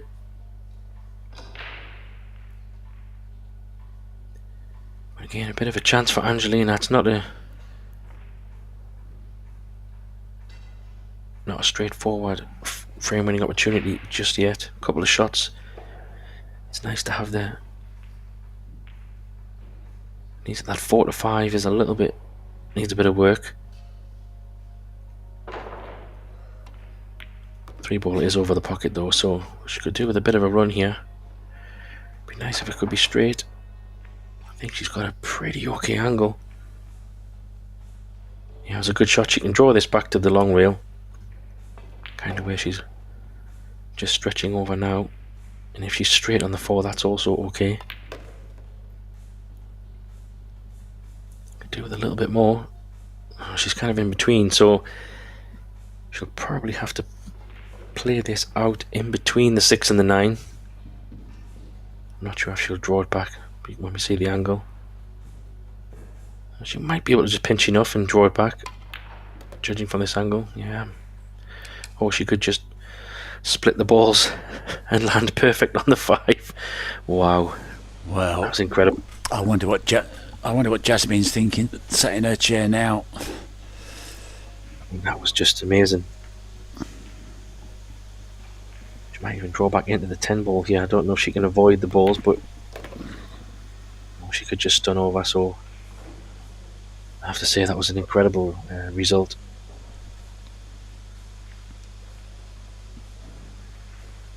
I'm pretty sure, you mentioned the score, I'm pretty sure it's 3-3, unless I've missed something here, but I'm sure it was 3-2. Yeah, it was. I'm pretty sure it was. Maybe somebody in the chat can confirm. We're obviously focused on the game as well, but I could have sworn it should be 3-3.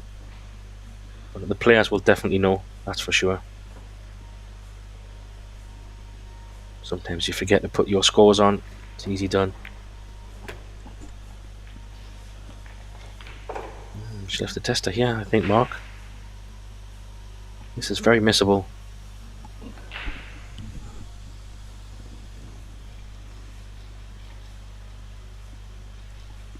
She might even have to go above the 9 and the 10 here. I'm not sure if she can hold. Yeah, she's gone above the 9 and 10. That was a great shot. Confidently played.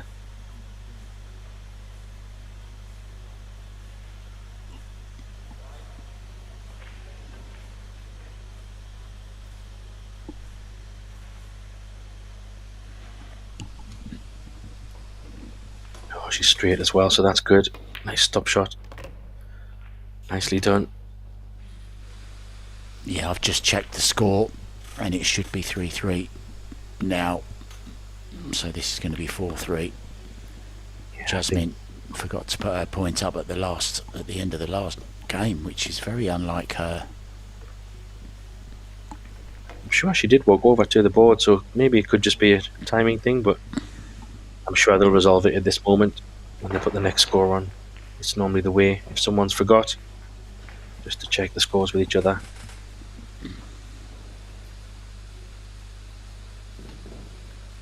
Well, something's wrong because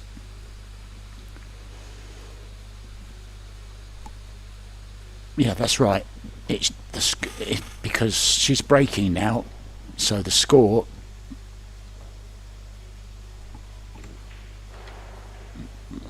I've lost the plot. for the second. I'll leave it to the adjudicators. Yeah, the tech Breaking guys off will look then at it. from the rail. See that again? Just stroked it. Oh, cue ball. Wow.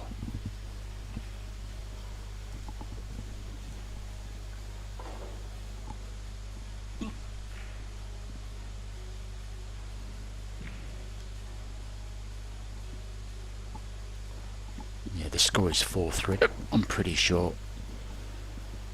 Yeah. I'm sure the production team will be watching. If there is some technical situation, they will adjust it. If not, it might just be the players not able to. Not remembering. Oh, not sure if she called the 3 there.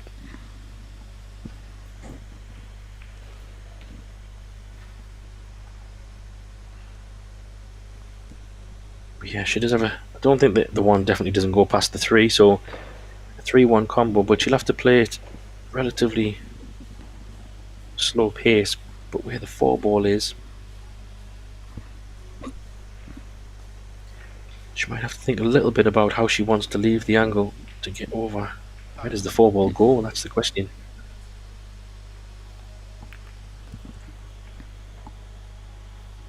That's a smart shot. She played the white ball in such a way to leave a bit more of a thinner shot on the 1 so she can try and come below.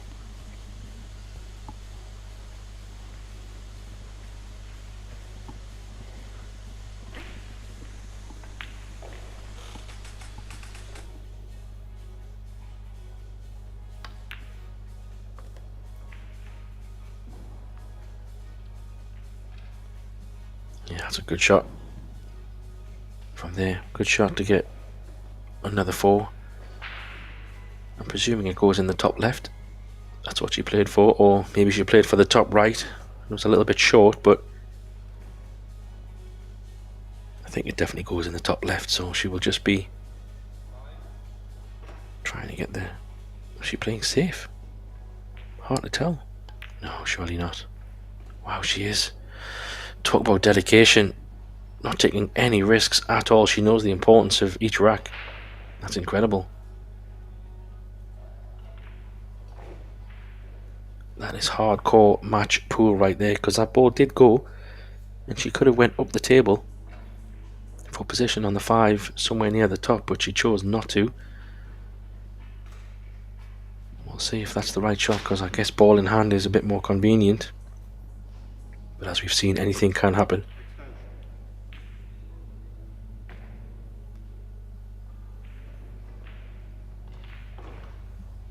Yeah, it's a tricky kick, this one. I'm wondering if she's. The 1 reel is very, very tough. I don't really see a 2 reel shot either. Unless she can go above the 5. Try and catch it on the way down. Wow. What a kick that is.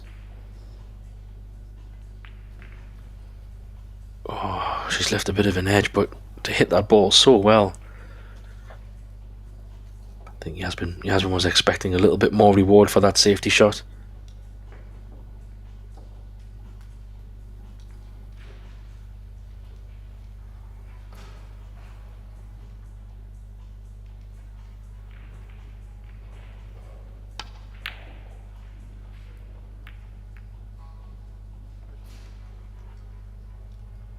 Yeah, it's a pretty good shot. Maybe the jump cue could be coming out here.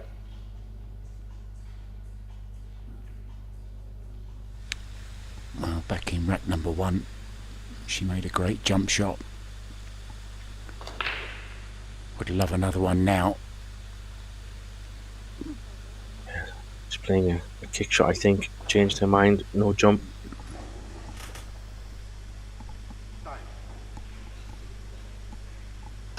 Do fancy her to kick this one and hit it. Oh wow, I was so surprised when she's just played such an incredibly difficult one a moment ago and hit it perfectly.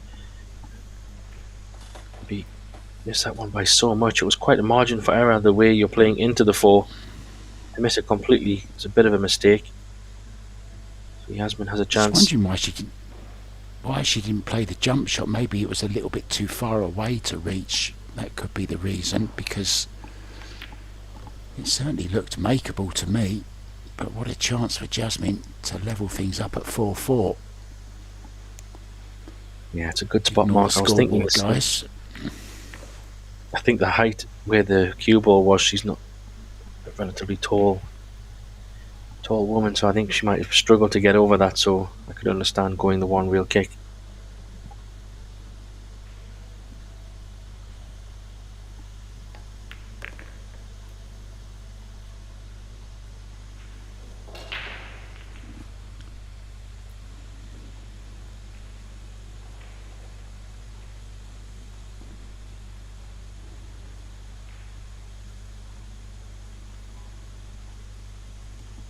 Yeah, so nothing really here complicated wise, just personal choice. Oh goodness. Oh, Just saying, shouldn't have said anything. Sorry, Jasmine. Don't know if that middle bag's in play. Still Does she have to come off a couple of rails, or can she just play plain ball? Unsure.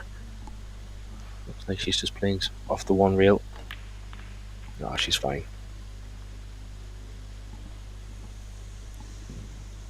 Could have been a lot worse. Didn't mean to kind of into still that 8 ball. struggling though, isn't she, Graham? Still She is. struggling, isn't she? Yeah, she's not firing on her usual cylinders, I would say. She's a little bit fighting with herself, with the table. She has played some good safety shots in the last moments, maybe not taking too much of a risk. At the moment, she's an ebbing and flowing ocean. Yeah, for sure, and she's now taking her time out, Angelina, which is understandable.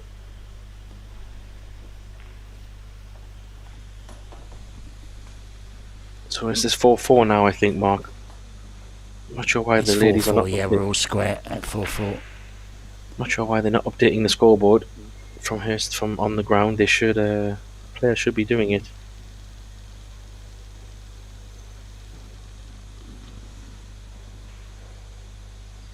But yeah, it's now becoming to a crunch time in this match. The next one, who will win the next rack, will be on the hill, and then the pressure will get dialed up even more. I just feel the momentum is just turning a little bit in Jasmine's favour. I'm not sure what you think, Mark. Yeah, I think she's just beginning to feel a little bit okay. She had a torrid time in those first few racks. Every time her opponent missed a ball, she wasn't leaving her anything. She was playing some great safety against Jasmine as well. Jasmine, remember, a couple of misjudgments on those 2 rail escapes on a couple of occasions as well. Certainly when she's been in the balls, she hasn't been her usual pinpoint position self. So she's struggled, but the good news is, after all that, she's still at 4-4. Yeah, quite incredible. I think she'll be hoping to get over this match and maybe want to forget a little bit. It's been a bit of a struggle either way.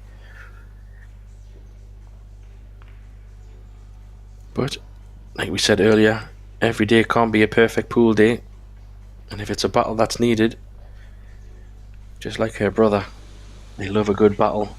And those are good ones to win, especially if you win them, to move forward. Yeah, she's looking at the score now, I think. She was looking at the scoreboard, so I'm just wondering if it's correct down there for them, but maybe there's some link somewhere. Tech is not refreshing as intended, but it's Yeah, okay. it's As long as the players know, all good. It's actually disappeared off our screens now, so I'm sure they're doing some work on that. Meanwhile, Piafilla 4-1 up on our second feature table, guys. If you want to flip over and watch that, or you can watch both. Watch one on your laptop and one on your phone as well. Anna Grodiznik through 6-1, and Ina Kaplan also through 6-1. Back to this one. Jasmine just beginning to get a hold, making balls now on the break as well. It's all changed around, hasn't it, Graham? Yeah, absolutely. I just think pendulum is swinging a little bit in Jasmine's favour. be good to see how Angelina fares in this closing couple of racks, because she's not out of this match by any means, and all it'll take is a couple of good shots and a couple of good run-outs if they present themselves. Probably a push out here. Yeah, I don't think she can see any of the two, so the two ball's pretty close to the corner. I'm half wondering if she might just bump into the 7 ball, maybe. No, she's going to push out. She might even push into a jump shot mark. No, she's not. She's putting the 8 ball a little bit safer, it seems. Yeah, it's quite a smart shot, because then if you do want to run out, the 8-9 combo would have to be an option, or you have to play behind it, which just makes the run out a little bit more tricky. There is a shot here. So she wants to. Sorry, go on, Mark. No, I was just going to say, it shows that Jasmine is thinking clearly, Graham, because, you know, it's quite a good shot, wasn't it? She just played there. Yeah, that's a good return. I was just about to say that was the shot. If she could bump the black ball out and leave it in a good spot like this, then she's kind of flipped the reversal on Jasmine to take advantage back. This is not a Touche. Touche. Yeah, exactly. Very clever shot there by Angelina. She's bending this, so...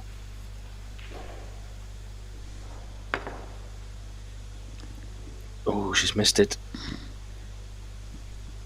This is an interesting one. The 2 down the rail. It's very tight on the rail, it looks. And where the 3 ball is, she will need to play this with a little bit of possible angle, I think. Yeah, this just makes this 2 ball, I'm not going to say missable, but much more tricky. She can't be, she can't be straight behind it.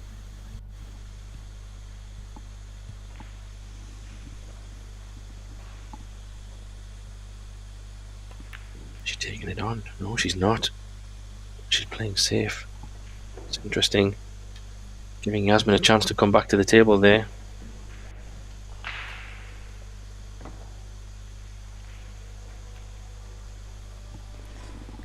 Well, I know I've said it many times before, this is a crucial rack, but this one really is, because whoever wins this is on the hill.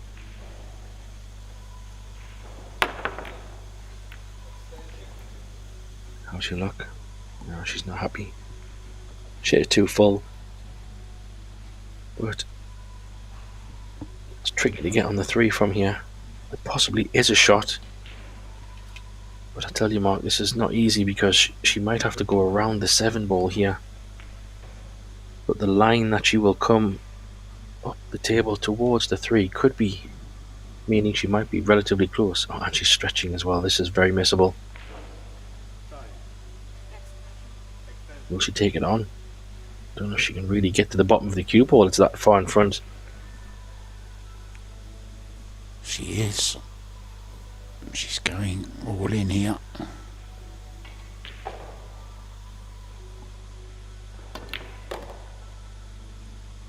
Yeah. Oh, this could be an unbelievable shot, by the way. Wow. Well, once if that goes all the way in the bottom. Okay.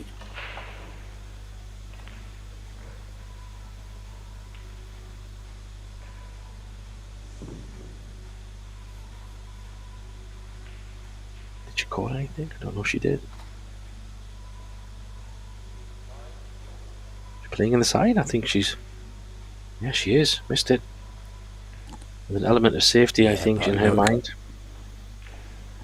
She's a pretty smart cookie, this young lady.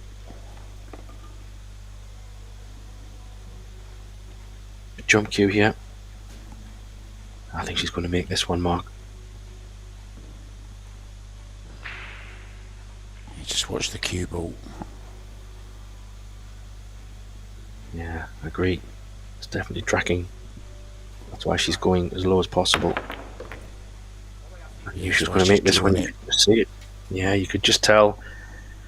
I wouldn't be surprised if she plays a great 4 ball here. 3 rails. Short rail out to the right hand long rail, maybe even down off the bottom rail and back up. Let her arm go on this one just a little bit more. Oh, unless she's going to try and draw it in, it's a bit more tricky. Do you know, I've watched one of her videos recently, and she plays a lovely. I think she's thinking of going in behind the 9 ball here, isn't she? No, What's I she think looking at playing here? I think she's deciding whether to draw it around the 6 or drop it in. I think she can come 2 rails.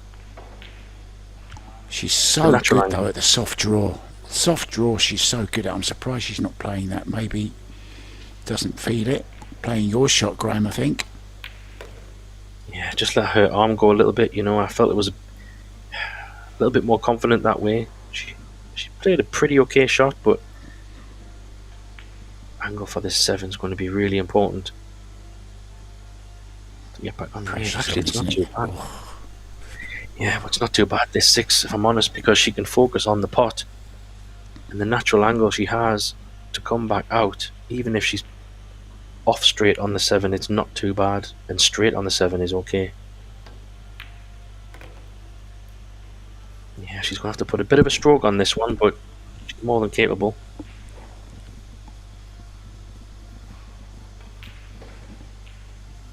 Yeah, she loves the elbow drop on these deep draws. Has she got an angle where she can go forward? We'll soon know when we see where she places the tip. I think she can go through this, maybe. Just a slight angle. Cue ball coming to our right slightly. Yeah, Yeah, good there call. you go.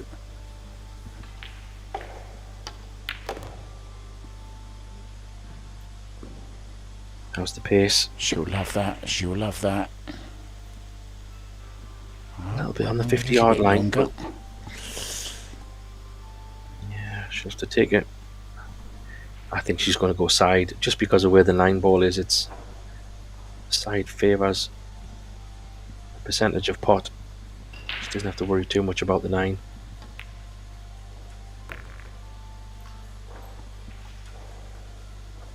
Needs to slow it down though.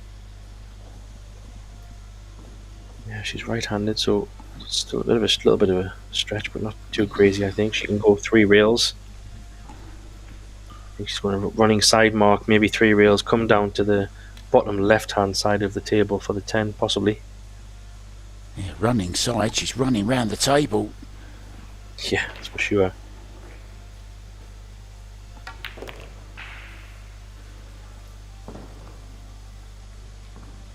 Pretty good speed. And all of a sudden, she could be on the hill, which is incredible. This will be a match either way that she'll be remembering for this tournament, however far she goes. Because it's been a bit of a below par performance for Jasmine, but somehow she's battling through and does what she does best, win matches. I think if she does get through this one, which I think looks more likely now that Jasmine is going to be the winner, I think she'll be the most relieved player in the Kalevi Sporty Hall in Tallinn, Estonia this evening, because she's played way below her best. But it's about how good your B game is sometimes. You've got to win ugly sometimes. And, you know, a W next to your name is a W, and that's all that matters. Now, I haven't seen many dry breaks from Angeline. Is there pressure building now on this young lady? Let's have a look.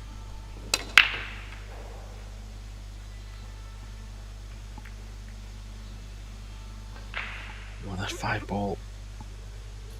It's a bit of a messy table, this. 2 ball might go into the left centre pocket.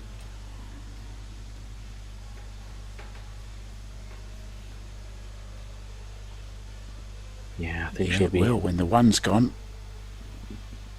she could go attacking here.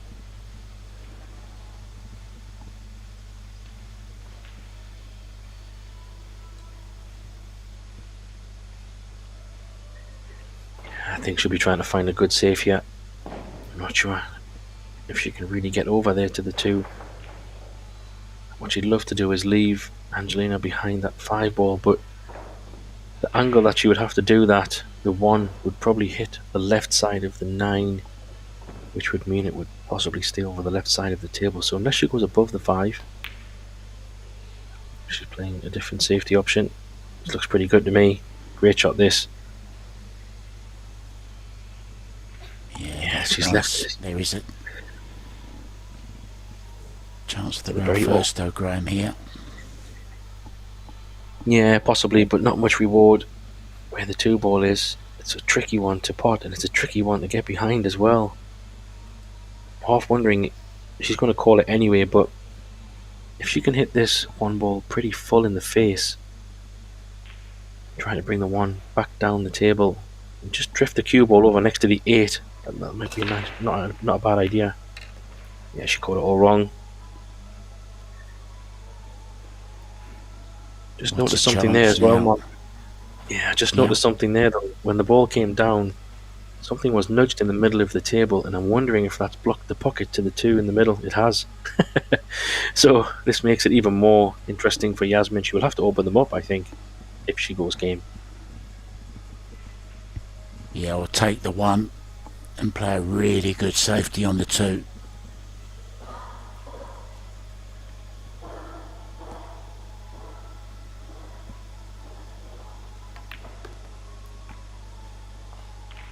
Oh, what a great shot she's played there, Mark. Oh, was the 10 blocked the 9? Don't know. I think she had a quick look. She was okay with it, so I don't think it is blocked. I think the 9 does go. So this is a genuine chance now, Graham. Everything out in the open. There you see they're not touching, so it goes into this bottom left-hand corner. Yeah, and out of nowhere, pretty good safety, followed by a mistake by Angelina, who's give Jasmine a chance to win this match. Incredible. Probably have to say for Angelina on reflection, opportunity missed, Mark, would you say? Not to say she was guaranteed to win, but she definitely had enough chances to possibly beat Jasmine here. Long days. Yeah, well, you know, she was leading, she was playing well. I was thinking at one point it's going to be Angeline Jolly, but unfortunately it looks like it's not going to be for the young lady from Germany.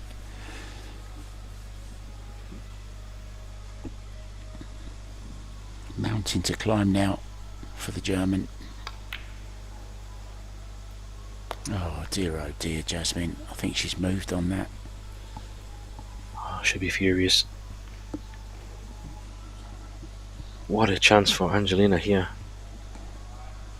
Gobsmacked. Didn't expect that at all, but this is probably, like I said before, it'd be great to see how Angelina is under the most immense pressure. Probably doesn't get any bigger than this. One mistake and you're out. 5-4 down to get you on the hill. This is... Well, she's nearly... She will need a good shot now. It's not a bad angle though, Mark. Actually, even though she didn't get a bit further down, it's not a terrible angle. No, she can just draw to the side rail. I think she'll be okay. Sort of like a stun draw to the side rail. 6 in the side. Yeah, she'll be definitely... Oh, wow. That's so far away. Dear, oh dear. That's pressure. She's... What's she what's done happening. there? I think she put so much body and arm into that. That's pressure all day long. The only saving grace here for me, Mark, is I don't know if Jasmine has an angle. She can pot the 5 and bring the cue ball over to that diamond just to the left of the middle pocket. She could possibly still pot the 6 ball, I think, from there.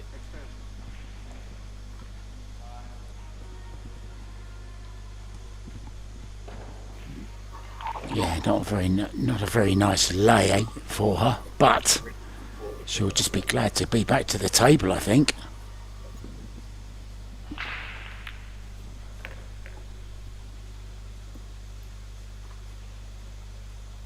That's okay.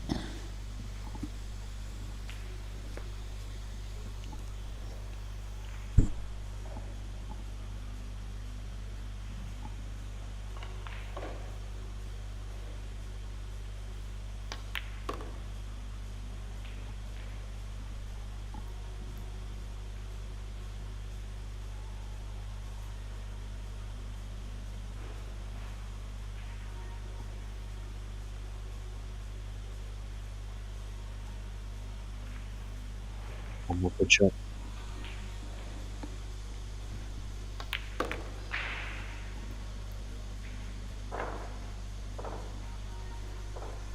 Well, she really has been through the mill in this match, Jasmine Ocean.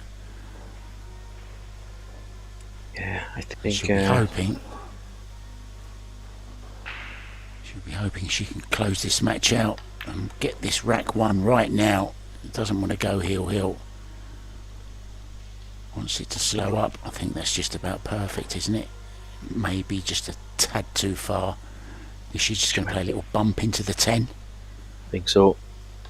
Maybe, yeah. Well, she'll be feeling mighty relieved now. I think that's what we Jasmine call Ocean.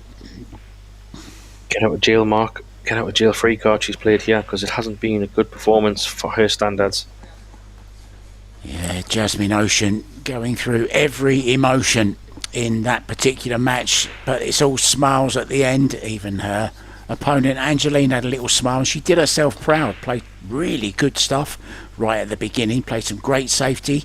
She had Jasmine Ocean worried, but it's the Austrian who will go through, and it's the German who will go out. I'm out of here as well, as is Graham Hickman. I'm Mike White. More action though to come, of course, guys. Don't go anywhere. ProBilliardSeries.com for all the schedules and all the good stuff. Check out the Facebook page as well. There's some great pictures emerging on the Pro Billiards Facebook page. Also, the Epbf website is worth a visit as well for all the schedules and all the upcoming events. For me now, saying today anyway, goodbye.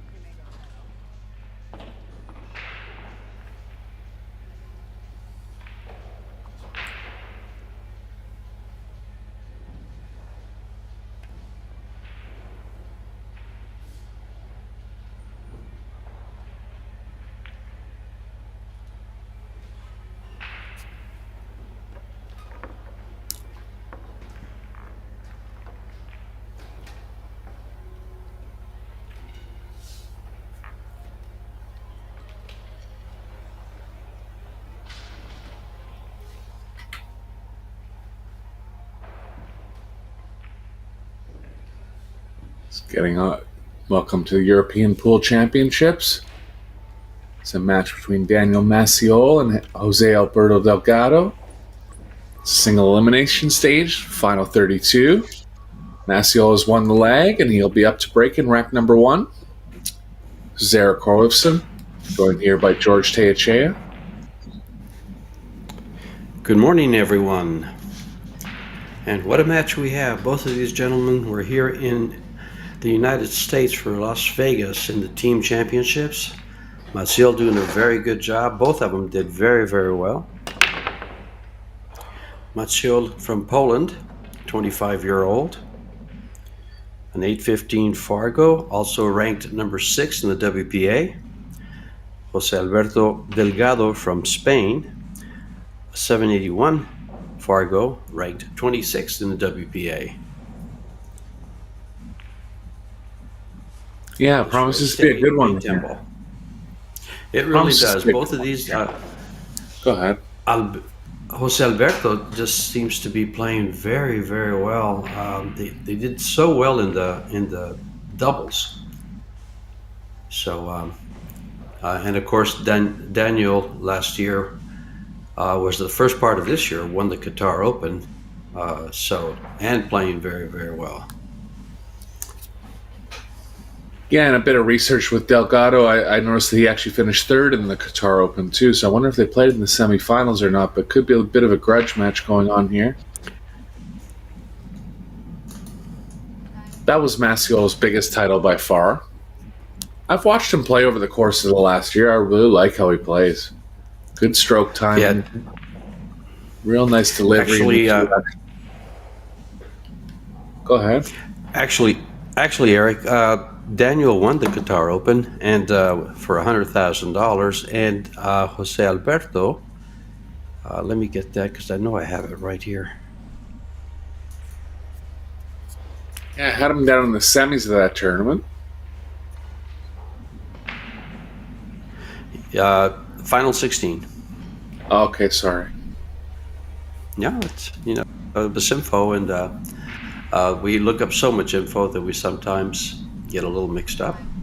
Either way, it's a great match. I've been watching Jose Alberto come to the U.S., especially for the Vegas tournaments with other Spanish contingent of David Alcaide, FSR, Jonas Suto, and I'm telling you, his game's been coming up and coming up as he matures and gets seasoned.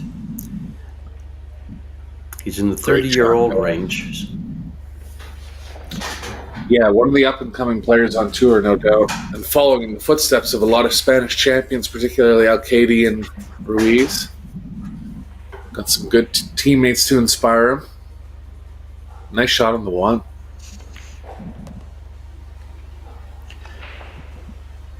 To get some angle here. It's pretty straight, but he can play it out with some right spin. You can see a bit of reaction from him, knowing he's so straight and won't be able to get closer to the 4. Draw this with some right spin, swing towards the 4. More distance than he would have wanted, but couldn't really manufacture much there because of the straightness. It's got a decent landing zone in the middle of the table here. A bit of left spin, bring the cue ball up the middle, 1 rail.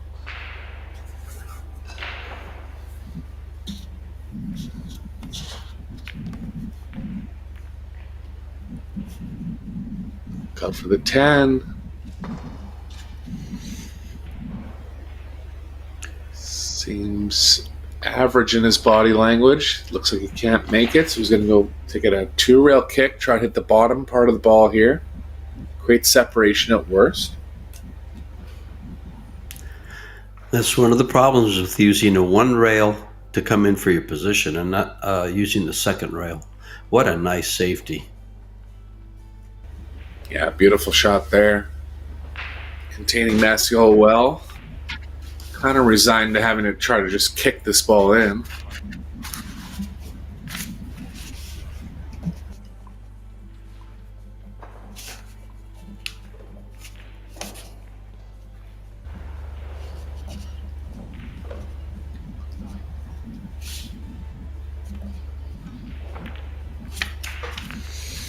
Great shot. Look at that opener from Masiel on the offense side.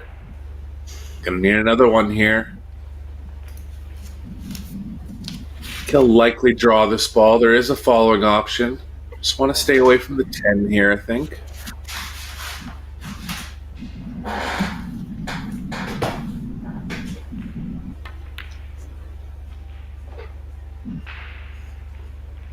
Yeah, these pockets been playing a little smaller, George. You know, I really feel like they've tightened up a little bit somehow. They're the same dimensions, but it could be just the facing cut or the way the shelf is designed. They're a little tighter than the previous version, I think. Well, being so close to the Gulf of Finland here in Tallinn, humidity might be up a little bit, and they tighten up. It is new cloth. True. So that should be, he'd like to have gone by that 10 ball. But he's given up a big opportunity for Masiel.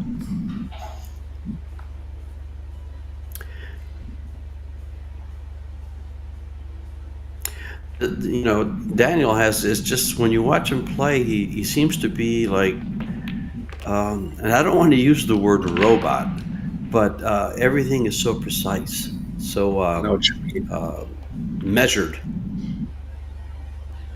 Yeah, and the fundamentals are so. Yeah, the fundamentals are so strong too.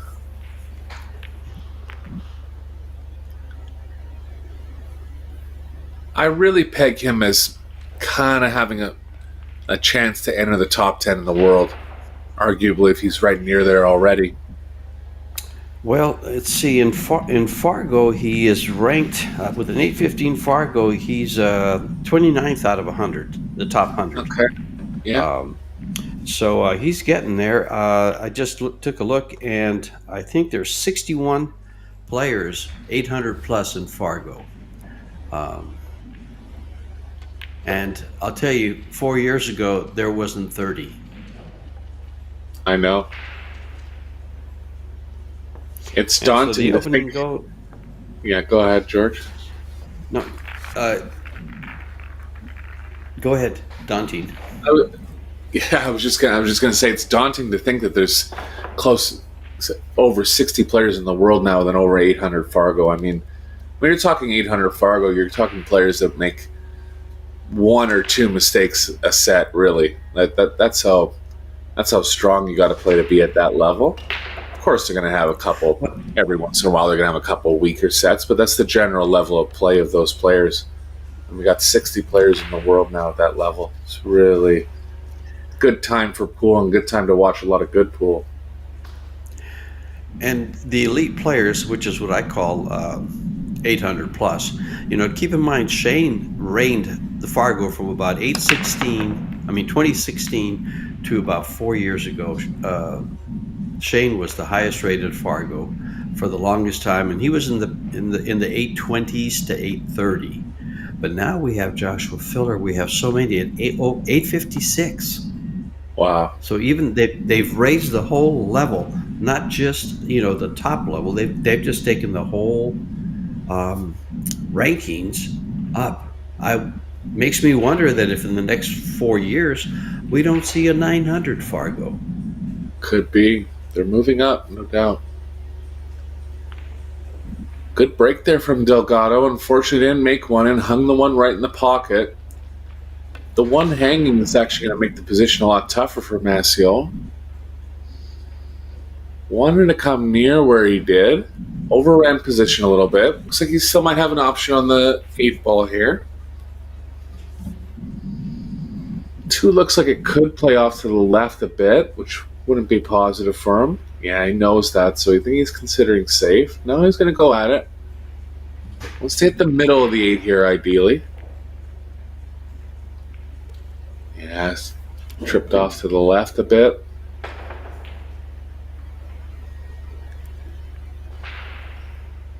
Forcing him to play safe behind the 9. Yeah, Masiel can play a creative safe here, kind of cutting the 2 ball thinly up the left long rail and taking the cue ball back between the 3-9. A lot of blockers kind of going diagonally across table on that angle.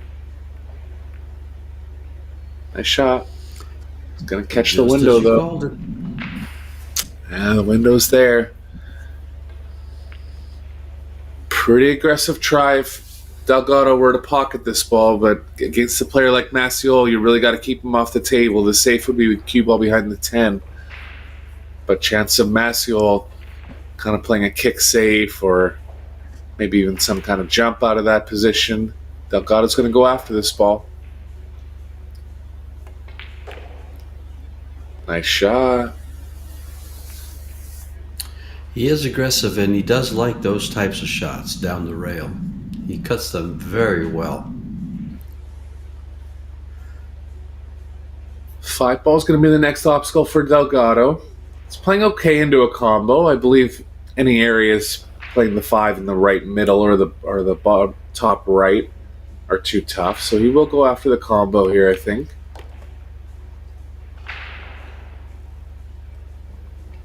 A little straighter than ideal, but he can still force an angle around 2 rails here.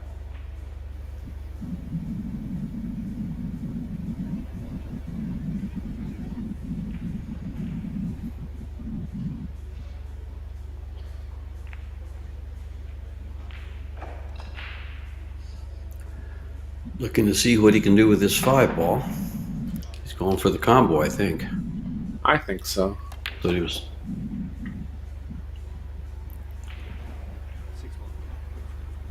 Well, he's in line decently, but it's always tough to really target a comboing ball when the cue ball's so far away.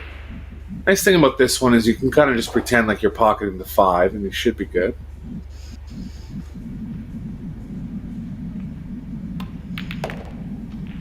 Nice hit. Nice speed. Little thin here. If he feels like he can slow it down, he will. If not, he has a 4-rail option all the way around the 9.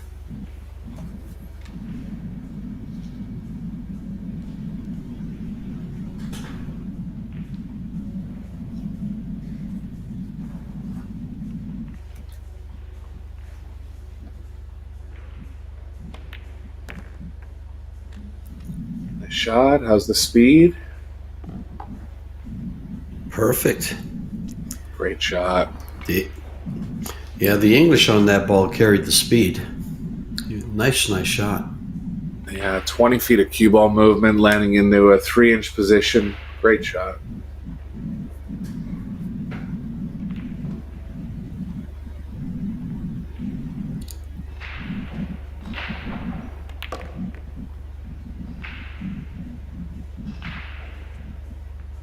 So, strong reply from Delgado here.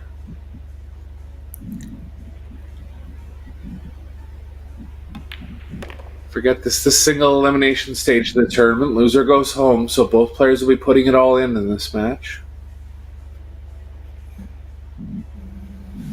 Good point there, Eric. Forget about that this is the single. They finally got there to the final 32. 117 players started out. And we're down to the final 32.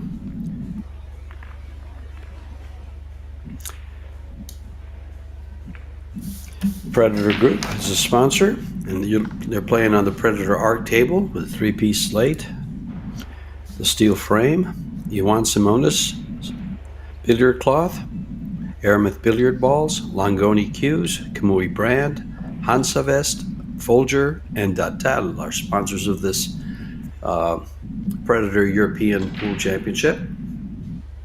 Masiel breaking in rack number 3.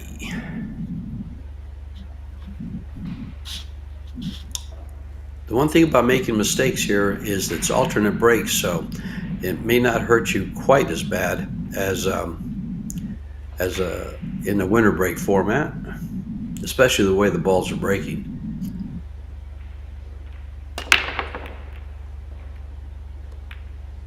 Wired ball down. Oh, the 8's going to come in between the 1 and the cue ball, so it'll be a push on the first shot here for Masiel. Eric, I loved the control he had on his cue ball from that break. Oh, it's perfect. One came up checked how it it was very supposed to. Yeah, could have easily got a shot on the 1 there. Just one of the last balls rolling, ending up blocking him.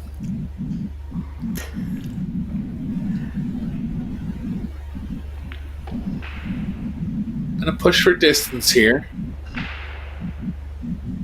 always find it tougher pushing in 10 ball than 9 ball because the balls tend to end up in the middle of the table, and there's so many ways you can play safe when the balls are in the middle. I kind of like the middle of the short rail here. Yeah, he's going to go over to the side. It's just a little too risky with Delgado going behind the 7 if he went to the middle. Trying to block off an angle where possibly getting behind the 7 is there, but it's kind of playing into a scratch, and he's done well with that.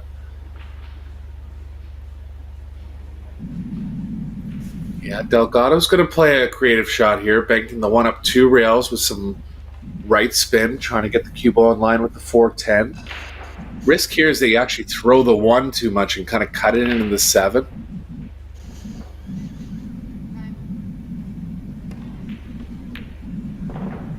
Nice shot. Very well played. Very cagey. Used all the 5 balls there is 5 ball wall. Yeah, it was the smartest shot on the table. It's a shot that doesn't come up that often, but he recognized it right away, executed well.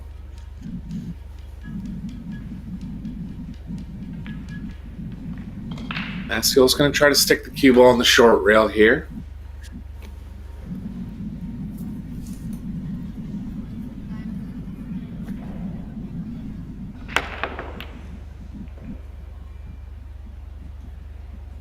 There'll be room between the rail and the 10. Not quite. Rail first going to be available for Delgado. Cue ball is kind of traveling towards the 7 off that shot. Got to be gutsy to play this one at a slow speed, but the slow speed will play better for position on the 4. See what he chooses here.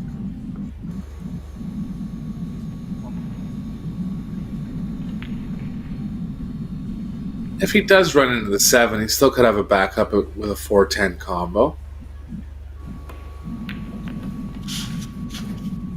Oh, he made it around the 7. Great shot. Look at that shot, George. Very nice. Very well done.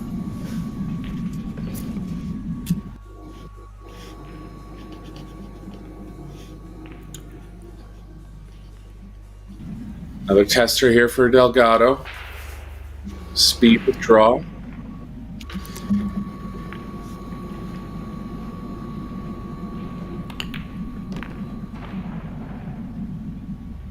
Shot.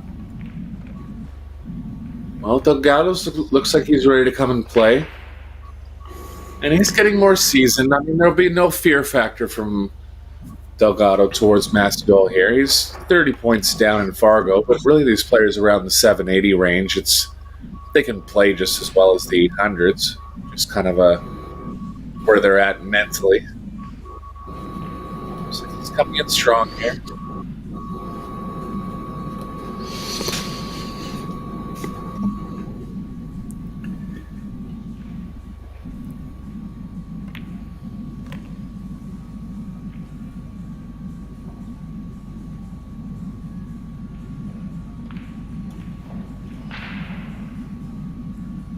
I mean, Delgado's really created a lot for himself here in these first 2 racks. Started off with a tough opening pot on the 2 and first rack he won.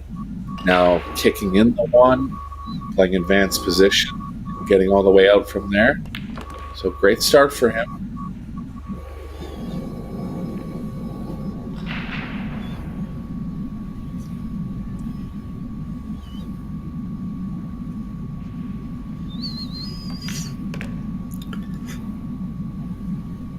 Watch out for the speed.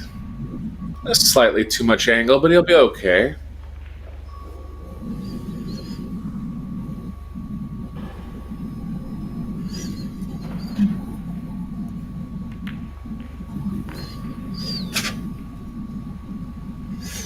Shot. Through rack number 3, taking a 2-1 lead now. 2 games in a row for Delgado. He won his opening match 8-0 versus Milos Milankovic. And Daniel Masiel was challenged in his winner's qualification versus Ivo Arts, winning 8-6. So they've had some time at the table. see if I can find the other opponents that Delgado punished.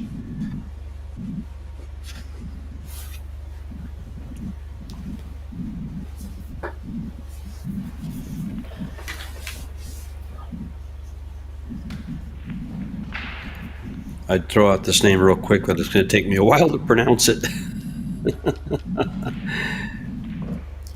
20 letters? Ajidin? No, it's kind of short, but it's Ajidin Piknenjak. That's a good one. Actually, I don't recognize that flag.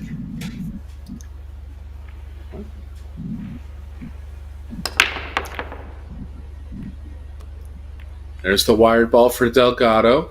Hitting it at a good medium speed. Even landed the one kind of where he wanted, but the cue ball got kicked away into a spot where he's not going to be able to pocket it. He can play the cue ball behind the 5 here. I wonder if he would consider bringing the cue ball down below the 10. Yeah, it looks like he's actually looking at that. That's a smart shot too. Kind of got a 2-ball. Just lace them that. Yeah, 2-ball wall there. 210 lying pretty big.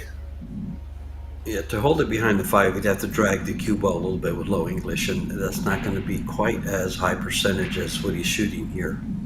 Yeah. Well, little surprised he went that way. That was the end result he wanted, he was looking for. Yeah, you know what he was trying to do there, George? He kind of knows that if he goes the thin way up behind the 210, it's a little harder to kind of freeze to the 210. And if he went this way, he had a chance to freeze right behind the 4. So it was a smart shot. Mm-hmm. Not really any more risk. It just didn't look as natural. But he was still leaving the 1 kind of blocked by the 5 in the top left, even if he didn't get it.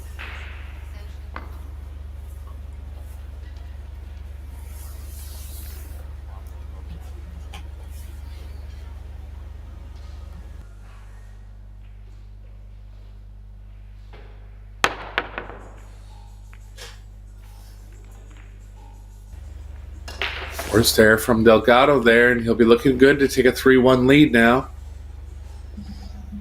Bit of maneuvering to do from the 2 to the 3. There is a path between the 4-10 coming into the short rail.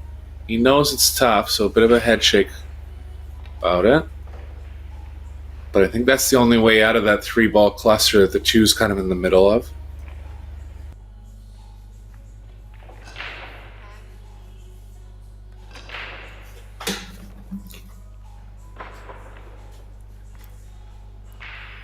You know, it's funny, Eric, I just had an idea in watching Masiel being left-handed. I'm going to take a look at, right off the top of my head, think of the top world players that are left-handed. I know Joshua is. I was going to say you got Filler. Yeah, you got Filler at the very top. A57 Fargo. My Lord, he's moving right on up. Wu Cheching has kind of been out of the conversation for a while, but Wu Cheching is left-handed too. That's right, Shaw is, yeah? Shaw. Is Shaw left-handed? I think I'm not so. sure. I don't. That's what I said. I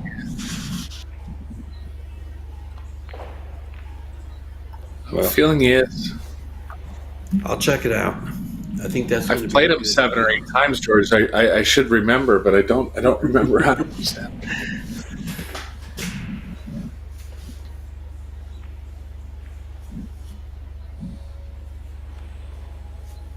I watched Jason play quite a bit, and it's funny because that's one of the things I noticed since I am left-handed. I have a poster on my wall from way back when I was playing quite a bit. The top 9 players in Arizona at the time were pictured on this poster, and there's 9 players, and 5 of the 9 were left-handed. Oh, wow. Dennis Hatch, also a real smooth lefty.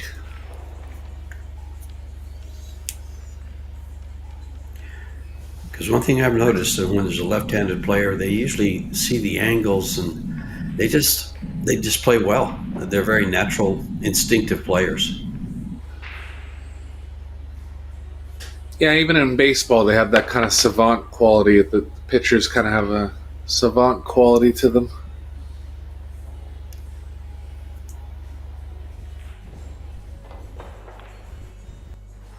Save from Delgado in his last inning at the table.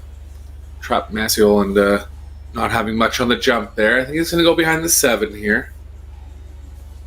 Pardon me, the 5.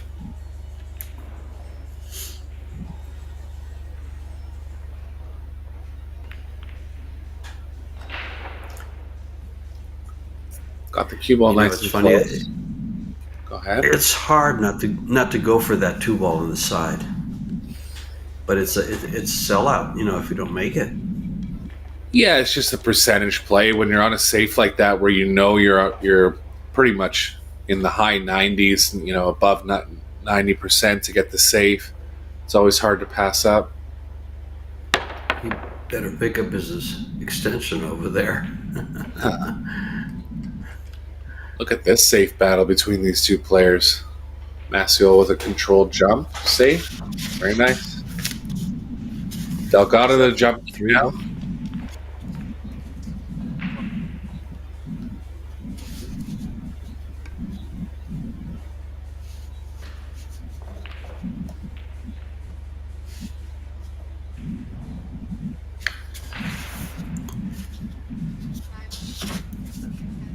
Position's reasonably natural here. Can just kind of focus on the pocketing.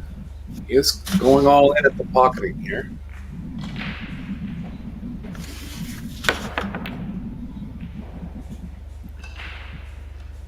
That'll be another safe result. Tough spot now for Masiel. 3 balls kind of blocking the most natural path towards the 2-rail kick. Just looking to see if he has room between the 5-7 at the 1 rail. Doesn't look like he does, so tough spot.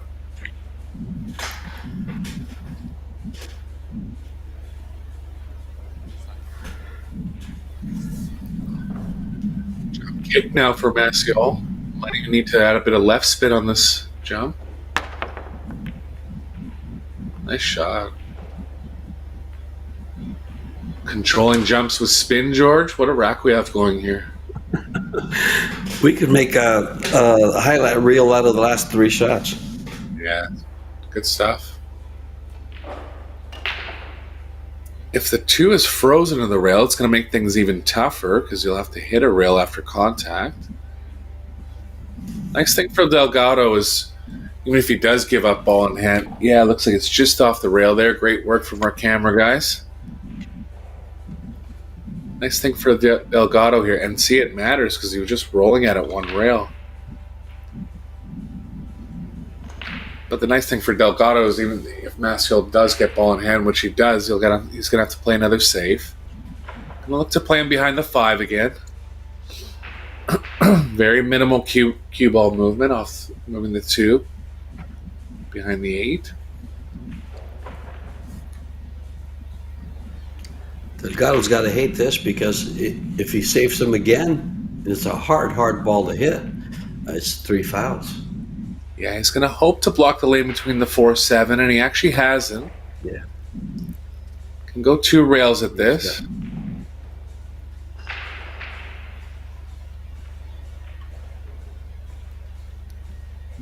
Being that the 2 balls off the rail, he's just going to hit this soft. Yeah, perfect. Perfect. But he's got great camera work there for our team. Giving you a close-up view. So Delgado back to no saves. Not much threat of a 3 foul here.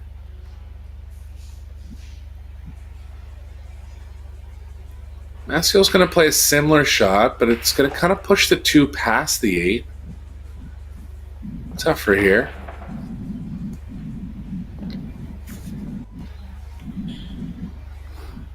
Smart shot. Recognizing that if he took the cube all the way behind the 5 and then ended up getting right behind the 5, that he was going to leave the 2.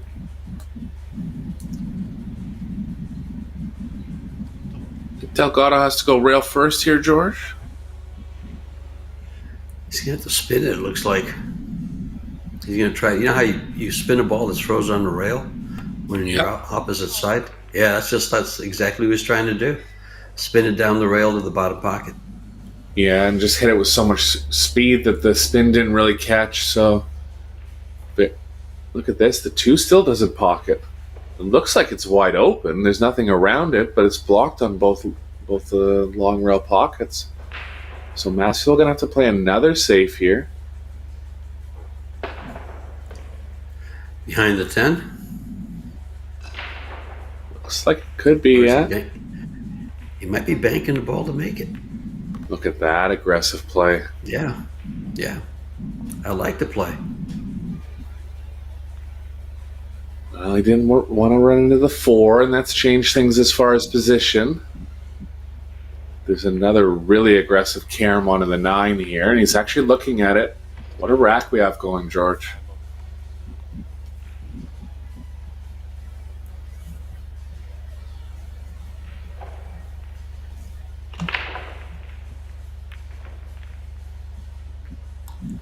Got it. Wasn't able to control the 3 perfectly.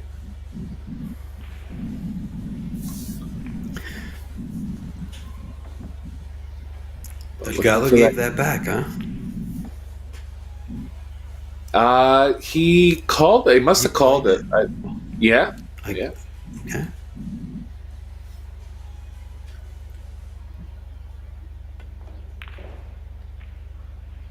Look at this. Still going on the offense. Huh. Well, Delgado's on a high percentage make here. It's going to take hitting very small parts of the 3 to hold the cue ball on the left side of the table. It's going to kind of trend over towards the 5. Let's see what kind of control he has with the jump cue here.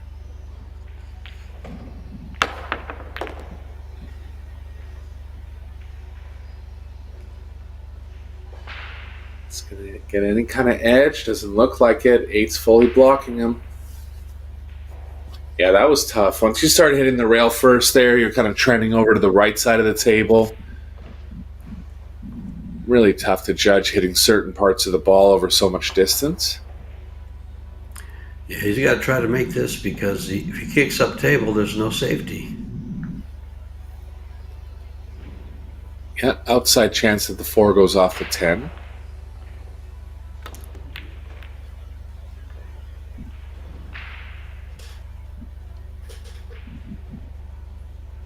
Wow, super entertaining rack here. Masiel can get position with a bunch of right spin. Tough to judge the right spin shooting off the rail and at such distance. He has to, though. If he follows it, he's coming into the 7 too much.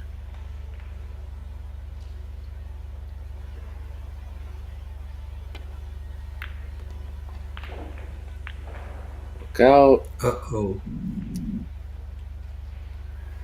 Yeah, I mean, I understand why he backed off on the spin there. It's very tough to judge over that distance, but this was always the risk if you were going towards the 7 too much.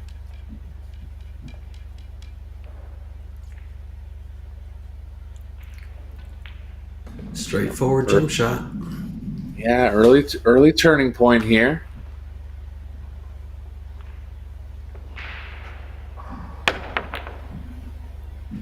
Nice try.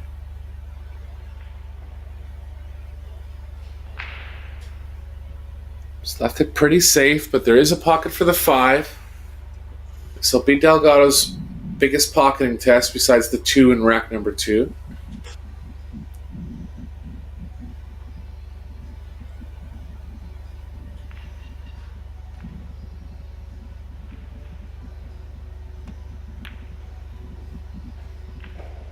Not there. And finally a break coming in rack number 4 here. Masiel going to be a big favorite to run these last 4, but a lot of great play between the players. Came down to a tough shot on the 5. Delgado not able to get it down. So we're going to be level here.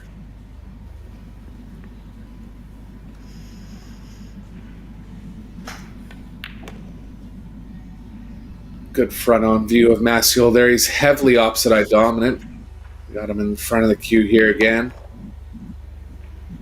rare for a player to be, in his case, left-handed and so far under his dominant eye. His right eye. Totally agree. Totally agree there, Eric. Albin Ocean is a little bit like that.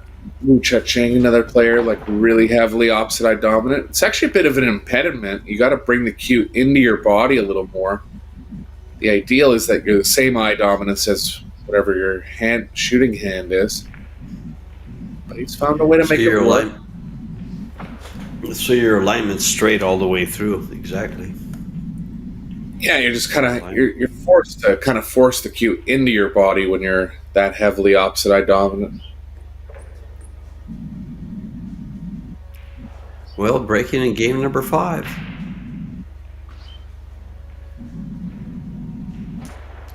And they're tied at 2.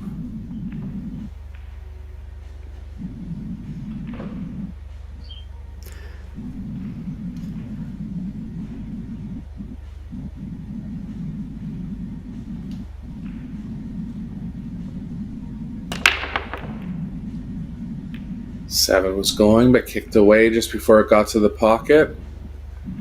4 Railer's got a chance. No. Masiel's looking now if the 1 passes to the 5. I don't believe it does. The caram's reasonably straightforward. I think he could catch a double kiss coming off the long rail with the 1, so that'll be a little bit unpredictable about where the 1 and the cue ball end up.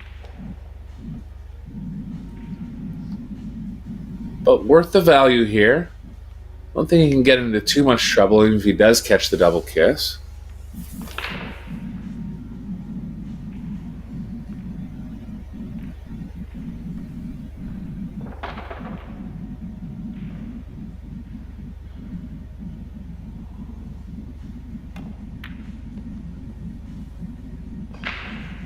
Is it there?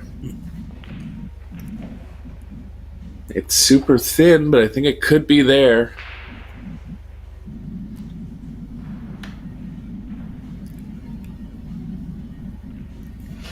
He might play V7. I'm not sure what I would do there, or what I would recommend to do there. Yeah, it really just depends on the thinness. Like these shots, I think are a lot thinner than they look on camera. I think I'd just leave it on the top. Ooh, he cut it. Yes, Great it job. was there, Eric. Gonna try to get the cue ball back to right around where it is now.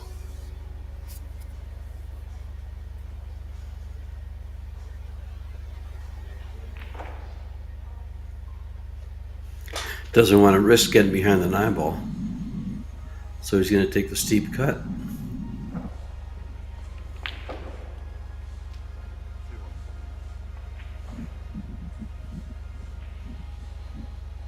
The 4 ball's in a pretty good position where he can avoid the jam here. As long as he gets the inside of the 4, it should be okay for the 3 to drop.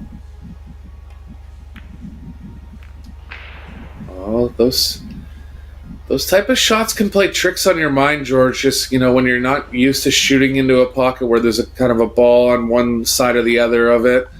Like I would rather, even though the 4 kind of makes the pocket bigger, it's just throwing something at you that's not usually there. Even this shot. Masiel does okay. See? Like, look at this. Twice in a row now. Mm-hmm. 4 is just blocking a certain part of the pocket, and it kind of just messes with your overall perception.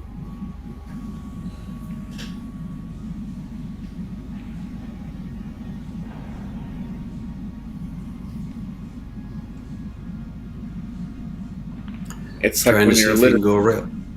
Yeah, I think he can. Sorry, it's like when you're literally shooting past the ball, too, like in the middle of the table. You have to be really mentally strong to say, I'm not going to hit that ball. It almost helps you target a certain part of the pocket sometimes, but it's just something that doesn't come up on normal shots.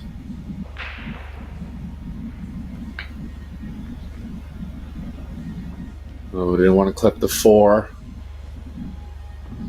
Might have to resign to defense here. Can play to the cue ball to the cue ball to the right of the 4 and get the 9-10 involved. It is makeable. He went for a thin one already in this rack. Might go again. It's backed off.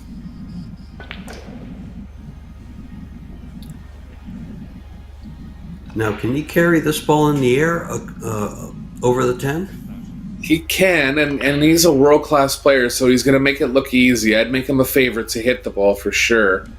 But go ahead and try the shot at home, and you're going to need to try it a few hundred times to say that you're kind of an expert at it. It's a lot tougher than it looks.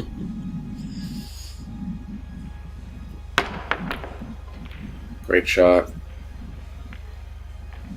Cue ball Funny how the bounding ball in. lane.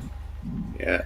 Go ahead. Funny how the ball laying right in front of the hole is so hard to make sometimes because of the way you're coming into it with the cue ball spinning. Yeah, that shot, you're always going to be bounding into the object ball. You can hit certain different parts of the object ball, even if you target it perfectly. Nice shot from Delgado, recovering from that longer miss that he had in the last rack. Great match so far.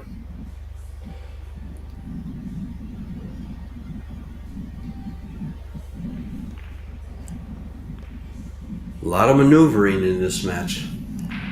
Heck, they had kick saves and 4 shots in rack number 4. Yeah, I don't think there's been any breaking runs, and not for the fault of either player. They're hitting the break well, but just not getting shots. So it's been a full display of skill here.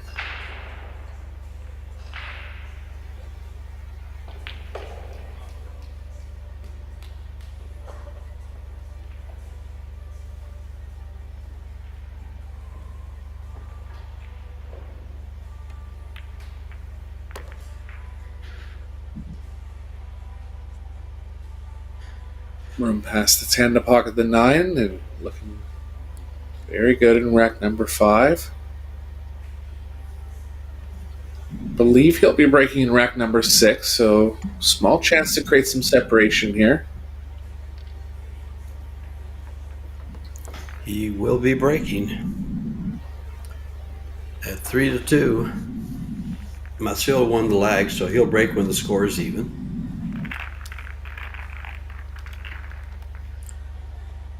Delgado will break when the score is odd number. Total's an odd number.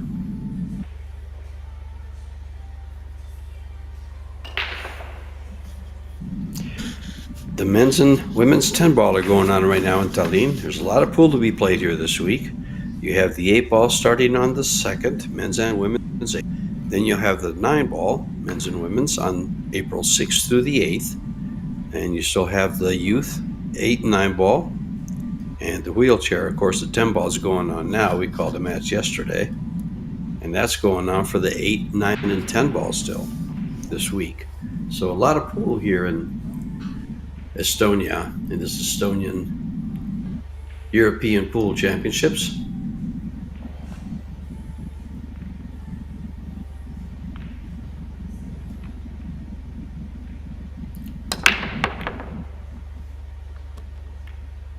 Kind of staying down through the break, kind of hitting it at 60% speed.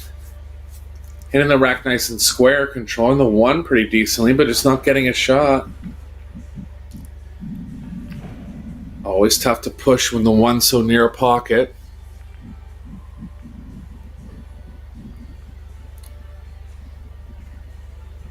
Could push to a spot where he only has the short rail to kick at, or even maybe 2 rails. Getting into that area where he only has the short rail is really tough. Look at this aggressive play, George. The thing about taking this jump is that you could still get safe even if you miss it. That's the kind of unknown part of the decision making. I'm actually a little surprised that Masiel didn't take that one. Not that there's high difficulty. I kind of favor Delgado to make this. I don't know why. Just as I look at it, I just kind of favor him to make it, or not. Yeah. Well, and look, the cue ball went in too. So, right decision that time from Masiel. Sure was. I didn't know what about it, but I just looked at it and I said, I think he'll make this. And Yeah, again, the unknown part there is, I mean, he's only going to go in the pocket with the cue ball. I don't know, call it once out of every 15 times.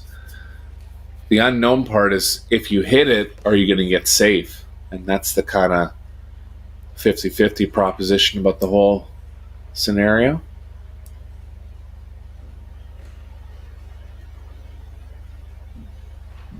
But at the same time, good push from Delgado. Gave himself a chance to possibly pull off something tough.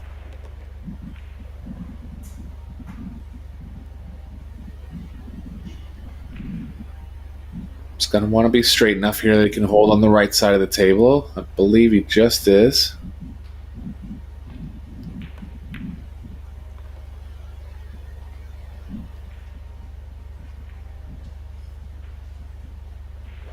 Pretty straightforward for the next 5 shots.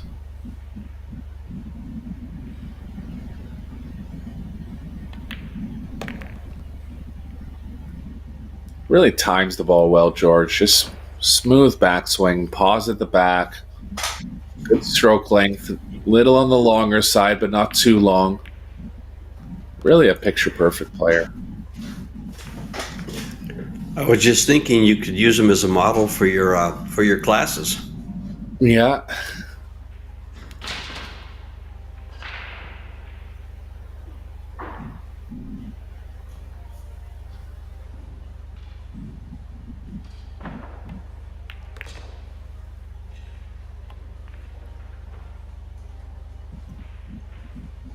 A little close to the rail here. I think the following angle's going to be okay to play before the side.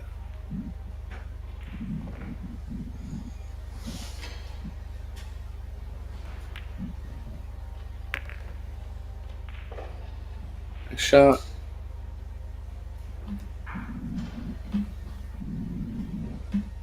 So coming back from the 1-game deficit, it'll be Masiel to break in rack number 7.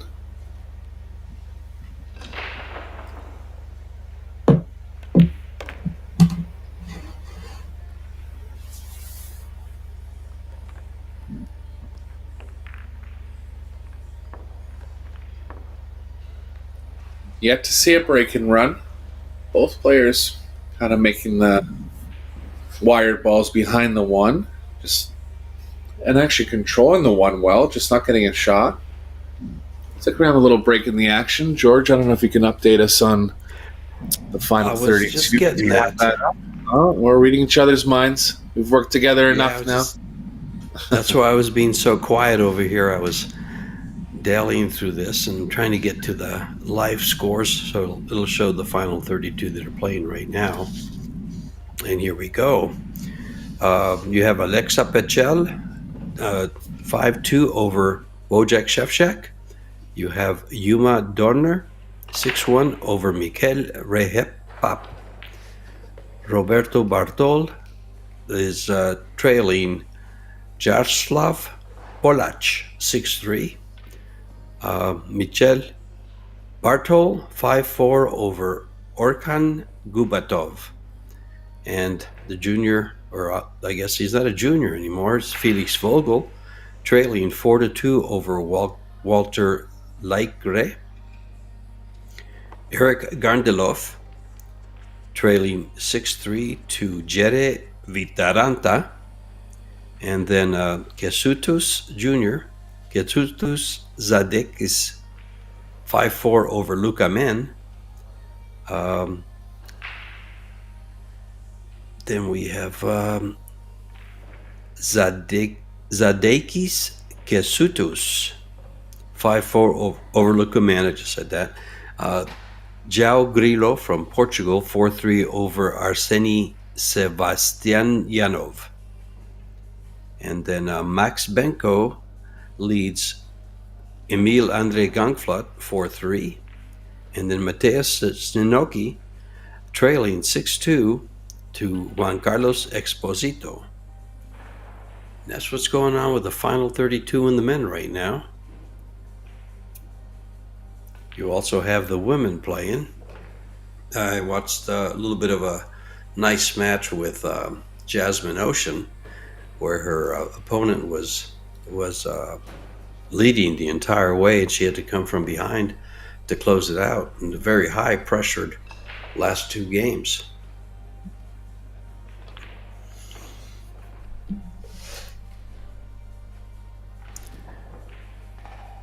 These Predator tables are the Arc, the new Arc. They're available in Europe and Asia.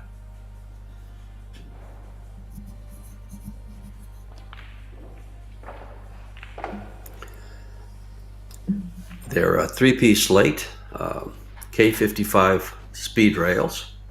So they play rather nice. Everything I've seen on them makes them very, very adaptable for home use. PredatorCues.com is where you could find them and get all the info you want. The corner pockets are 4 1/4 inch. The side pockets are 5 inches. So they're for pro players, or they'll make for a very tight play, especially once that cloth breaks in. Nice venue here in Tallinn, very picturesque city on the shores of the Gulf of Finland.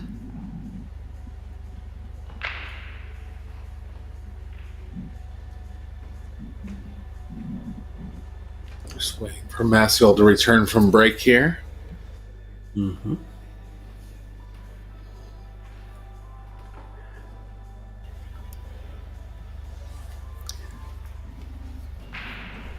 Delgado choosing to stay in the arena. He's ready to go. Here comes Masiel. Doesn't want to lose his focus. He wants to just stare at that table. And we're tied at 3. Breaking in the 7th rack will be Daniel.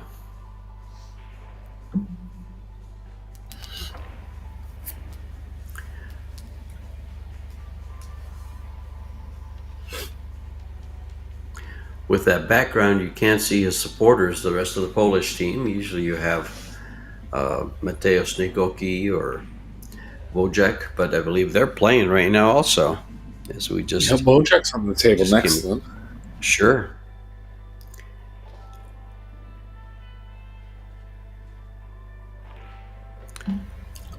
Nigoki in a little bit of trouble here because it's a race to 8 and he's trailing 6-3.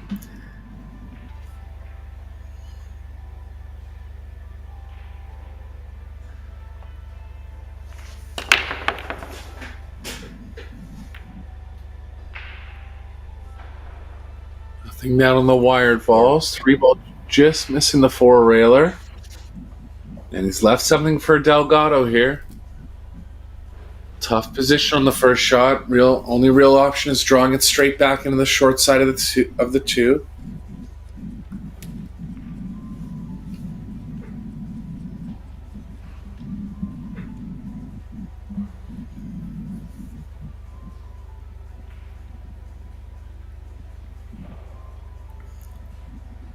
He's going to have to come back quite a ways for this 2 ball. Or will he play the combo next? Going to the short side. Yeah. Nice hit. Little unlucky there, just getting a little too far. 50-yard line here. Thinking about the 3 rails too, is it's coming over into the 4-6-10. So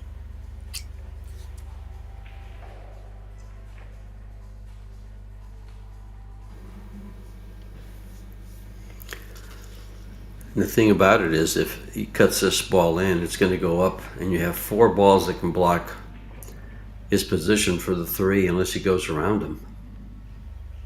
And he's I think it's with the side pocket too. Yeah, he should get around the side, but he's too thin in the side pocket to go actually pocket the 2 in the side. It is possible to find a way kind of inside. Yeah, he's going to come between the 6-10 maybe. Oh, just hit it light enough to not even bring those balls into play. Smart shot there. On the rail, unfortunately. Going to see a big elevated power draw here, George? It's possible.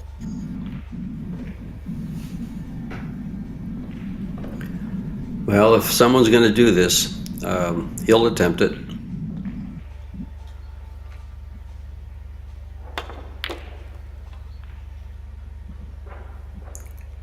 Got it off to the side a little.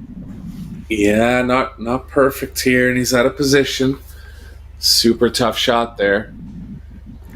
He's looking to see if he can come off the 6 ball for the side pocket. Yeah, I think he could play the cue ball behind the 8.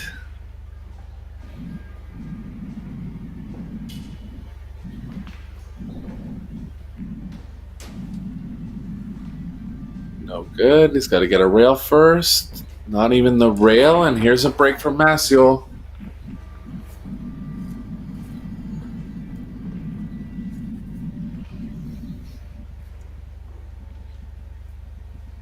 Gonna have to play the 6 in the long pocket, but it is manageable.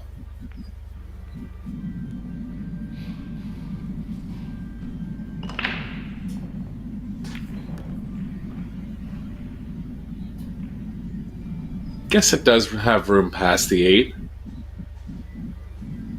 Always wanted to favor the pocket that the ball's closer to. Yeah, you just, especially if the cue ball is going to be nice and tight. Yeah, I like him here. I think I like this ball coming a row, just right where he's pointing now, coming above the 9.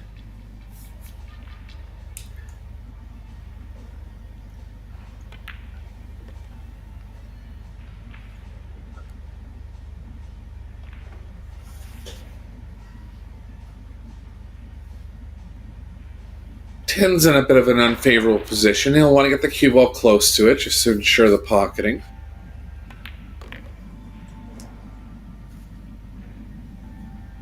You know, that's one of the tougher positions on the table for your money ball to be. Anywhere close to that side pocket on the rail. Yeah, it's far from other pockets. You got to kind of Yeah. target the object ball properly. It's an underrated shot. Look at what a Yeah, nice line he left himself to come into the 10. Definitely, and see where he's pointing his tip there. He knows he needs to be close to it.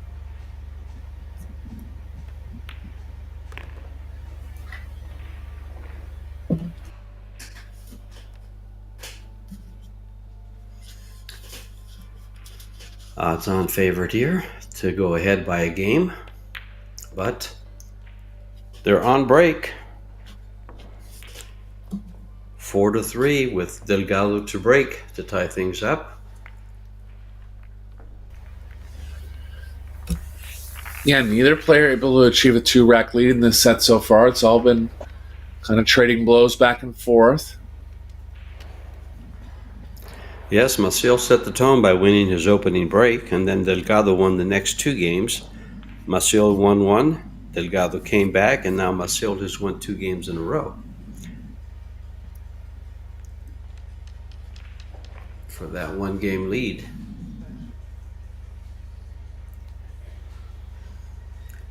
Delgado did lead at one time, 2-1.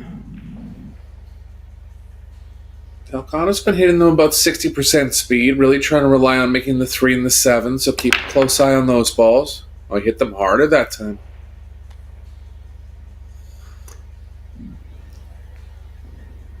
It's the one risk with hitting the rack harder, probably a little more chance of getting the cue ball kicked.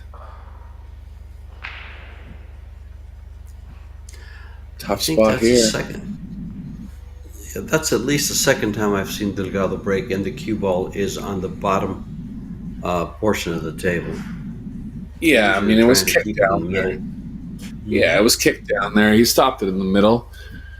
But neither player's really had much fortune off the break. No, they haven't. The ball just keeps getting in the way.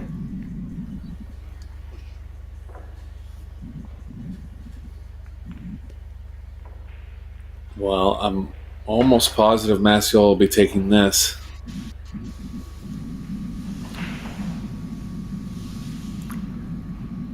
Tricky part about this shot is you got to play with a bit of right spin and power.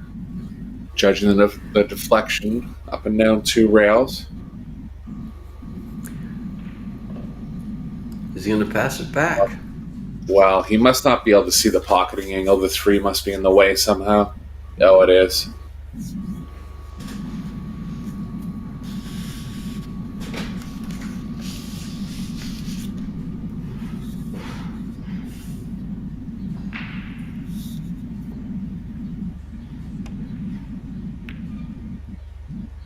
Nice shot.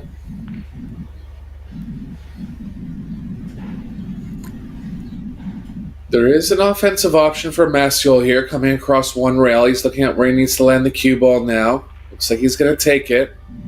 So another super tough shot coming up. Both players looking to kind of pull away. Hasn't happened yet. But if Masiel can make this 1 ball here, he'll have a good chance to get a 2-game lead.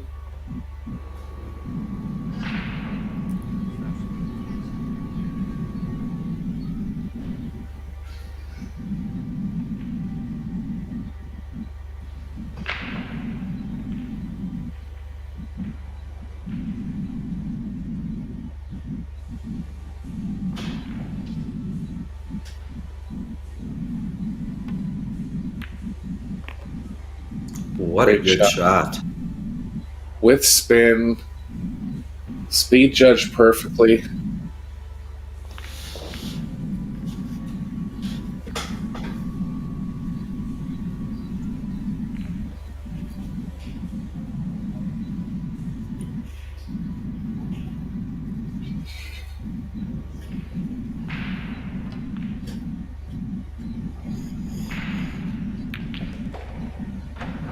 I'll tell you, I really believe this Masiel is going to get right near the top of the game. I keep thinking it every time I see him play, and every time I come up to see him play, and every time he does play, he does good things.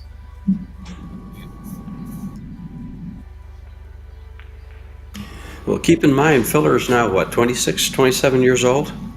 Yeah. So is Federgorst, as they've come up.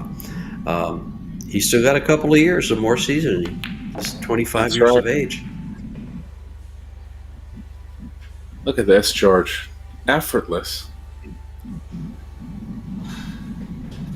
Just draw the ball around 3 rails, cue ball moving 10 feet. Executed perfectly.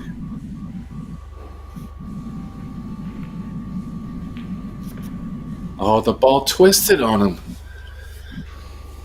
I don't know if we can get a replay of this, but I'll just mention something here. So there's sometimes when you get a bad contact, it's called a skid, and the object ball starts turning sideways.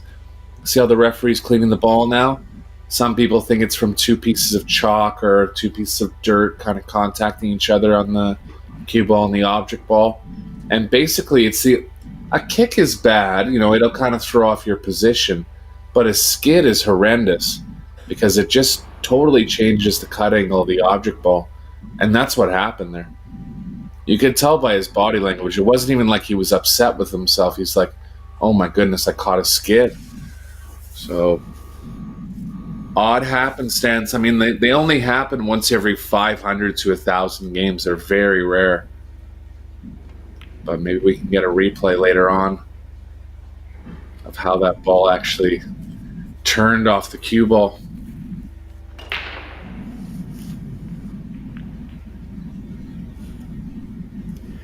It's tough to say how they're caused. It just happens, as you said. Sometimes maybe different chalks will kind of cause that. There's so many things that can cause it.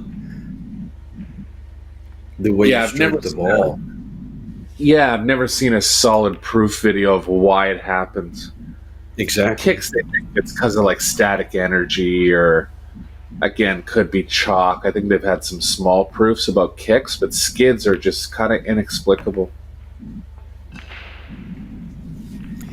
And we're tied at 4. But the one thing about losing that game for Daniel is he'll get to come back and break this one.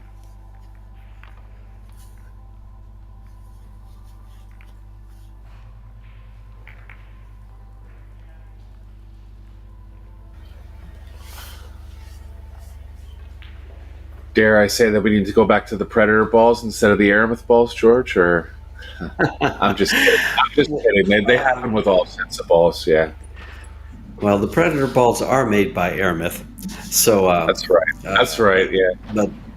But they're to Predator specifications. To tell you the very truth here, they're both very, very, very good balls. They are. Top of the I'm line. just I don't joking. think there's a better set of either. Yeah, I'm just joking.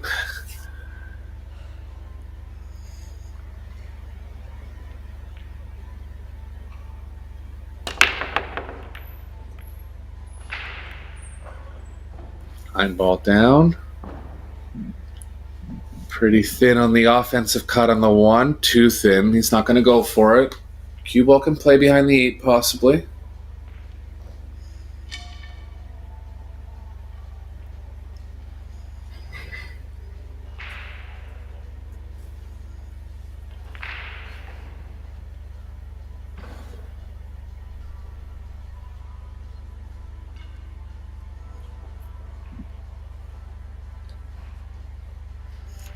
What to do with this one ball? Safety? I like safe behind a 8-2. Yeah, you're just figuring out you can hit it thicker, you can draw it straight back. Typically you wouldn't be drawing a shot like this, but the thickness that you got to hit the follow shot at is kind of weird. Might be thinking about a 2-way, but you can't really do it because you either got to go all in behind the 8 or not.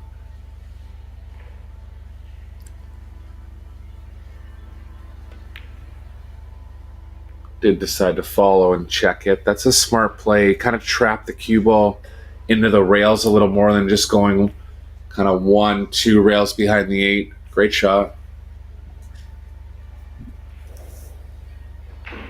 Just taking away the jump for Delgado, and if he does get over the 2, the 10 is going to be in the way. Jump kick.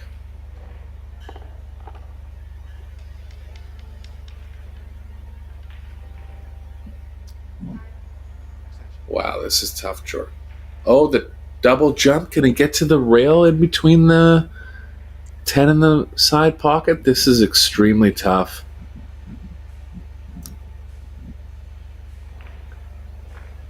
Wow.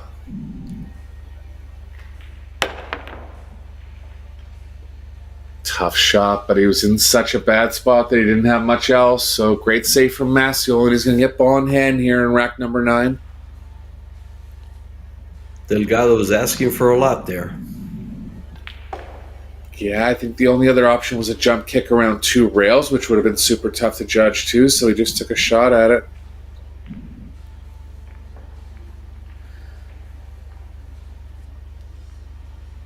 Well, things are pretty straightforward here. This young man will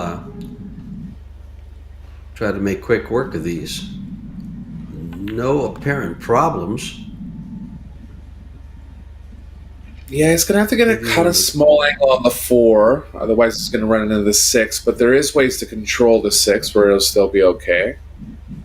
Yeah, I think he's using the 5-6 there to give himself position in case he overruns it. He can just hit one of them.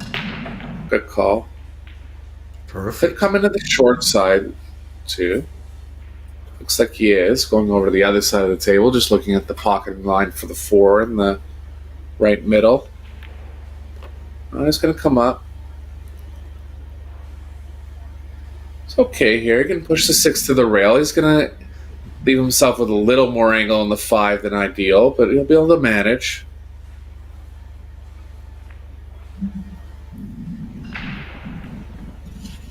It's okay on the natural angle. Didn't move it at all. Making good headway in this rack now.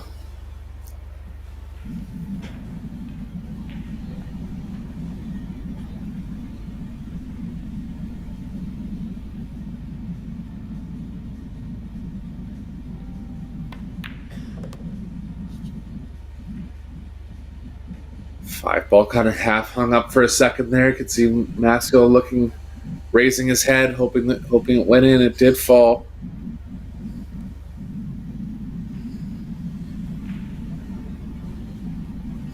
I didn't know you could make a ball with a hope and a prayer.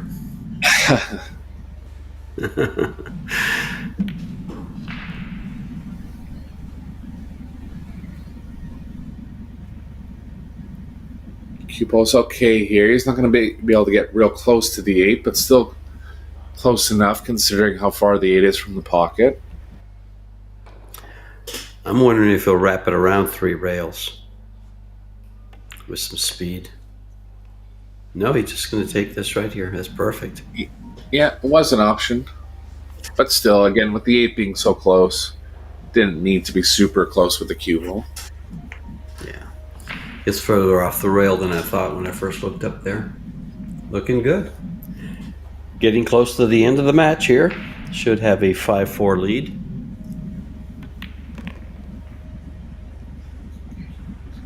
It's been super high quality, George. I can count on one hand the amount of missed balls, and I can count on more than one hand the amount of great shots made. I've got seven highlight shot reels, and I probably could add 1 or 2 more that we've seen. And barely any mistakes, too. Delgado missed a 5 around rack number 3. That's the only missed ball, to my recollection, besides the skid, which wasn't foreseeable by Masiel. Yeah, both players have played very well, and you've seen some very well thought out shots too.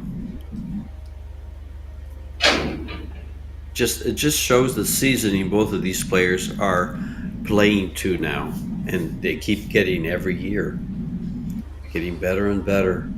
Not just the execution, but the thinking process also. Goes the 8 ball. And still nothing on offer. Yeah, I mean, that was break number 10. There's been, I think, every break pretty much they've made a ball. A couple they haven't. But there's never been a shot on the 1, I don't think. It's odd amount of no looks at the 1.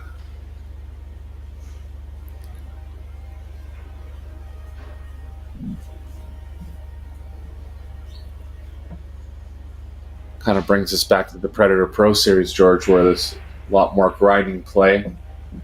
With these tap balls, you're going to see typically a little more offensive play in it and more of a chance to get a shot on the first ball, but it hasn't happened in this set.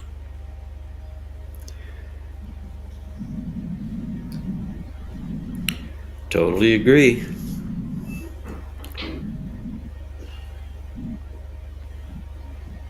Well, Masiel can bank the 1 up the left long rail. 3 and the 10 would be the most likely blockers in that spot. If he catches it super thinly on the left, he can cut it up the short rail. He's looking at pocketing it. Oh my goodness, this is really aggressive here.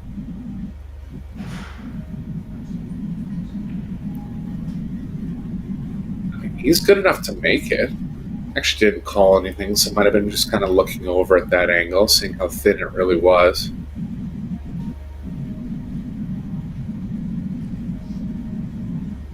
Yeah, I like giving this back. Yeah, you might just try to bank this ball between the 5 and the 7 and leave the cue ball up on top. Yeah, that'd be the ideal. 5, 7. Because the cue ball should track a little bit to the right using the 3 ball, 7 and the 6 for blockers.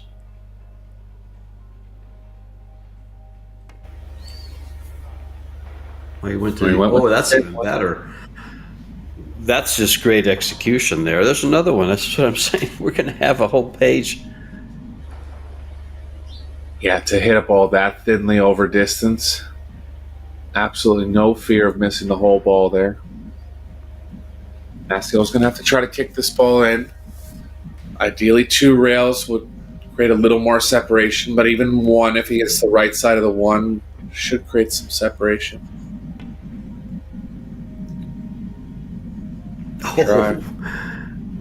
You couldn't put a stick of gum between that ball and when it went by.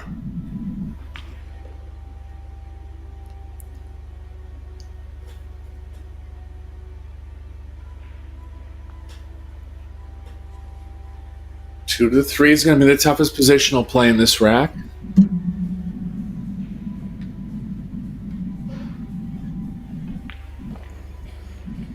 is available to the top right.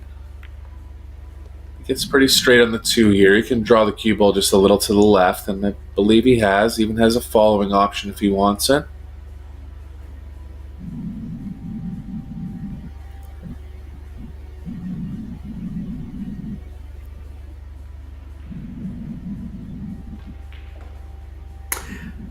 You know, for such a high quality game,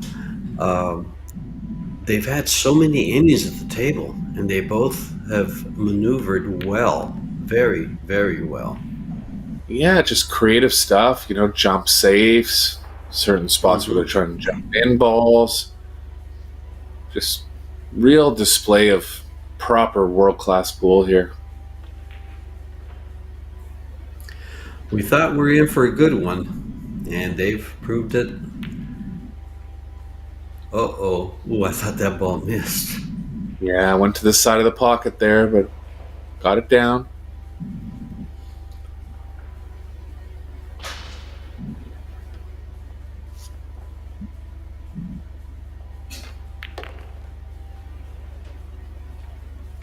So Delgado looking good to reply here.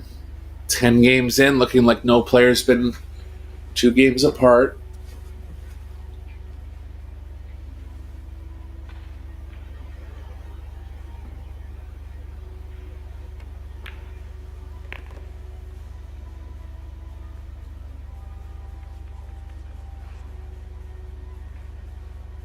Slightly straight. Gonna look at his drawing options now.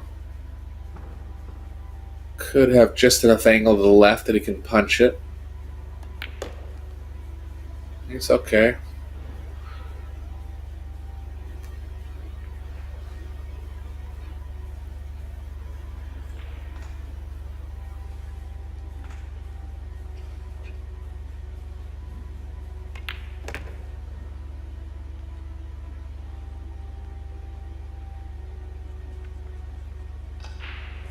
Delgado still playing with the wood shaft, Predator Vantage. Getting to a point where I think at least 75% of the players have switched over to carbon now. It's still a personal thing.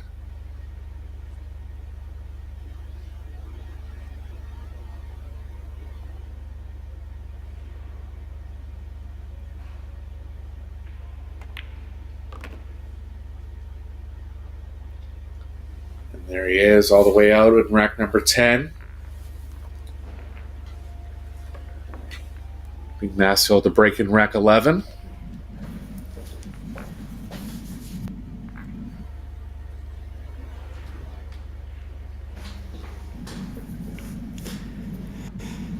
Masiel racking the balls. Eric, I made a couple of comments while I was on mute and didn't realize it. When you referred to the wood shaft and the carbon fiber, I mentioned that I might be in the process of doing the same. I'm giving it a go right now, see what happens. Okay. Kind of liking it. More natural power. You give up a little bit in feel. But the natural power just kind of allows you to stroke at the ball a little lighter. Feel and spin. You can't spin the balls as well, I don't think. I agree. And since I do play a lot of one pocket, but either way, it is the shaft of choice. And like you said, it was 75% are probably playing with carbon fiber. And I totally see why. If I was young and 25, I would definitely be playing with it. Well, that's another part of it too. If you've been playing for so long, and I was one of the last players to switch to, I didn't for myself. I a little overcut here from Masiel, and he gets safe on the 4. He is. Delgado could stick him behind the 4 here, but a bit of a roll for Masiel. I mean, even for myself, I was playing for 30 years before carbon shafts came out, so I was one of the last players to switch over. But I'm an advocate for rotation. I agree with you. For games like one pocket, you don't really need as much power. You need more feel. But for rotation, I think it's a good thing. Yeah, and the one thing about the carbon fiber is that once you do get completely used to it, it works for all games. Yeah.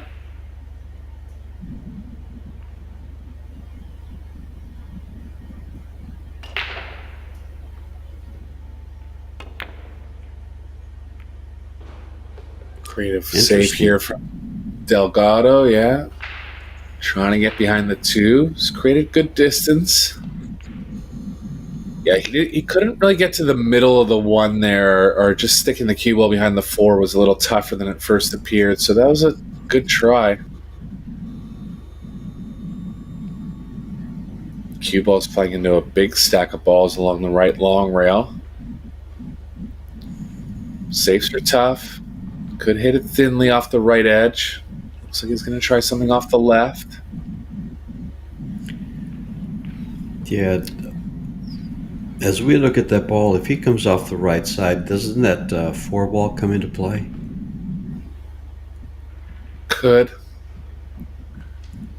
I'd be worried about a scratch off of it, so that's probably why I won't go for the ball. Yeah. That's the 5, excuse me.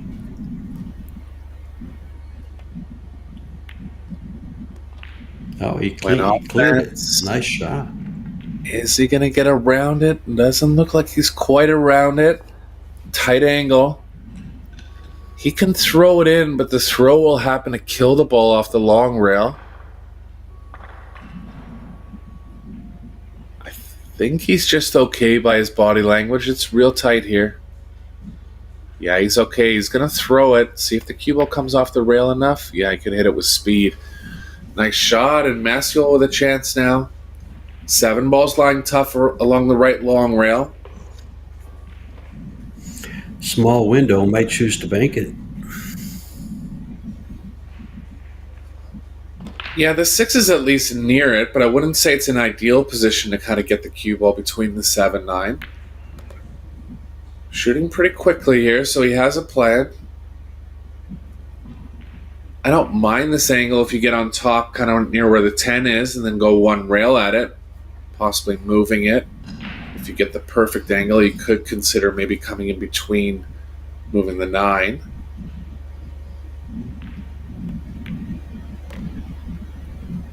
Angle. Yeah, he's not gonna move either of them.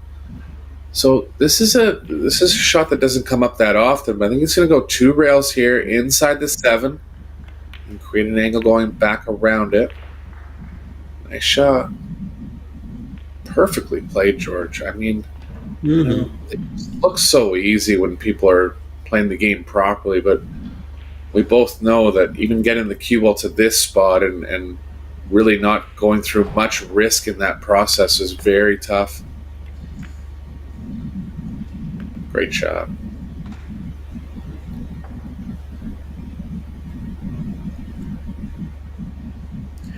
A good exhibition is to the level of play that he's at. You know, set himself up to get that angle to get to the 7 ball just the way he did.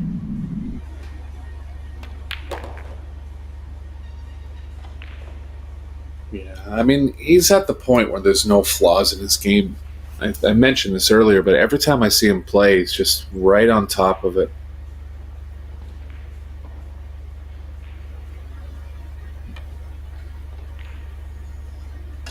Don't really see any emotion from him either. You know, really even keeled emotionally.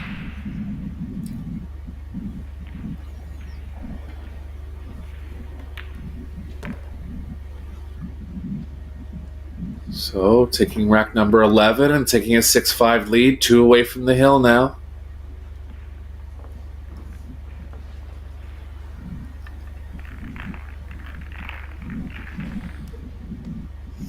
Delgado to break here in this 6-5 score. If you've just joined us, the man you're listening to describe the shots is Eric Horlifson from Canada. My name is George Tejea from the United States. Both from North America. enjoying some great pool and bringing it to you live.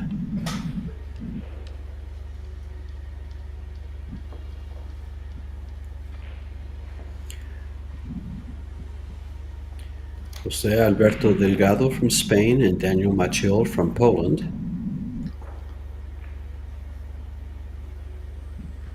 Masiel ranked number 6 by the WPA, Delgado number 26. Wired ball down for Delgado. And finally getting a shot on the 1. It's a thin one, but very makeable. See what he has for position here. The 6 is blocking the most obvious pocket for the 2. I think it's available on the side or the bottom right. Side plays a little more naturally. Doesn't want to run into the 8. Wants to avoid the 3 coming back one rail here.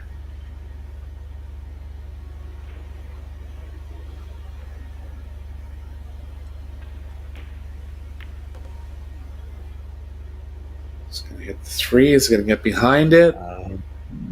It is. Tricky roll for Delgado there.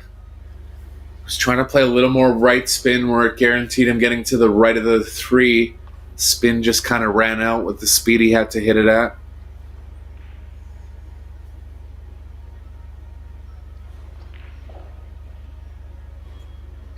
Not much for kick save. Nice thing for Delgado is there's still a lot of balls on the table, so could kind of get a half roll hiding behind the cue ball or the 2 behind one of the remaining balls.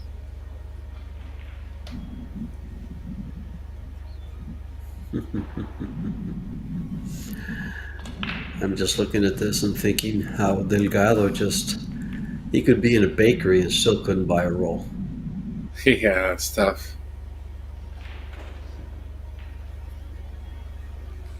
Don't think he's left the pocket for the 2. Cue ball can play behind the 7 here.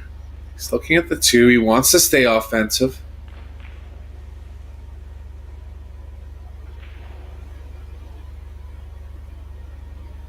It's a very offensive play with the bank.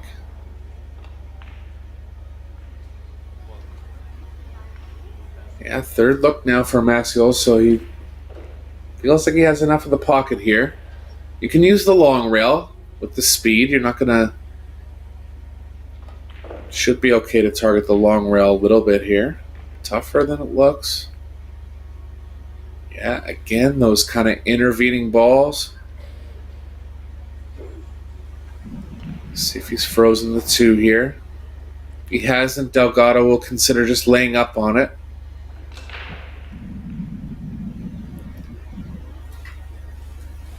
Are your eyes that good to see from the overhead, George? I think it is frozen. Makes a difference in the overall. Yeah, it makes a difference in the overall shot selection. They're calling in the ref now.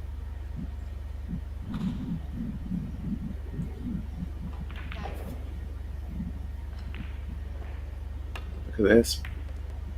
What a shot, George. Bending the cue ball with right spin. Table field judged perfectly. No kicking systems on that one. All feel. Just nails it. What a shot.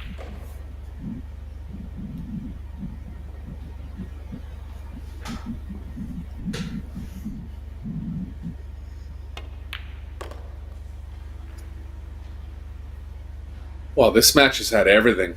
I mean, both players playing great, coming up with some outside the box, high level execution shots. Really a pleasure to watch here.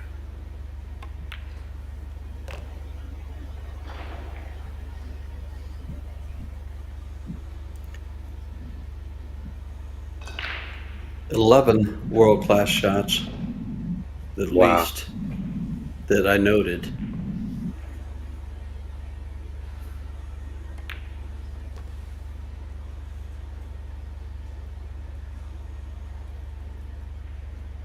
It's okay here. I think he's just straight enough that he can draw to the right of the 8.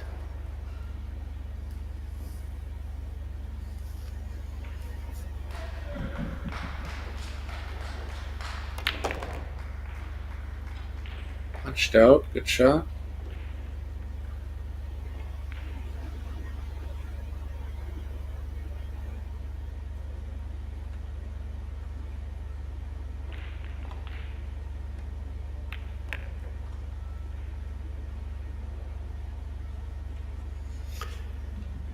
And again, not one player has had a 2-game lead, as you mentioned earlier, and it's been the way for the whole match. We're about to be tied at 6. Just been Raised hanging to neck 2. and neck now.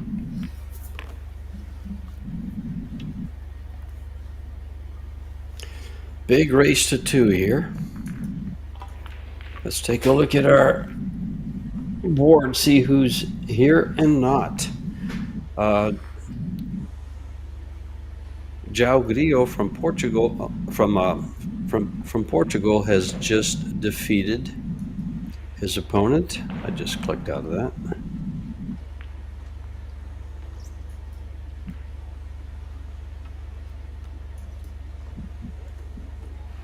So we have one moving into the final 16 at least. Masiel breaking.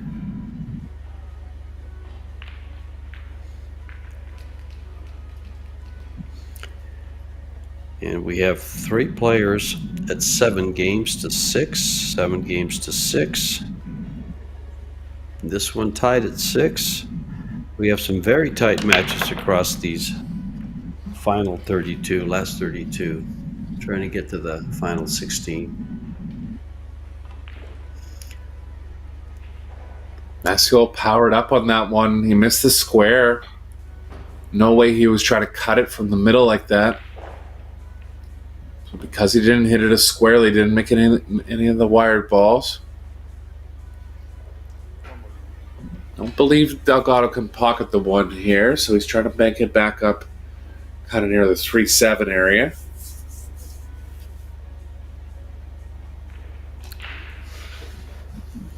There's a window for this ball to go between the 3-7 for the pocket. It's called it.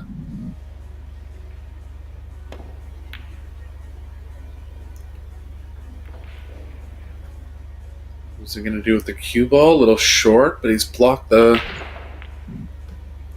bottom right. That was actually a great two-way shot because his cue ball should have ended up behind the 8. That's right. And that would have been a great, great two-way shot.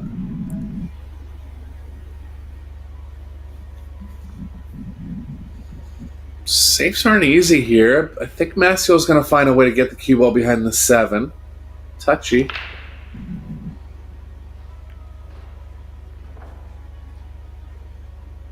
He's good. Delgado could have a 2-rail angle at the 1. Might have to add some left spin into it, which could always make the kick tough to judge.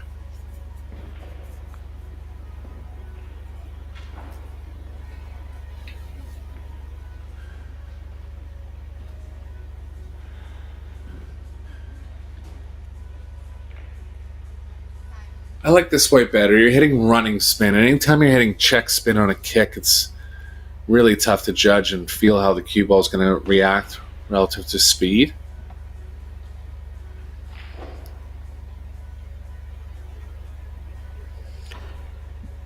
It would be very unfortunate to catch. Is he going 2 rails at this or just 1? He's Yeah. just going 1. And he catches the right side, either side. He could scratch. Oh, he's going 2 rails at it. Nice. 2 with a bunch of spin. So he's trying to make the ball a little bigger there by going kind of to the middle of the rail and then coming at a bigger ball because he was coming kind of sharper on the second rail. Just the feel got away from him a little bit.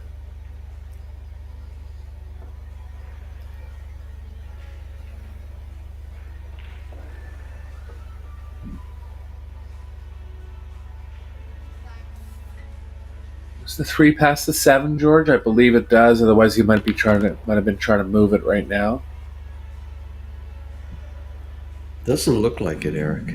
It doesn't look like it, but I think it must somehow because I think he would have tried to develop it if it didn't.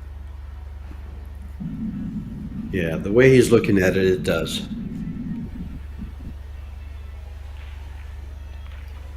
Wow. Especially from here, it doesn't look like it at all.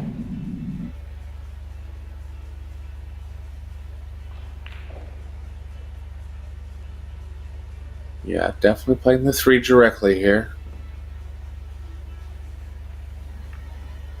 Oh, you're right. Just decided he didn't want to mess with moving the 3 around. Knew he'd get into a spot where he could play a high percentage save. Delgado's already kicked a ball in like this. This is going to be a jump kick.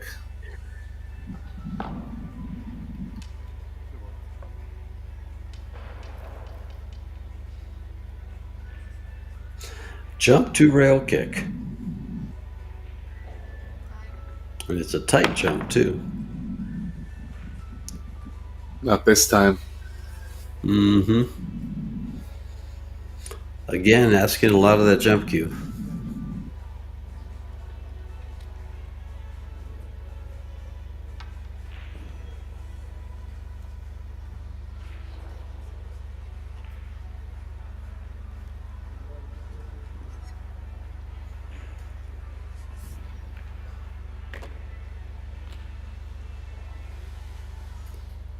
Well, this rack just got a lot easier. Yeah, looking pretty good now. Mm-hmm. If he keeps the cue ball right by that side pocket, he gets to make everything but the 10.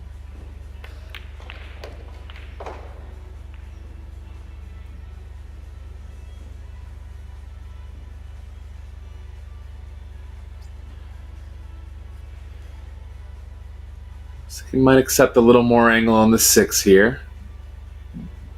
Kind of don't mind trying to get better on the 6. Rails around. Probably a little straighter than it looked, otherwise he would have tried to get to the angle where the cue ball was moving to the left.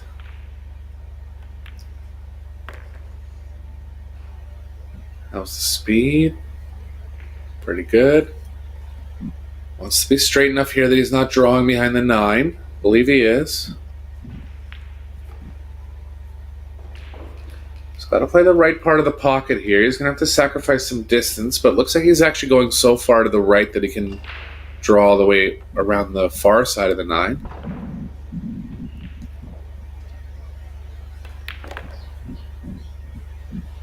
Nice shot.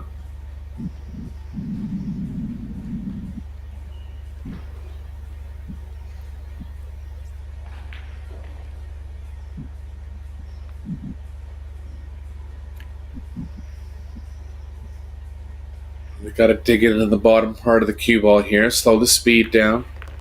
2 rails across, okay.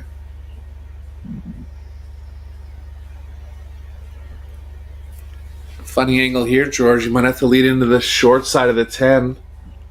Sure does. It looks like he has to come right down.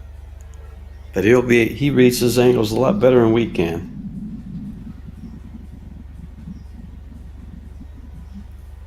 Just gonna power up. 15 feet of draw, no problem. Well, a bit of a problem because he's left himself a little thin. Real thin. He might have to bank this ball, George. He is. So, huge shot coming up in the match.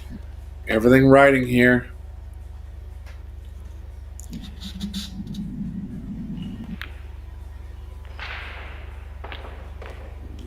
Got it. What a shot. Great shot by Daniel Masiel to get on the hill, forcing Delgado to come up with a way to win this game. He's got to.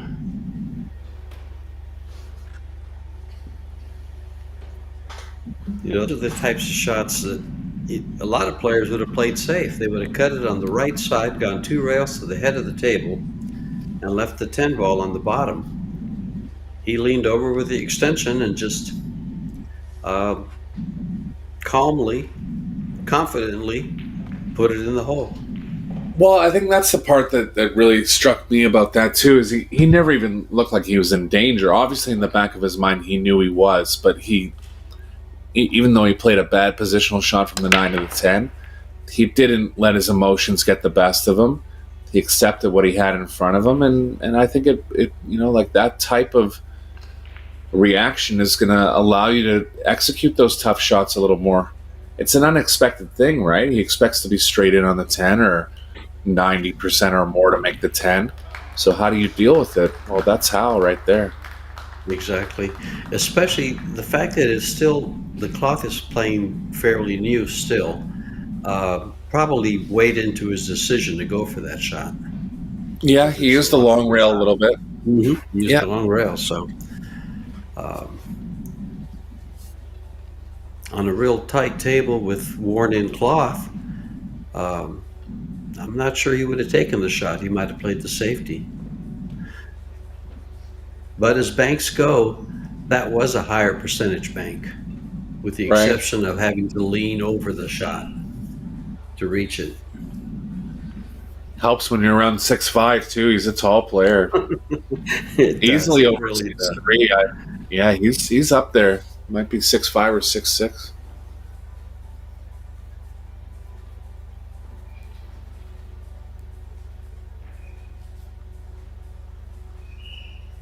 Could play the cue ball behind the 7 here.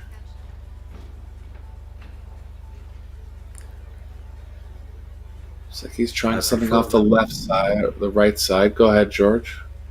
I was just going to say, I prefer trying to get behind a 7 than trying to get behind a 6. Yeah, can trap the It cue just ball a doesn't- little more. It doesn't lay right to get behind a 7, and getting behind a 6, you may be risking a scratch.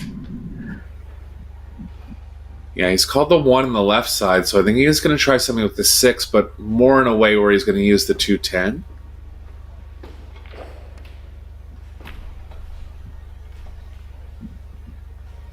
Great shot.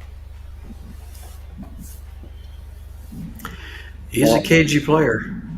Yeah, I mean, the full game display of just all the skills in the game has been on display here.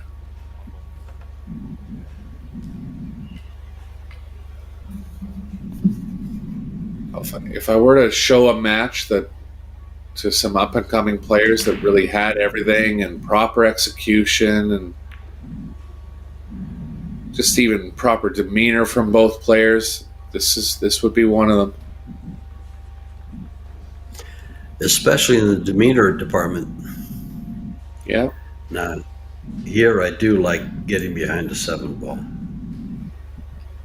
Just looking at it, just considering the combo.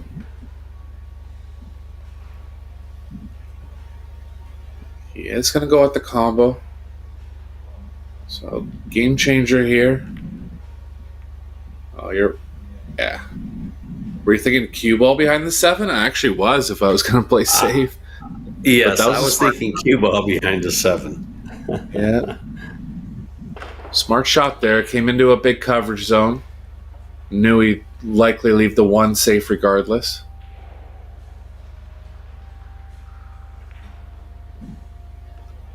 He actually might have left. He did leave the window between the 5. Oh no, he's going to have to kick at the right long rail. Delgado kicked one in like this earlier. Masiel had a similar angle, actually missed the whole ball, and he's going to miss the whole ball again. It's just lengthening out on him a little, slightly millimeters more than what he's judging. But looks like this match could go to the hill.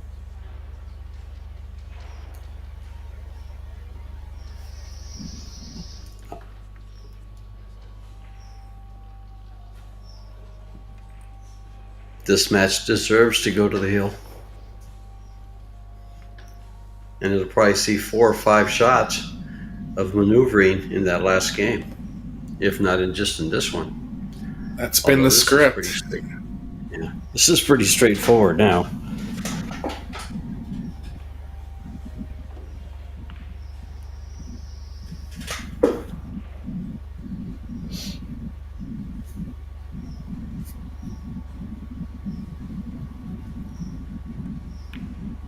Delgado might be one of the only members from Team Spain over here. I know Maite Rapero's here on the women's side. Haven't seen Ruiz or Alcady on the draw sheets. Camino was in Seattle playing the WNT event.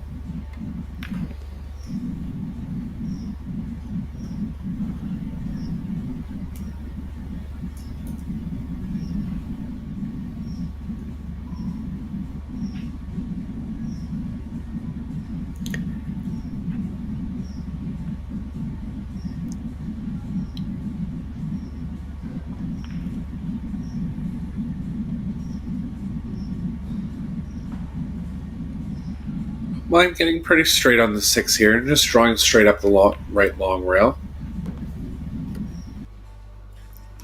Pretty straightforward here for Delgado.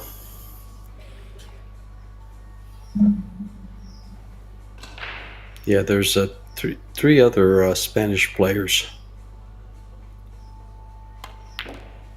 other than Delgado here.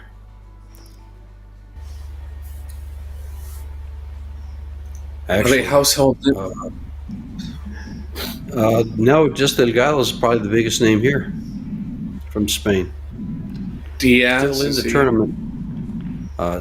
Now, still in the tournament is Delgado, Echevarria, Exposito, Juan Carlos, Iker Andoni, Echevarria, and Delgado. The rest are out of the tournament now. And Okay. you would have Alvaro Pereira and Pelayo Hurtado. None of the Yeah, names I Exposito has recognize. some international experience. I recognize his name. Mhm.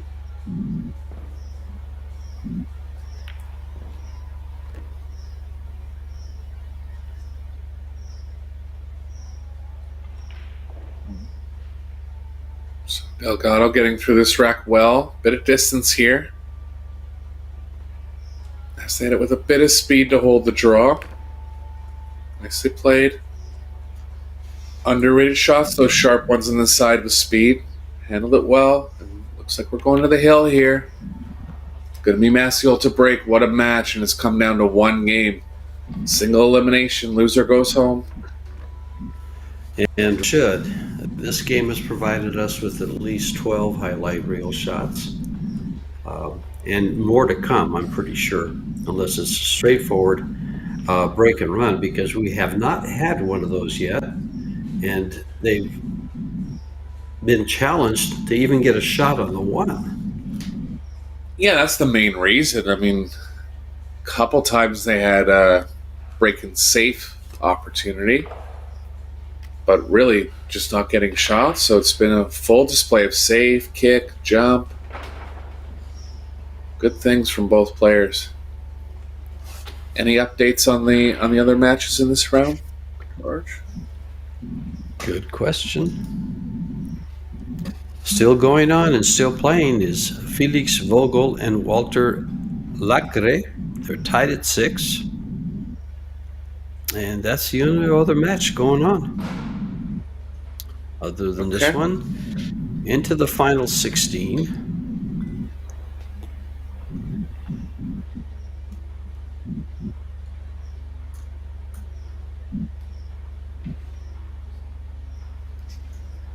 We have quite a few players now because this went from the last 32. We have Grillo from Portugal, Stockerman from Switzerland, Sadekis, Dorner, Polash, Stefan Kasper, Echevarria from Spain, Exposito from Spain, Virtaranta,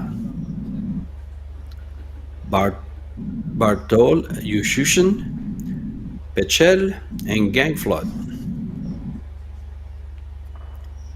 Quite an array of the top players.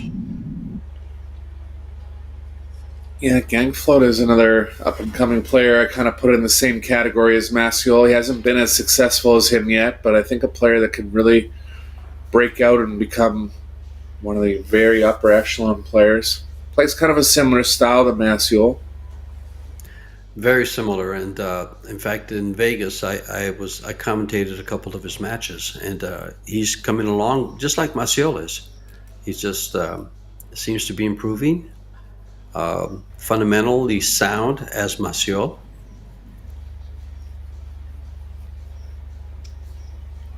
So, promising future for a lot of these players here in Europe. I wish I could say the same for a lot of the players in the U.S. Yeah, well, it's interesting, you know, like the European players are being brought up under proper conditions, so they're kind of developing a style that suits these conditions in major tournaments. Like, even if you look at the talent coming out of the Philippines, they're super talented and they'll find their own way to kind of, play at a world-class level, but they're not as fundamentally sound as these players because they're playing under different conditions growing up. Still good conditions, but you still have half the forums in the Philippines that kind of are on like the wire roofs. Like they still play money games in those type of settings, right? So they kind of have different ways to hit the ball than these kind of bred world-class or bred European players. It'll be interesting to see how things develop.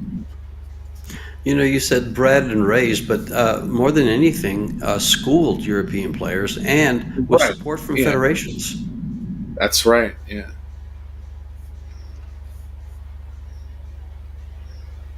Oh, Masiel to break in the decider here.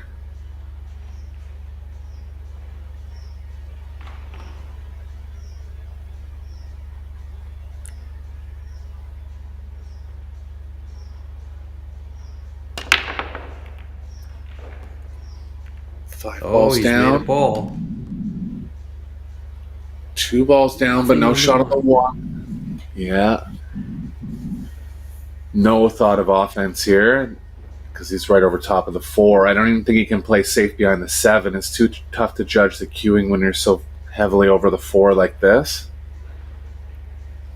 I'm even wondering where to push to. Because Yeah, I don't mind near the makes it almost. The side pocket makes it tough to even play the ball. I hear you. You hit it straight on. Looks like you can hit it straight on and come up against the 7 with the cue ball, but he's over a ball. He could easily mishit this. I mean, he's considering pushing all the way down to the short rail because he doesn't really like what's happening over near the 10. The guy's looking at that angle now.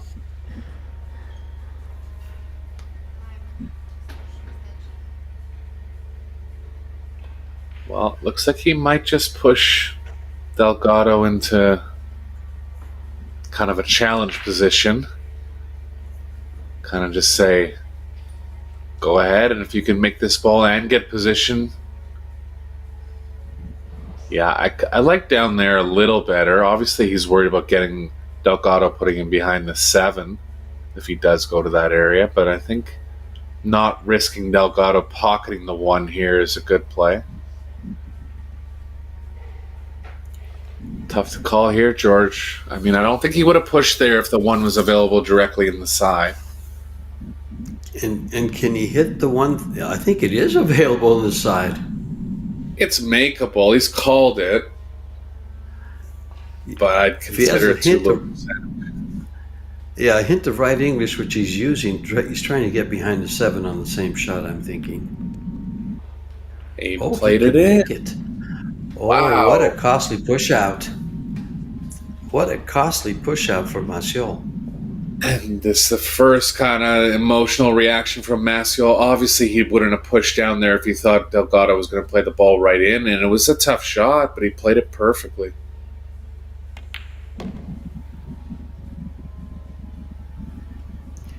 Well, he's still not out of the water.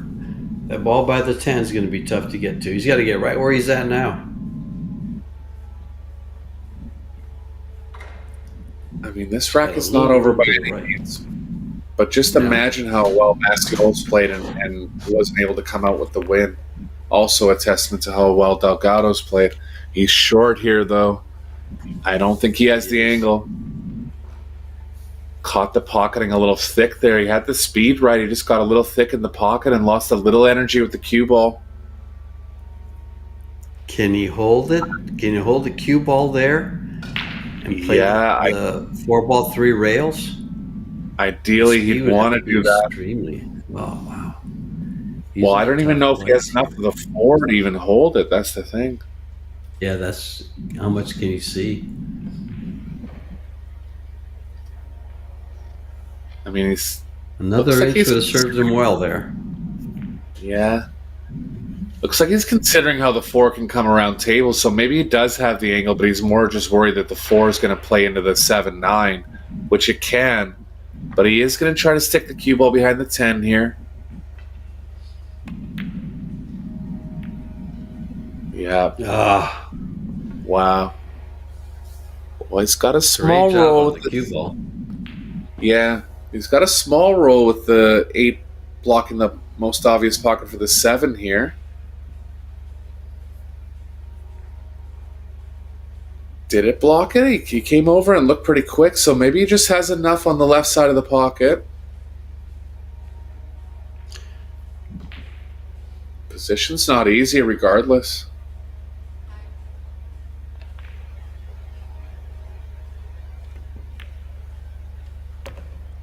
Got it. Just played the conservative position. Strongly advised, though. He would have, any other shot he would have to hit with more speed and some spin. It was a smart play there from Masiel.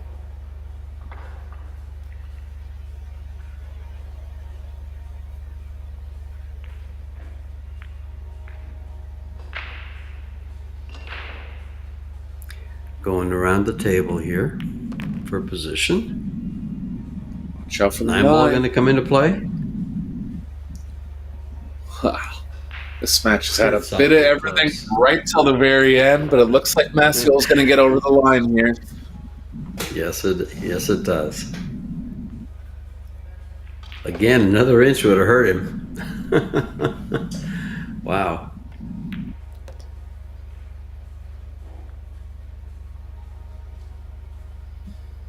There's no concessions here.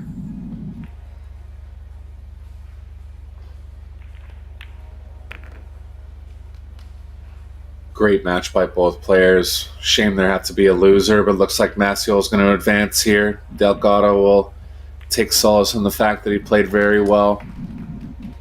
Just a little misjudgment on the position in that last rack, but great match overall. One of the best matches I've watched that gave up like 12 highlight shots.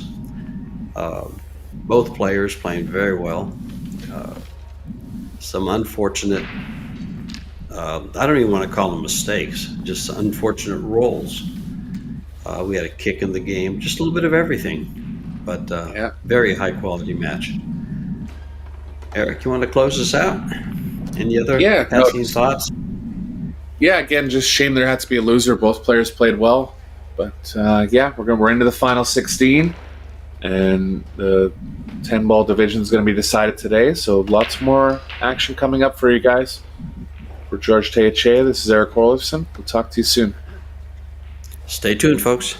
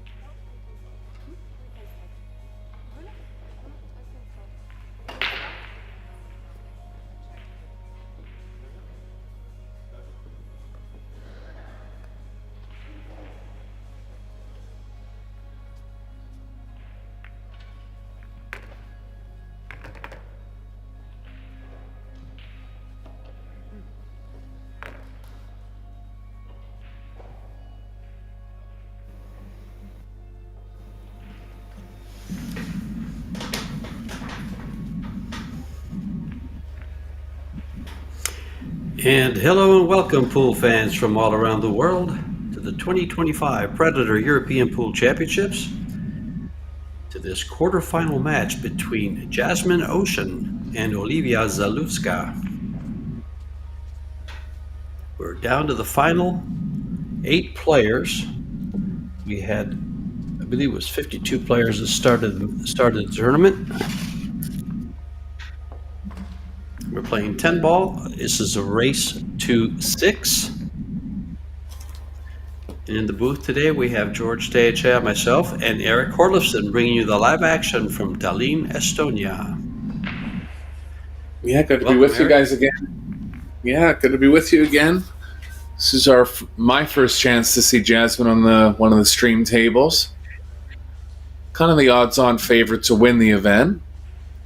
Olivia is capable of putting up a good challenge. Short enough race that things can kind of go either way. Both players going to try to assert themselves early in the first opening racks. Yeah, Jasmine was challenged in the final 32 against Angelina Lubinaz from Germany.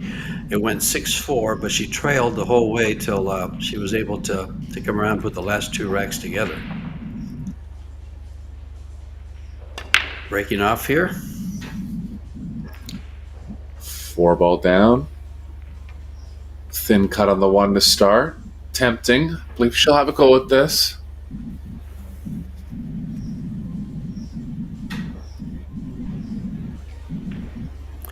Short race of 6.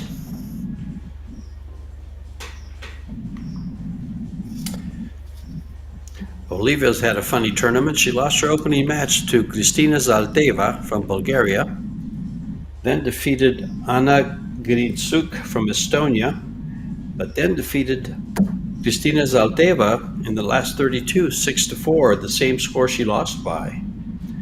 And then took down Joanna Idelkofer from Germany, 6-2. Jasmine now at the table. Yeah, avenging her losses Zlateva early in the tournament. You would consider Zlateva probably the number 2 seed in the field. So good win there for Zalewska.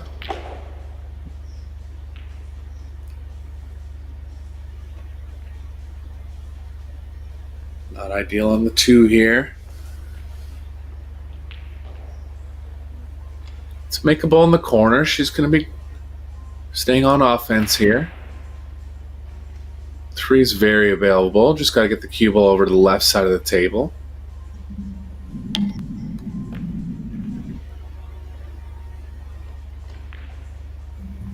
Shot might be forced to go rail first, but there is a path between the 6-9.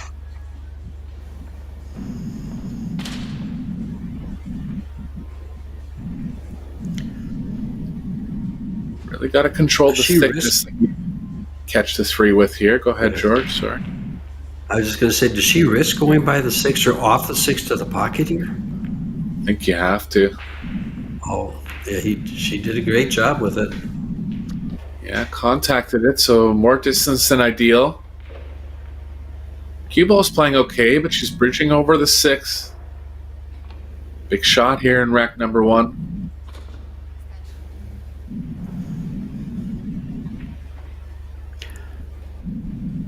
Pretty much, she's going to be elevating a little bit, so she's going to be just probably stopping the ball would be good. Yeah, can't do much here. Tough. Yeah. An open chance now for Zalewska. Yeah, long elevated shot was a tough shot to execute. Just slightly thin. She'd like to draw between the 7-9, but there's too much angle, so going to settle on a bit of distance here.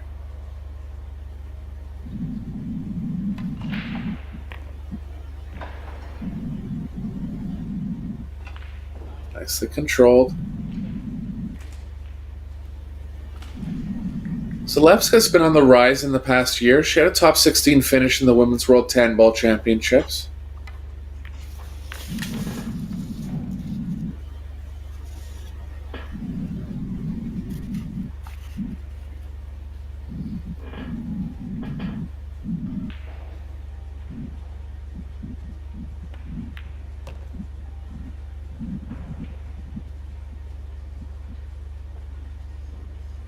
Well, straight on the 8. She'll ideally want the angle where she can draw back past the side and get close to the 9.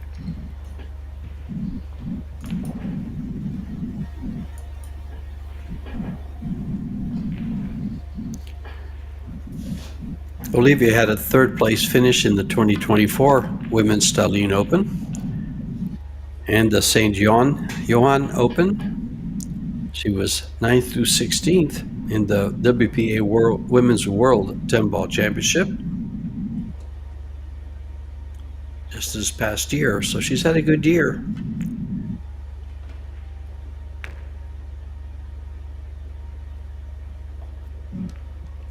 Yeah, the Polish men have really made an impact on the men's international scene. Looking like this new breed of Polish women that are going to start contending for major titles, and Olivia is definitely one of them. Well, I think they've used her, maybe twice now in the team championships. So she's gotten a lot of experience playing with the men at the same time. That's right. Jasmine, on the other hand, last year she won the WPBA Iron City Invitational and the Longodi Italian Open. She was third in the Women Las Vegas Open, and they were in the final group for the mixed doubles. So she's had a successful 2025 so far, and her 2024 wasn't anything to sneeze at. She had a first in the Biker Week Showdown, third in the Predator Women's Showdown, the Alpha Las Vegas Open. She was 5th through 8th in the final 8, so quarterfinalist.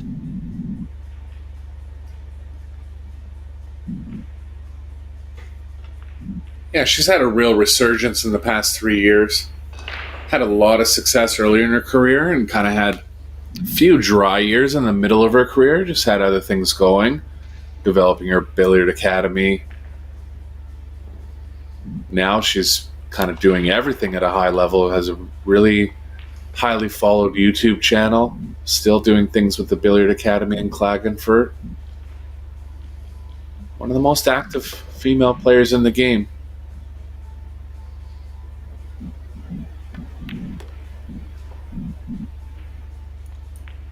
Watch out for the 4. She's behind it.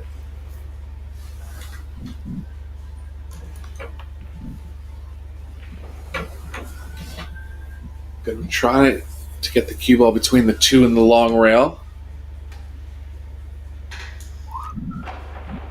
Couple balls kind of blocking the fullness of the 2.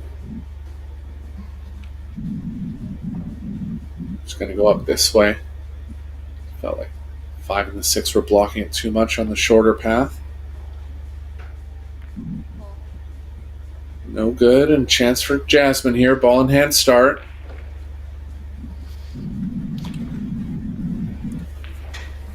Well, Checking at the Jasmine 4. is ranked. Go ahead. Jasmine is ranked 5th in the WPA rankings. A 753 Fargo.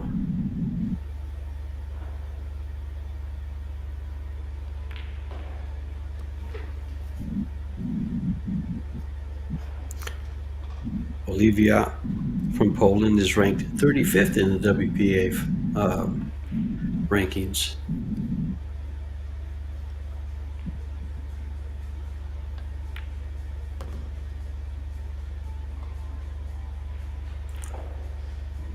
Yeah, about a 70-point difference in Fargo, I think. Which is a significant difference. But over a race to 6, it's not going to show up as much as a longer race.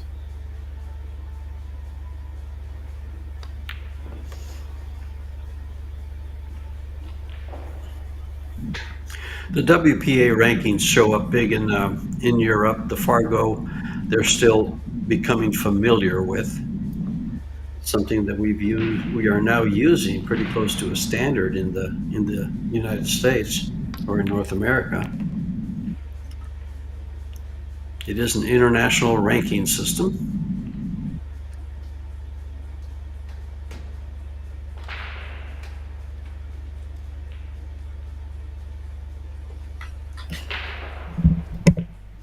Gonna want to put a good kill stroke on this ball here. Well done. Straight enough to hold for the 8 in the long pocket.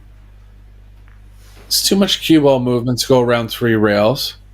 8's a little further off the rail than I first thought as well, so decently available in the bottom left.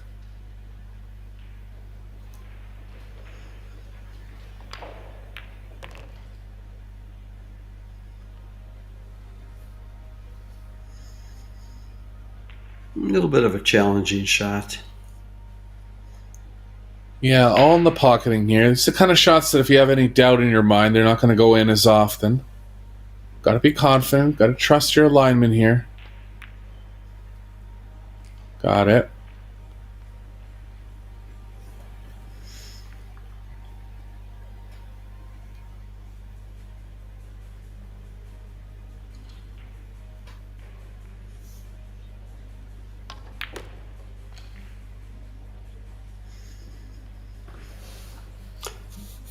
Jasmine opening match was versus Helene Mikkelsen, and she won that 6-1, and then she defeated SM Avicii 6-0.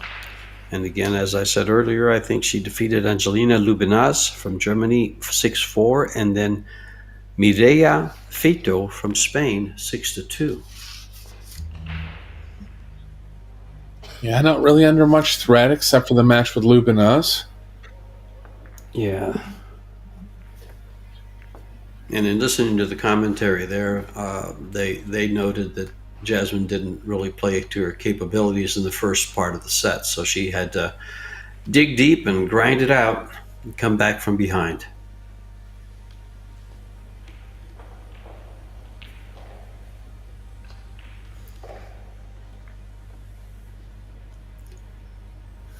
One. We have a lot of pool here.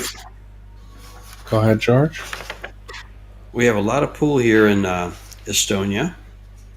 We have the men's and women's 10-ball championships, which are going to be closing out today, I believe, aren't they, Eric? Later on today, we have the. That's right. This is a quarterfinal. This is a quarterfinal match, so they'll be closing out, and the men's and women's 8-ball starts tomorrow on the 2nd.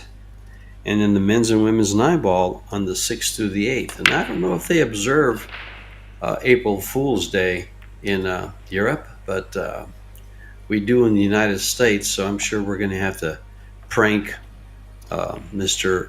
Horlifson sooner or later. I was aware that it was today, so at least I'm on full awareness. No, I was just kidding. I just always April Fool's Day is a special day for me. I look in the mirror. I have been say, "You're a fool." before.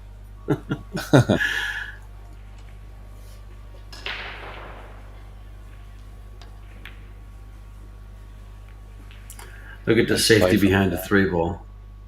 Yeah, nice play there. She's left the right long rail. Olivia can come at this 2 rails and attempt to stick the cue ball.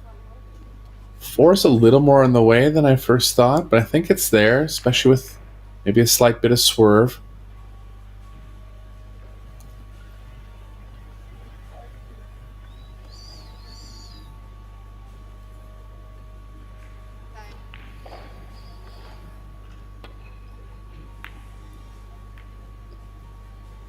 Ideally wanted to hit that ball 2 rails. Came at it 1. Pretty good result considering she hit it 1 rail.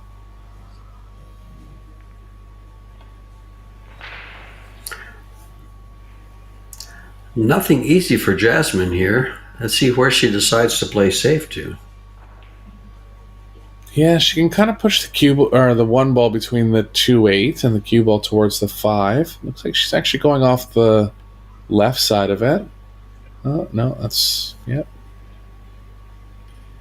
Look out, cue ball. It's okay.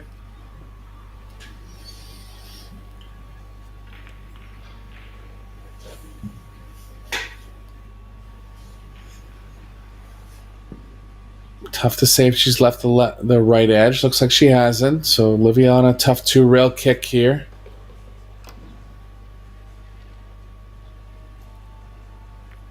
Yep. Tough shot. Just missed.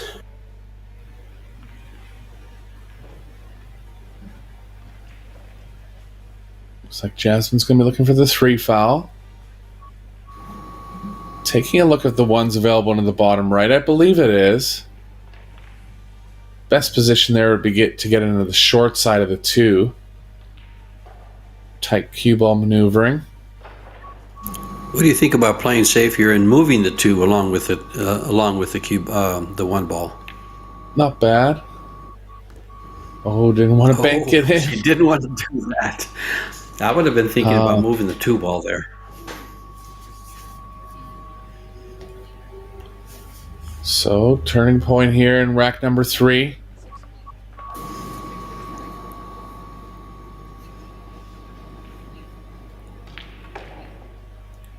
Can she hold this 2 rails? It looks like Yeah, it's she can. possible.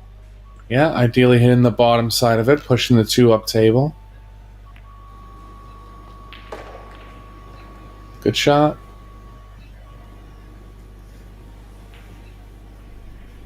Nice that she's left Olivia over top of the 2.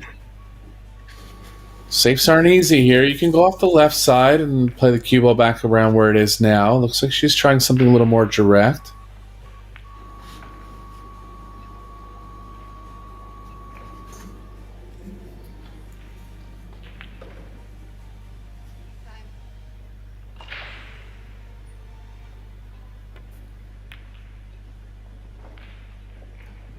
Yeah, I didn't really like this. I mean, she played the cue ball almost perfect and left Jasmine kind of at bay here.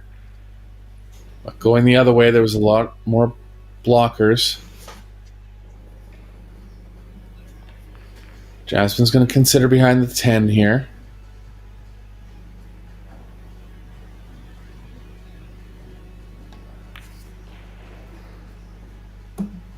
That was the speed. Perfect. That's Again. 2 shots in a row now, Joris, that she's banked in where she's not playing the ball. The first one, could have been avoided, but this one was unlucky. Yeah. Tough start for Jasmine here.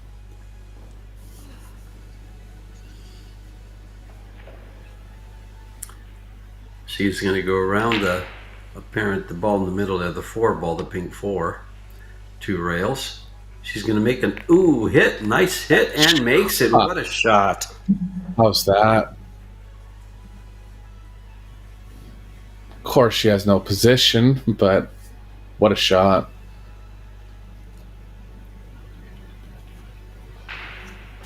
Three rails into an eighth of a ball. Really just trying to hit it, but hit it so well it went in. Great shot.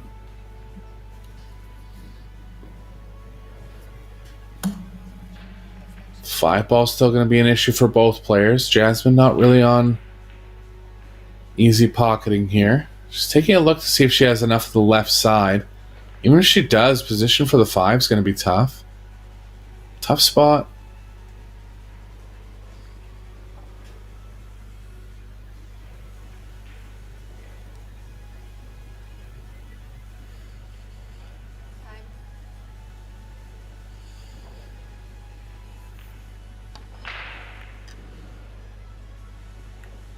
Nice shot. A lot of coverage over on the left side of the table.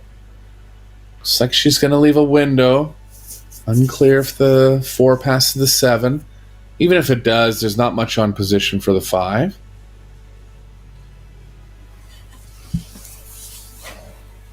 It does go.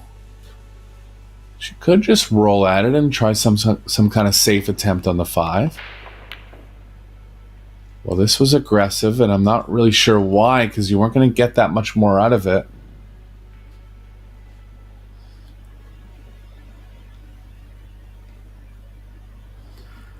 Slow rolling that ball, she might have ended up behind the 7. That's true, yeah, and it's tougher on. It's tough to judge or trust the table slow rolling it over that much distance.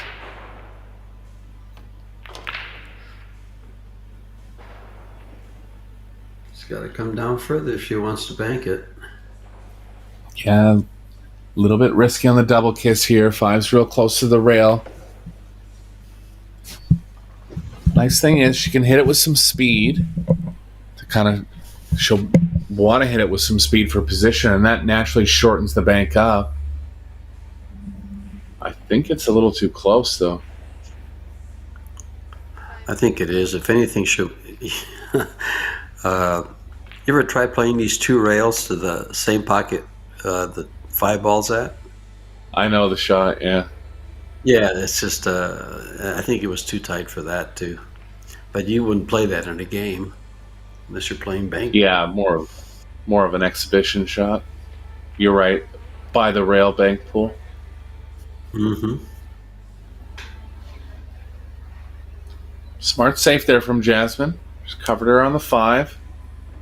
Really tough to judge these diagonal kicks where the cue ball's traveling so far to the object ball.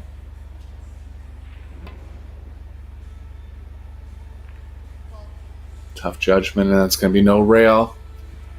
Jasmine still has a little bit to do on position here. Going to have to get the cue ball comfortably on the 6 because it's playing pretty sharply in the side. Actually considering the combo because the 6 is so sharp. The combo will open up the pocket for the 8 as well.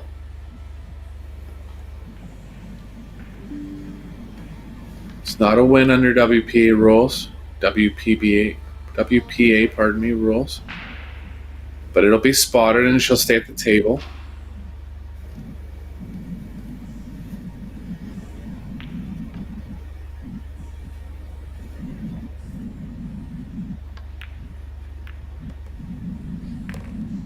That actually plays okay.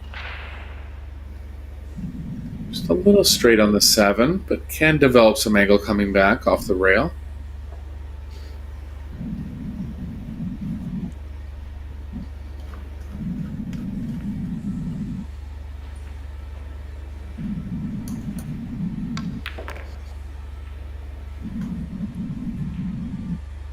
Pretty eventful rack. It's not over yet. She might have to run the cue ball into the 9 here, but Jasmine banked in 2 balls that she wasn't trying to make and ended up coming up with a beautiful 3-rail kick to get the offensive part of the game going here. Will she just run into this 9 ball, Eric? I think so. Push it towards the hole? Yeah, great shot. Perfect.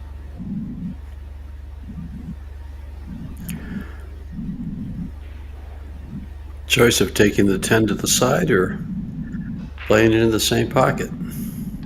She's got several choices, actually, and that's the easiest one. Yeah, I see players avoiding the side so much. I don't mind it on this play. Into the angle, the actual cue ball movement. Pretty much guaranteed to get good on the 10, and she takes rack number 3. And we have 3 other quarterfinals. Go ahead. We have 3 other quarterfinals being played at the same time. You have Jolene Sherman versus Alara Ghaffari, and Jolene leads 3-1. Sara Rocha, 2-1 over Vanya Franco. And then Ina Kaplan, 3-1 over Claudia Van Roer. So Filler is out of the tournament. I wonder who beat her. Slateva out, Filler out. Kaplan's been having a good week. She made the final of the women's straight pool division.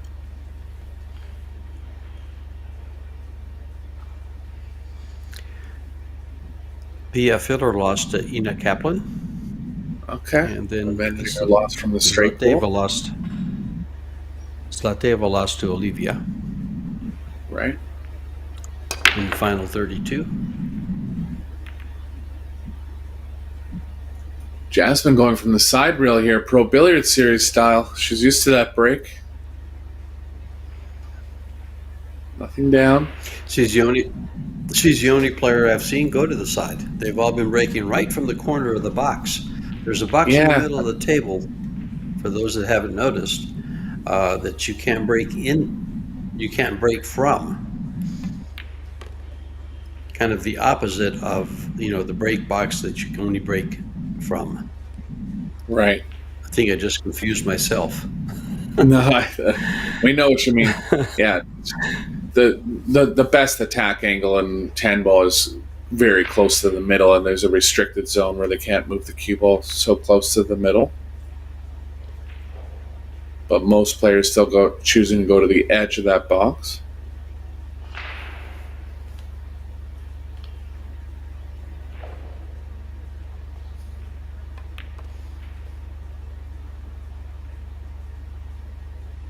A little straight here, kind of drawing the wrong way. She can power up all the way back between the 8-9. I don't mind it. She's kind of on the wrong side of the table, so tough to get enough power stroke in this.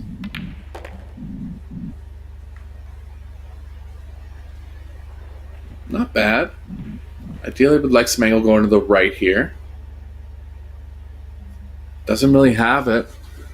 It's possible to manufacture something, but it would require a lot of speed. The natural drawing angle is kind of going into the 6. A little tricky here for Zalewska.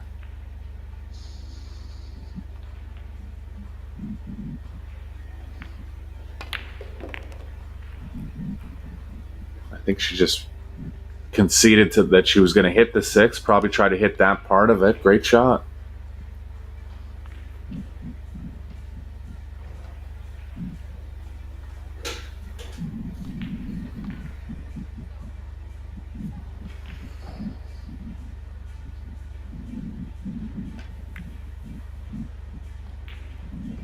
Oh, unexpected miss there. No real explanation. Wasn't much to do with position. Ball was just really close to the short rail, and anytime there's a ball close to the rail like that, it's got to be cut perfectly along the rail. So chance for Jasmine now to open up a 2-game lead.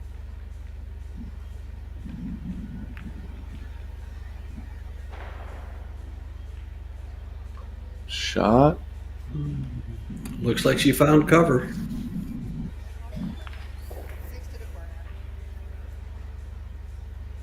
Gonna be going 2 rails at this, calling it in the top left.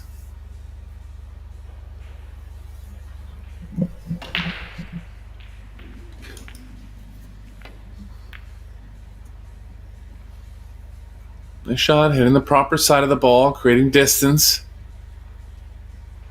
Very long pocketing here for Jasmine, and nothing really happening on position, so look for her to play safe. Excuse me. She can bank the 6 up the middle, slightly risky with the cue ball going towards the top right corner pocket. I think she can beat the scratch to the short rail if she hits it properly.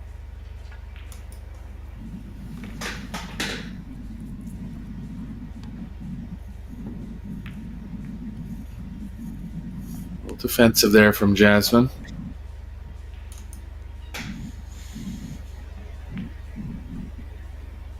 Hasn't left the obvious safe with the cue ball behind the 7 here. The 6 can play to the middle of the short rail. Tough to get cover. Maybe with the 10.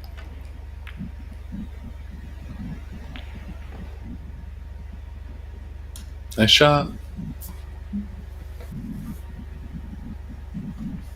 Jasmine quickly to the jump cue.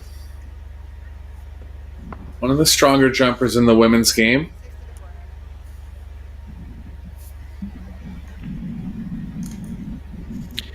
Yeah, Jasmine's a WPA World 10-ball champion, World Games 9-ball division champion, 8-time WPA event champion. She's also sponsored by Predator. Yeah, she's won almost every title in the women's game.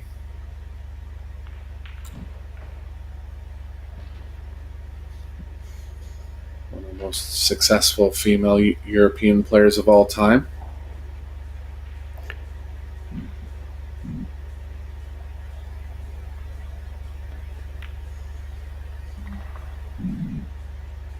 Oh, That's a big miss from Zalewska here. Jasmine going to be a big favorite to get a 2-game lead now. Yeah, keep in mind it's a race to 6, and she's about to be halfway there with this 5-ball clearance.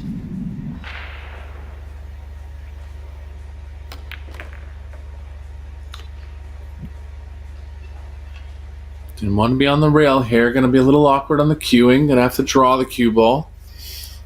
Maybe a bit of a stun will be okay, but slight elevation coming here.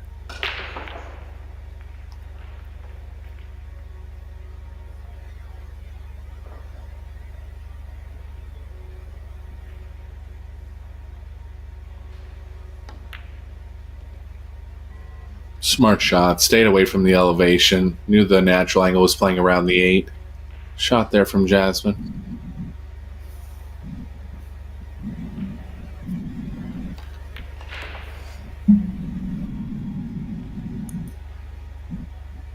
Looking good now. Looking confident.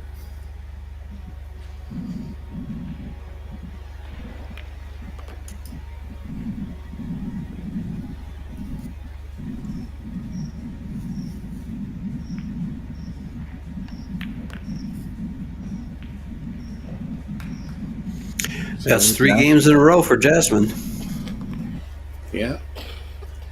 3-1. Racing to Celeb's got 6. a break. Yeah. Celeb's got a break in rack number 5. She made the balls behind the 1 on her first break. Going from the middle like most players.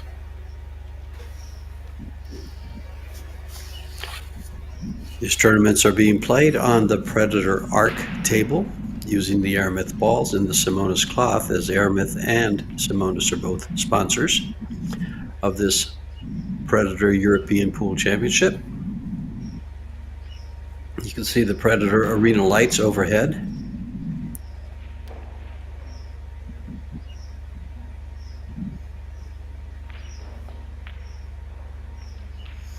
Breaking in game number 5.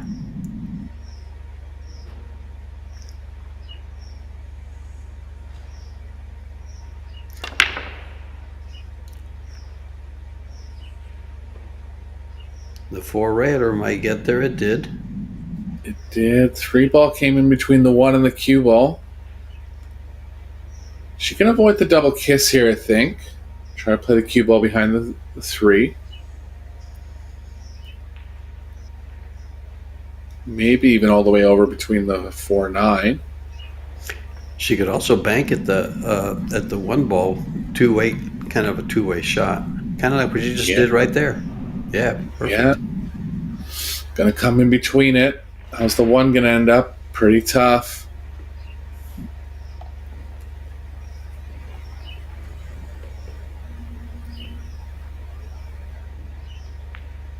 Might be worth a difficult offensive try here for Jasmine. She's considering it. Even running the cue ball into the 6, kind of freeing up the 5 a little, would be a good play.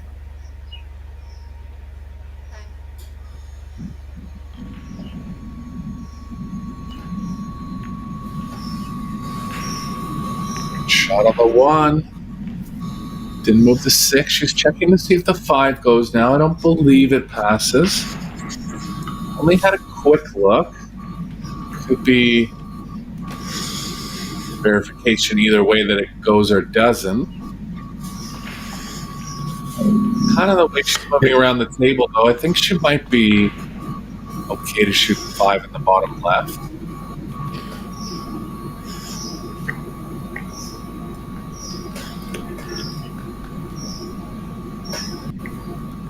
Looking at the angle for the side now, so might not be available in the corner. She can get to the angle where she could shoot the 5 in the right middle.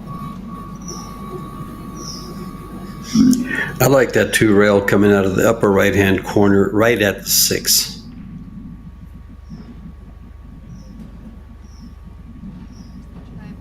Could definitely work. Speed has to be good and the angle has to be perfect.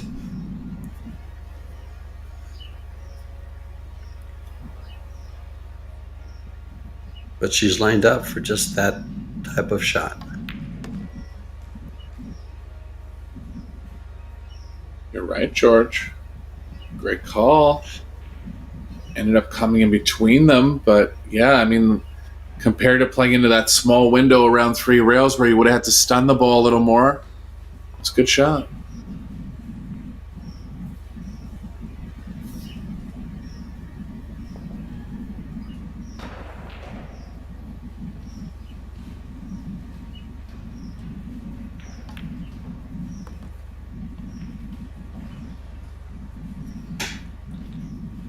Cue ball movement in this rack, but she's done well to get to this point.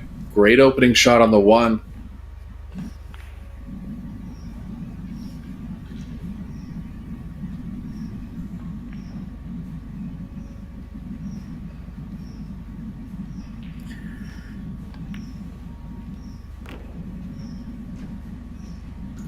I thought she might come around those 2 balls, the 8 and the 10, for the 7. Just thinking about that too. Yeah, much higher. No chance of getting behind them. Yeah, and she needed some angle to kind of get back into the middle of the table for the 8 because it's really only available on the bottom left. So, smart play here.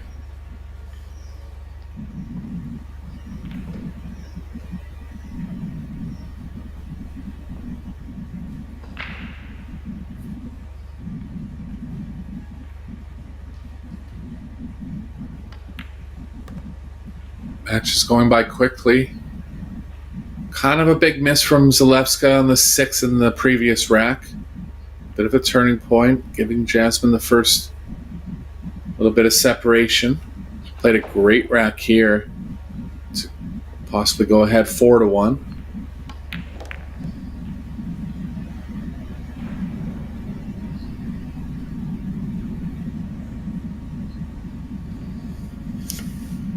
Jasmine looking very solid as always. Very solid. 4 games in a row and leads 4-1. The other quarters, you have Jolene Sherman tied with Alada Gafari. Sarah Rocha now leads 4-1 over Vanya Franco. Ina Kaplan 4-1 over Claudia Van Roer.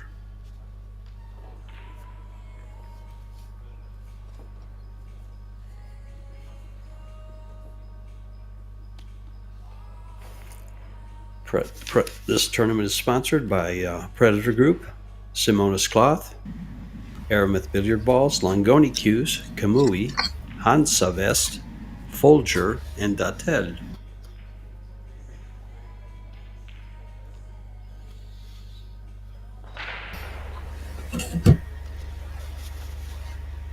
And of course, we have the European Pocket Billiard Federation referees, as this is the Epbf European Pool Championships. The federation sending their chosen players to compete. 117 men, 52 women in the 10 ball, entered into the 10 ball. Yeah, big fields here. Women. Sure. And like they were saying, representation from all across Europe. It's one of the most. It really is the most important tournament on European soil throughout the year.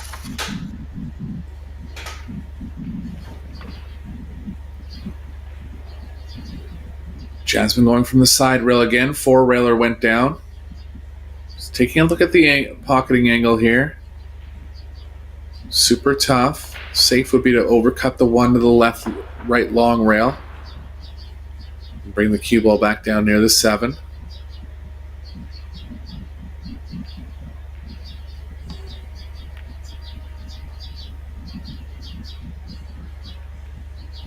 Didn't quite get either, so going to be a chance here for Zalewska to make something happen. She's only left the right side.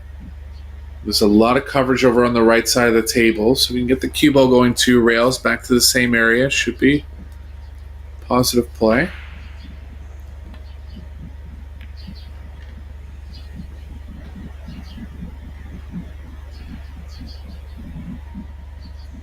Should I leave a window there, George?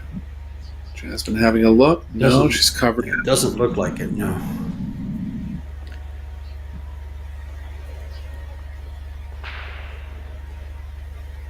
She may Looks like look it'll at have to going. be. I was gonna Go say she ahead. may look at going rail first by the side pocket, but I don't think I think the 8-ball hinders that. It does. So there's no way she can hit it full, but not to make it. Nice shot. Nice Half the shot ball. there. Great distance. 8-ball's going to line up for her. Small roll, and the kicking's going to be tougher because she's right over top of the 7. Might have access to the left side of the cue ball, coming and can come around 2 rails. Jasmine's playing well. Kicking very well. Tough pocketing on the 1 in the last rack. Past that test. Watch Will out, be no a rail rail. here. No rail. And going to be another open chance for Jasmine now.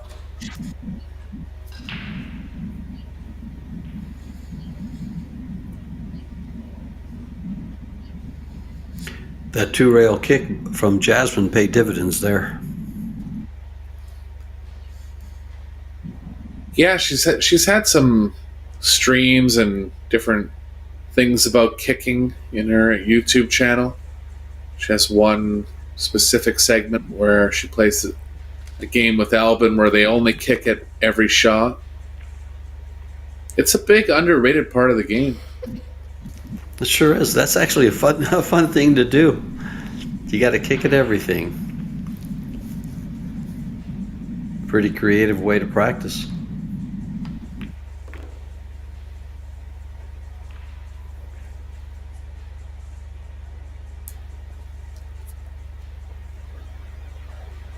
And get some views on your YouTube channel. Yeah, Albin will be here for the 9-ball division. Didn't compete in the straight ball or 10-ball division, but he'll be here for the 9-ball and 8-ball.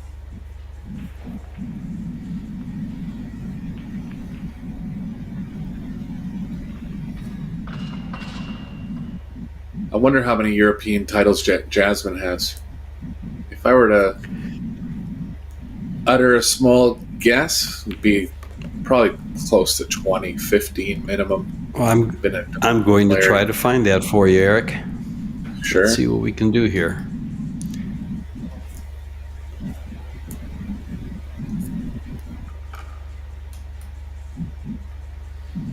Straight up the right long rail here for Jasmine. Couple shots, just getting straight and drawing straight back onto the long extension here.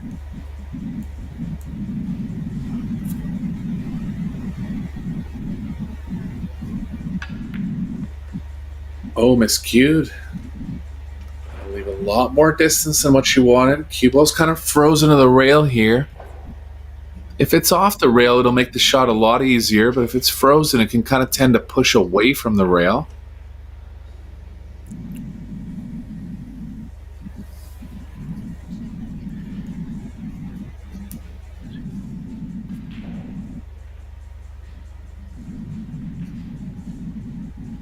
Yeah, she's really close to the rail. Got to cue this ball perfectly.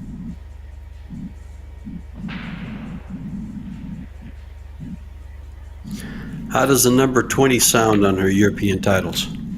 Holy.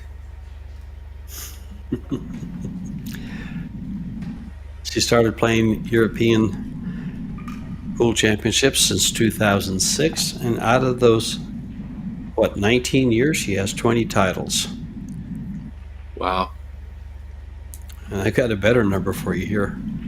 In 2015, 2 of the 3 tournaments she played, she won.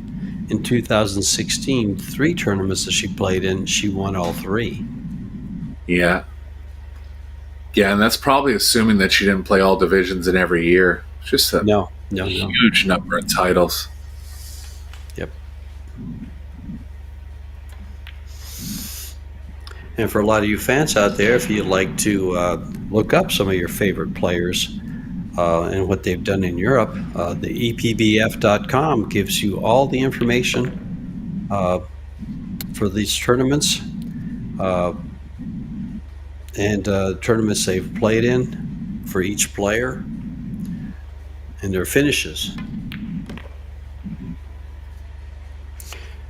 And finally, after losing 4 straight games, Olivia Zaluska comes up and wins her second to close the gap to 2 games in this all-important race to 6. Considering we are in the quarterfinals, you want to make that semi and stop your opponent from getting away from you. Yeah, Jasmine miscued on the 5 there, left more distance towards the 6. Forced her to hit it with more speed. Got unfortunate with the cue ball landing really close to the rail. Again, you can still shoot the cue ball along the rail, but it'll tend to push away from the rail when it's in that frozen position. And that's how she missed it. She just overcut it slightly. Yeah, Sara Rocha and Ina Kaplan are both on the hill against their opponents, and they both lead 5-1.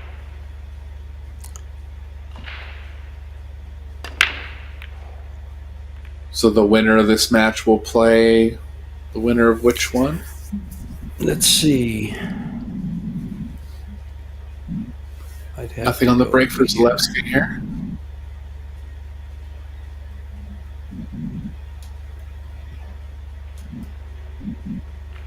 She's going to have to run into the 2, but if she draws it, she could minimize the movement of the 2 and shoot it in the same pocket.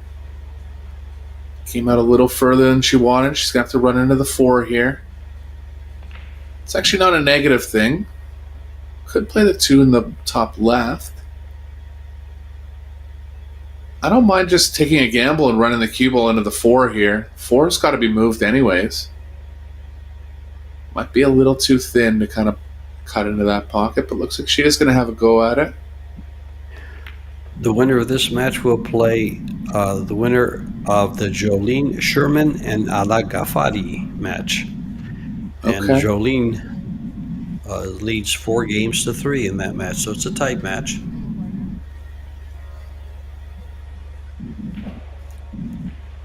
The winner, Ina Kaplan and Sara Rocha, might have to meet each other in the other semi,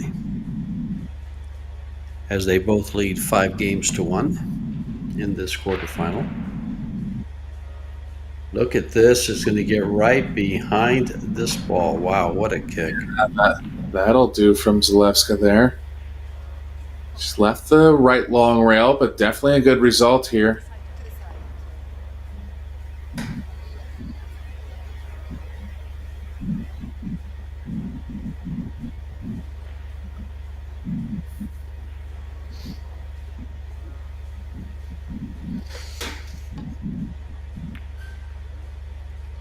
Good shot, hitting the proper side of the ball again, and good result from Jasmine.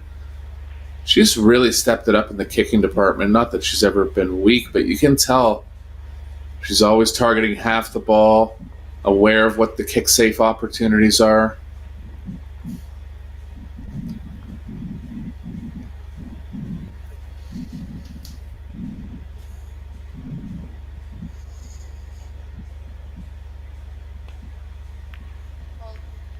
Oh, With nothing on the way through. Going to be an open table chance for Jasmine now. I believe the 8 is available in the bottom right. 6 plays good onto the 7, where she can get straight onto the 7 and get into the short side of the 8.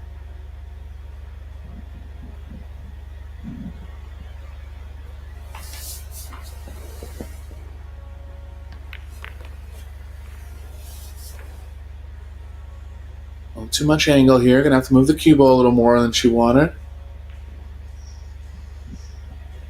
She can draw at 2 rails. Cue ball will be kind of trending towards the 4 in that case. Looks like she's considering coming below the 4 and shooting in the side. That shot here lays perfect for that, Eric. Just nice line to it. Yeah, into the angle, but she's come on the wrong side of the 4 here.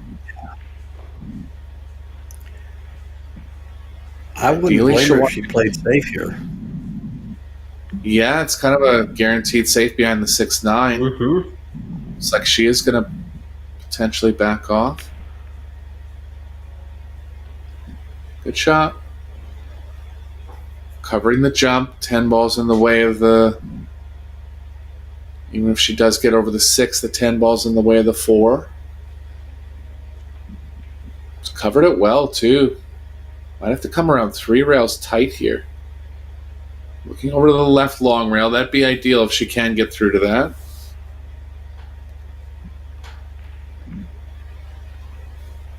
Not there, so she's going to be going 3 rails at this. Ideally, super tough, but ideally if you can hit it at a speed where you kind of lag onto the 4, could develop something safe. Yeah, she's going 2 rails. I like going 3 here.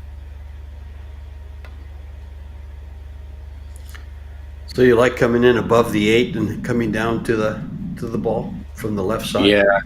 Yeah, tough to judge. Makes the ball bigger. You're kicking at a rail that's closer to the ball you're trying to hit. Good call there. I do like that.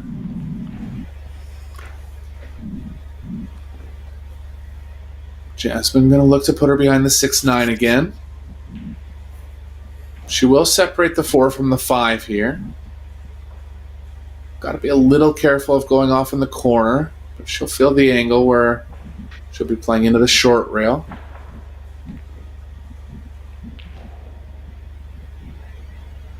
Speed there. Pretty good. And she's definitely going to... Oh, she'll have the right long rail here. 5's covering a bit of the 4. Let's be judged nicely. Kind of kick where you kind of want to go long of the angle and draw back at it a bit.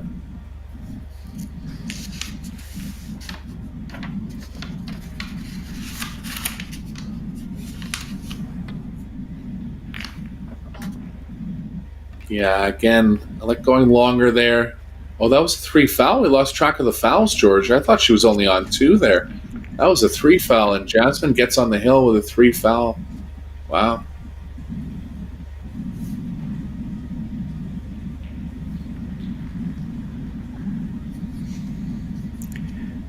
Great play by Jasmine there so far. She now leads 5-2. And she has pretty much controlled this game with safety play, and very, very good safety play. She's played safe at the right times. And anytime you can win the game on 3 fouls, that's very good safety play. Yeah, and she's even come with some good kick safes. I mean, it's really been the defensive replies from Jasmine that has put her ahead here.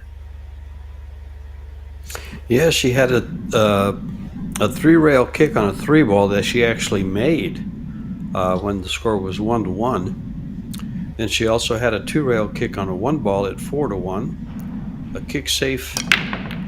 Oh, that was by Olivia, excuse me. But she had that return kick safe here on the 2 ball just a bit ago on that last game. So yeah, she's been coming real strong with the kick shots, and the speed on the kick shots have been very, very, very good.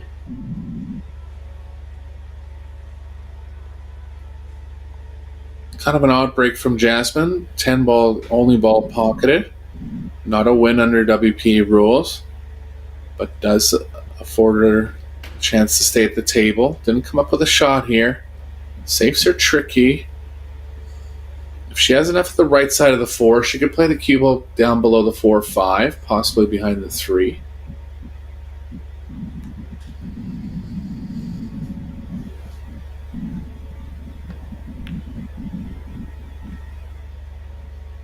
Good shot. I think she's covered everything up the right long rail. Yeah. Not enough room between the 2 and the 1. Yeah, not only have her safes, for sure, not only have her safes been good, she's trapping Zalewska into spots where she has to hit multiple rails on a lot of the kicks. Obviously tougher the more rails you have to hit.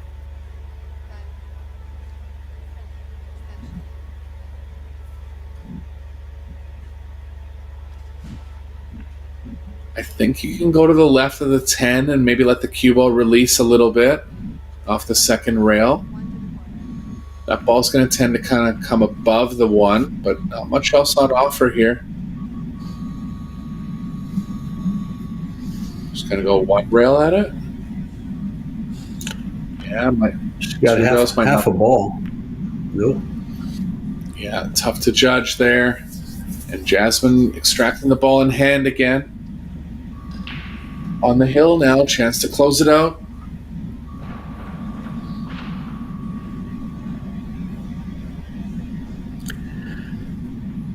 Once she gets on this the 3 ball and can go from the 3 to the 4, this rack is wide open for her to close it out. Yeah, 6, 7. All 6, 7, 8, 9, very inviting, close to pockets. Mm-hmm. And look at her lead in to get to the 3 ball, just straight up table, nice follow shot. The 4 ball is in the middle of the table, but doesn't have the pocket by the 6. Yeah, she's kind of tracking into the point here, George. I believe she can manipulate the outside of the pocket where she kind of gets the cue ball going before the side pocket. It's close. Good shot. A little too much angle. Yeah. Can't really run into the 5 because the right middle is blocked by the 6. 4 does go in the corner, but would be unreliable to get exactly on the 4 in the corner. Judgment call here.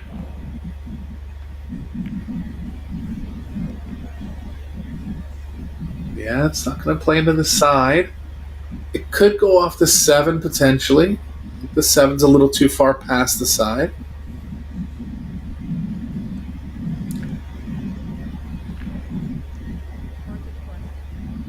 Called it in the corner. So last pocketing test here for Jasmine to close out a real strong match if she makes this 4.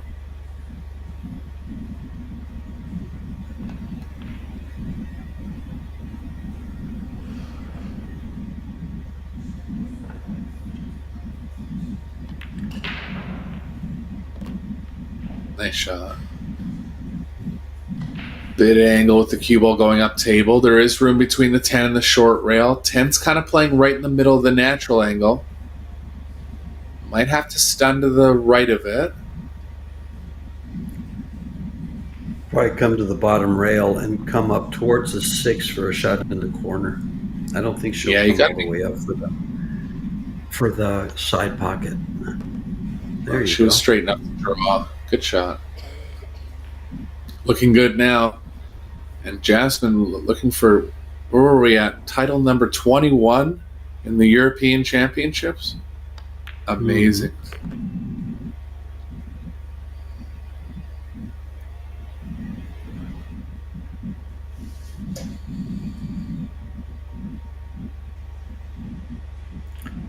That's if I counted right. It could be 22 and it could be 20. There were so many, it's easy to lose track, yeah. It was.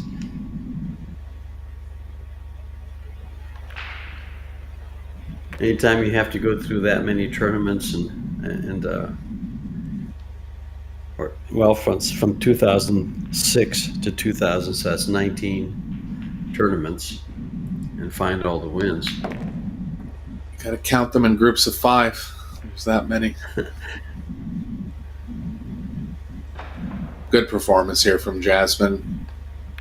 Again, Olivia just stuck in a bunch of tough kicking situations. Missed that one shot on the 6 that was maybe makeable, but other than that, didn't play that badly. Jasmine just maintained control well. She'll be on to the semifinals here. So on to the semifinals to meet either Jolene Sherman or Alada Ghaffari. Jasmine will await the winner of that match. Let me see if I can get you a score for that match. Yeah, and you can see by her body language there, she's happy with it. Okay. Yeah, she's happy with her performance. She knew how well she played this match. Okay, well, we got the semifinal. Yeah, semifinal and final action coming up for you today still. For George Chea, this is Eric Horlifson. We'll be back soon with the next round. See you soon, guys.